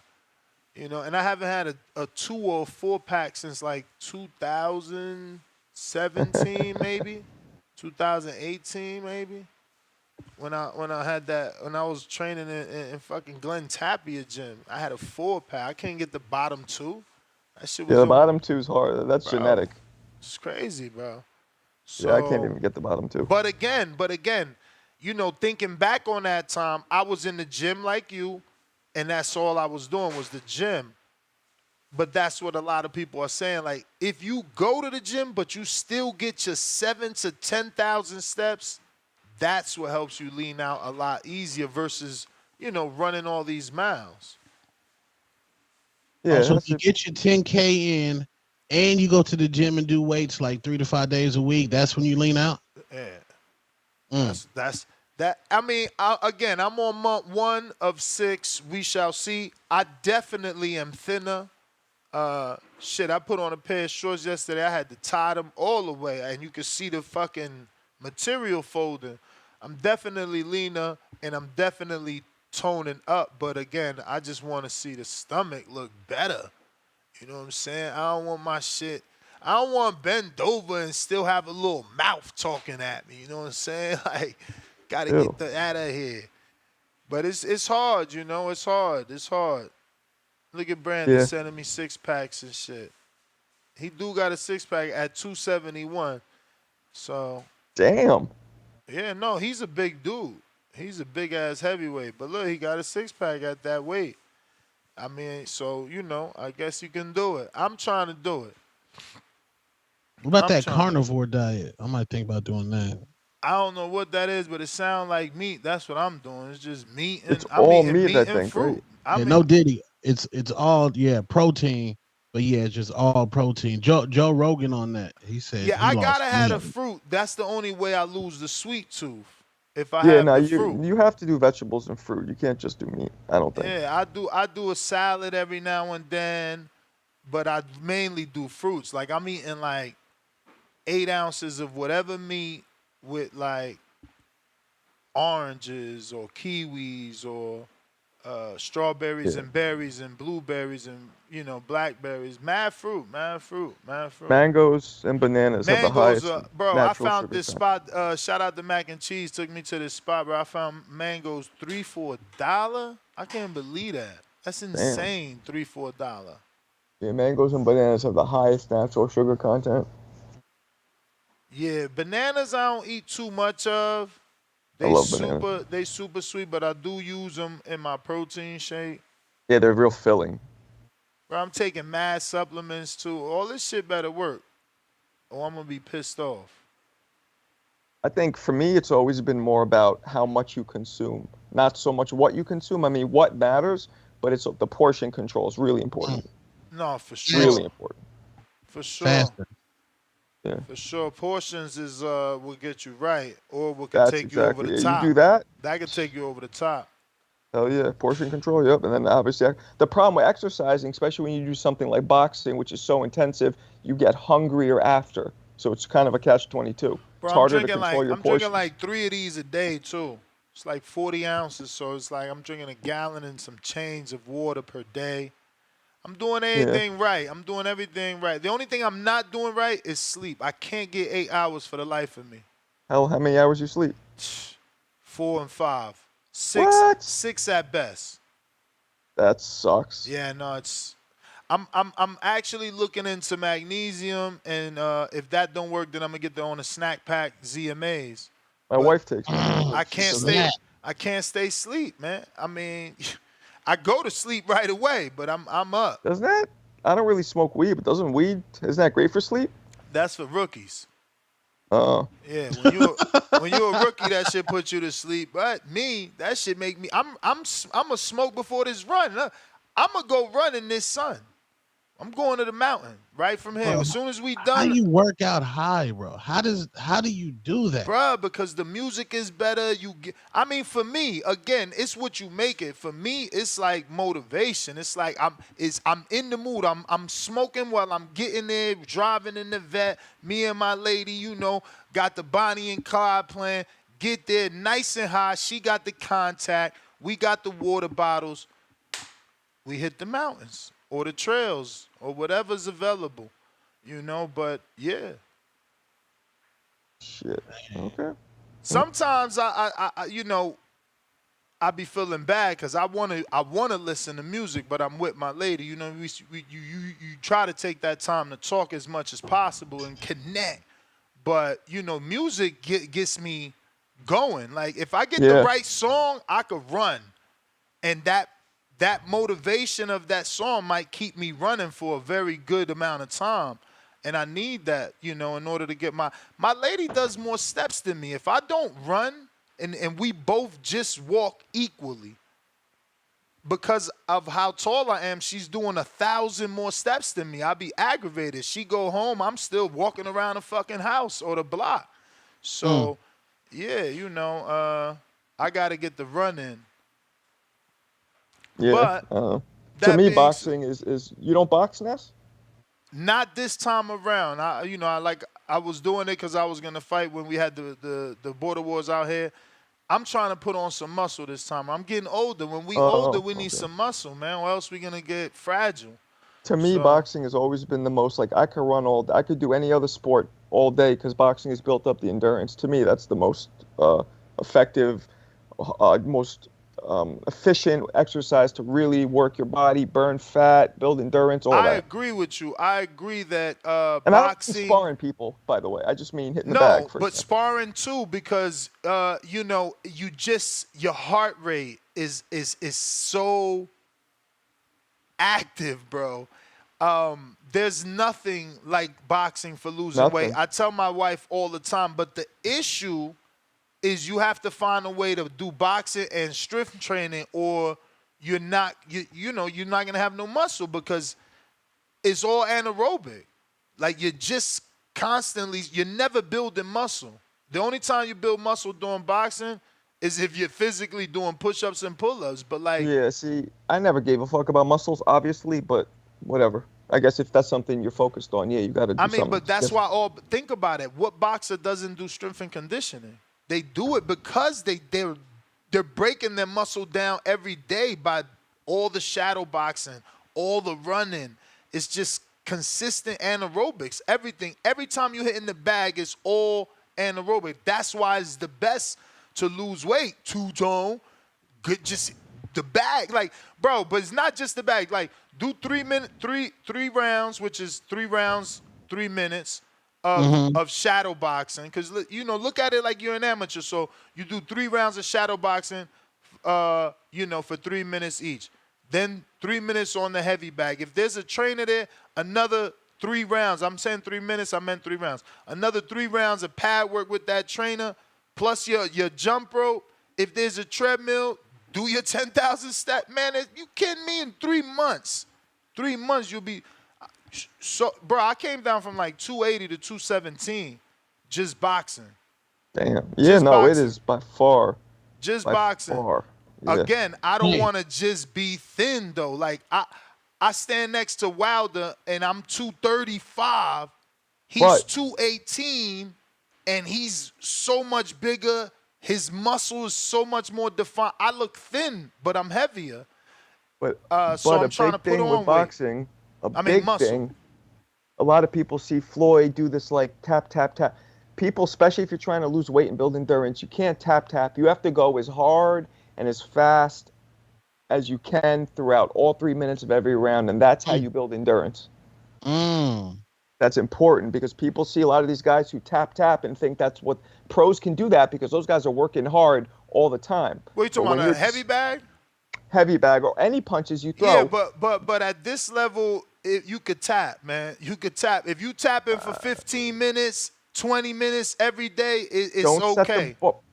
don't set the bar so low. Everybody, I'm telling you, you're right, but don't set the bar low. Set it high. Listen. Push yourself off If jump. you tap in as uppercuts, I could see someone not being as happy. But if you up here and you're turning each shot over and you're tapping, that shit is working your shoulders. That shit is working your arms, and you getting the anaerobic training you need to lose the weight. Are you kidding me? You can I tap. disagree. I think you got to go. I think you should push yourself Of from the beginning, course. and you set the bar high for yourself. Listen, I'm with you. I am with you. I'm self-motivated. I'd rather go hard myself, but you don't want to deter someone away to be like, oh, if you're not beating the bag at full intensity, you're not. It's like it's always. No, that's what you have to work to like do. walking and running. What they say, oh no, you can walk 10,000 steps and you good. I bet you if you run them 10,000, you better. No, what I'm saying is that's what you should aspire to do. That's what I'm saying. I don't expect somebody just started to be able to do that the whole time, but that should be the aspiration. And I was old school. I was in there. These dudes are. If I throw a bullshit punch, they're like, "What the hell is that?" And they're pushing you. Then eventually, it's like second nature. You know what I'm saying? I got Spider Rico. Oh. He about to drop the Daily Science.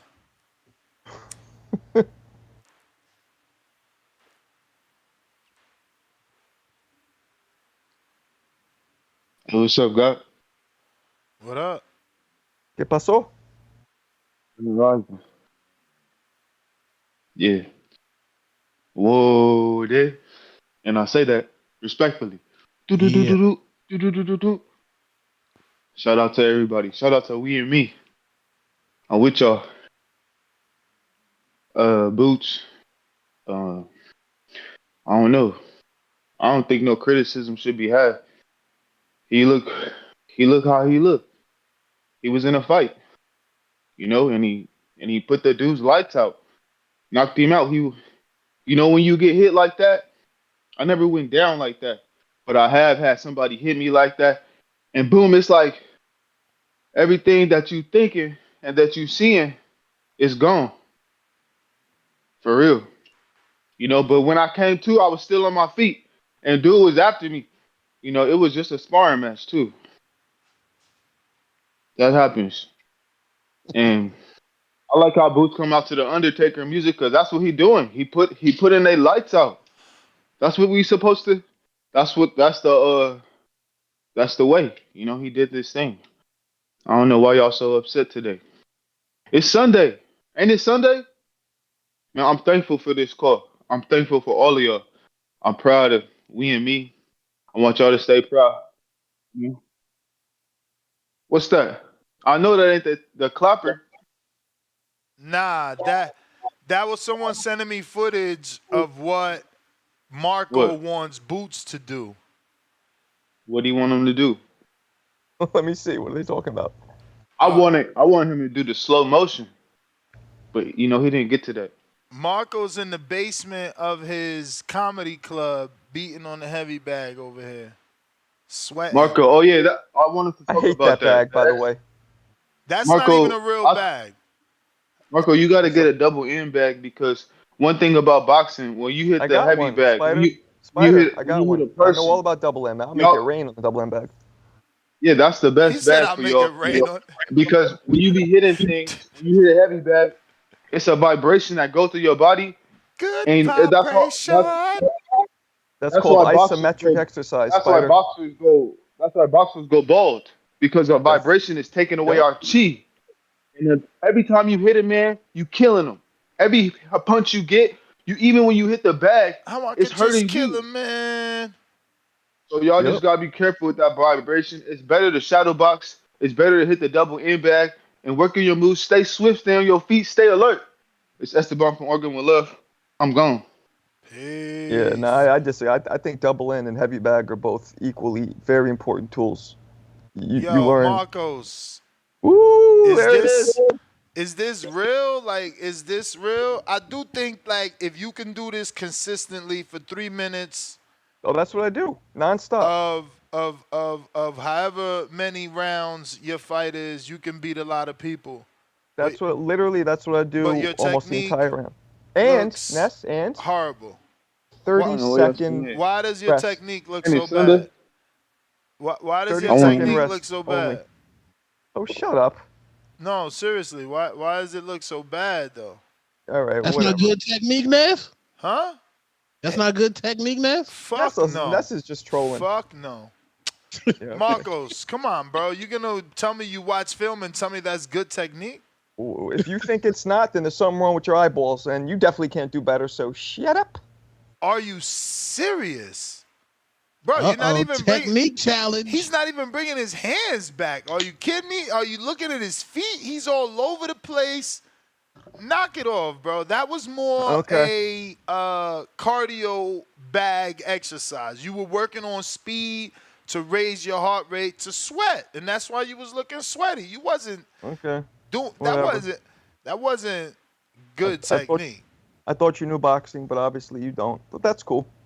All right. Wow. But also on top of that, I always only rest for 30 seconds. I think that's they said important. I'm hating on you. I don't even. This is not. This is unfair. I'm no longer saying anything else about Marco. Every time Marco's here, y'all say I'm saying something bad about Marco. It's because what you're saying is ridiculous. Bro. Ridiculous. Bro, did you not see the playback? Ridiculous. Yo, I've been fighting for I'm fucking. pretty sure there was a point stupid. in this Look, bag where I know I'm not the greatest fighter in the world, but to say it's bad, it's just stupid. Let me see. There's We a got point in the this bag technique where challenge. I'm looking for it because there's a point in this bag where you almost even pick up your back foot. Like, please. You don't even see my foot, goofball. What are you talking about? Look at the You're a look at the shoe shine. You know what? No Forget about defense this on the shoe shine. Yes, you're doing what all these online people do, right? Why don't you show a video of you hitting the bag? Bro, there's let's plenty of see video of me online hitting the bag. Let's see you hitting the bag, and then I want to hear you say one more thing about it. Let's see you. Mercy. There's so much footage of me hitting the bag. Oh, you're ignoring that part. Let's see you. Put yours up right now. Is he not listening? Put yours up. Let's see what you look like. It's easy to judge people, but let's see what you can do. There's tons of footage of me out there, bro. Yeah, and you don't want to put that up right now. What do you want? What do you want? Anything. Yes. Where was you at when you were shadow boxing and it was like the view of the Carolinas? What island was you on? At the beach, I was in the Dominican Republic. I was in a town of Big Papi, Dominican Ortiz. Yeah. Postman, that looked nice, man. He looked he was out there. Looked like a Rocky movie. I'm trying to tell Marcos his technique is trash and he the pro fighter. I don't get him. Okay. Shit crazy. Okay, well then obviously you don't know what the fuck you're talking about, but that's cool. Hey, you ain't gotta get that mad. It ain't that big a deal. My man is so hot. I'm not hot. You don't know what you're talking about. I don't talk like that either. At all.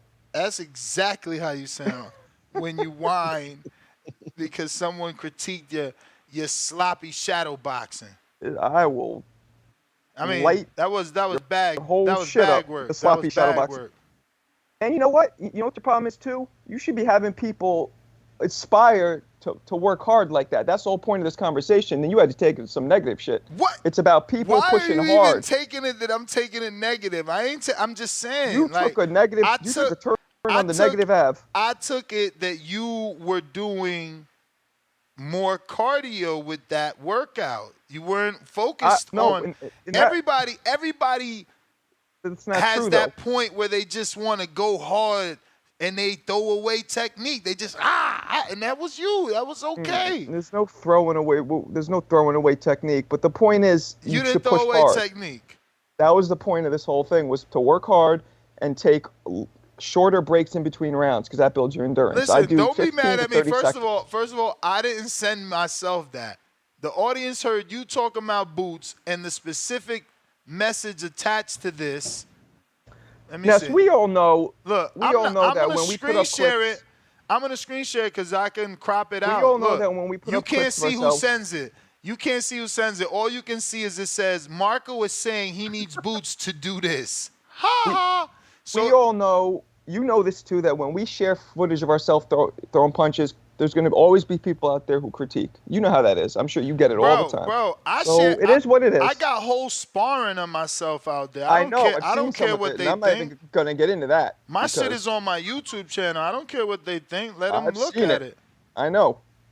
I know, but I'm not going into negative town. We're supposed to be uplifting the viewers right now. Go into negative town, bro. Everybody needs constructive criticism. The issue with you is you cried like a baby. No, it's not constructive. That's the thing. I'm open to constructive. Like when somebody tells me something, I can't believe he's really in his feelings, Tone. You notice this shit?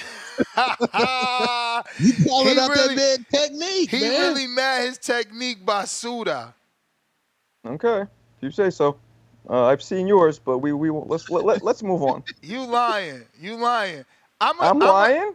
Yeah, you're lying. About you ain't yours? seen you mine. You look like a fucking toddler when you fucking throw. Are you kidding? Oh, I look like a toddler. You look like a toddler. I look like a toddler. Literally, you look like a big overgrown toddler. Oh, Come on. an overgrown one. Now I'm an overgrown toddler. Damn. Well, yeah, because you're kind of big to be an actual toddler. Side by side, technique to technique. We need a side by side. He ain't got no technique. Come on. I was like, come on. Yo, that was the weirdest shoe shine flurry, whatever thingamabob you want to call it, bro. That's what you did right there. It's all right. Okay. Okay. You know, it's all right, bro. It's all right. Okay. Not everybody could be Floyd, Marco. You know? Not everybody wants to be Floyd. Who'd you want to be? Angel Man Freddy? Roy, baby. Roy, homie, stop with the Roy talk. I love Roy. That's not Roy.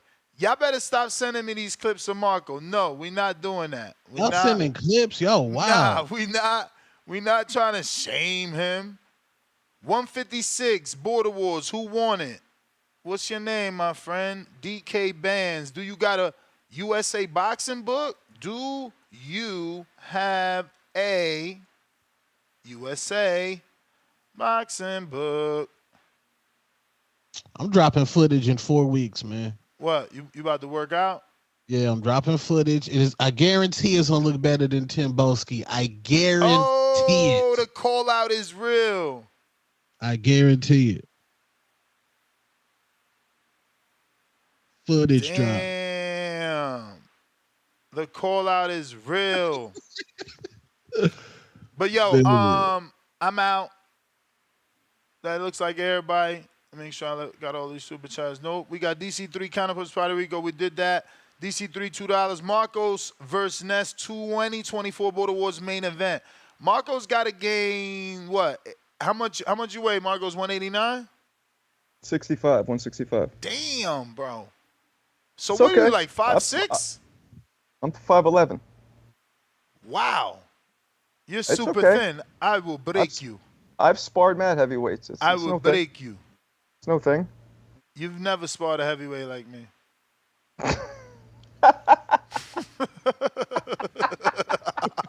You know what? You're right. That's true. Yo, Marcos, you won't get past the jab, my friend. You won't get past the jab. I'm telling you. That weed is strong. Bro, you are so disrespectful, bro. Whew. You don't know. You don't know. I'm trying to tell you. That's good Hardin. You got the right sponsor with you. All right. All right. Sign him up, guys. Don't say I didn't warn him. I warned them. You know? They don't never understand till it's like they in there with the man, and then it's like, oops. The hell was that? That's my camera. But we're disconnecting that. Yeah, I want to see that side by side footage. Man, Marcos will get slapped. He got no technique. He's all shoe shine, bro. Right, Marcos? Whatever you say, Ness. Whatever you say.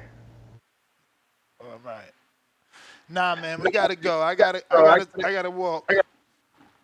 Ness GTO, Instagram and Twitter. Catch us on the next. He said Ness the toddler nightmare. That's hilarious. Look at what you done started. I'm gonna get you, Marcos. Yo, to the next one. Where can they find you, fellas? Marco Boxing, all platforms, as apparently some of you already know. Two-Tone Superstar, all platforms. Catch me. Watch more boxing exclusively on the Boxing Voice. Bro, there's Ness footage on the YouTube channel, bro. Marcos, what sparring you got out there that we can see right now? I'm not going to keep entertaining this goofiness. Who you sparring right now other than Shannon Briggs? Nobody right now. Those days are over. I'm talking about on your channel right now. There's a bunch of old sparring clips up there. Versus who? I don't fucking know. What's the difference? Exactly. Nobody's.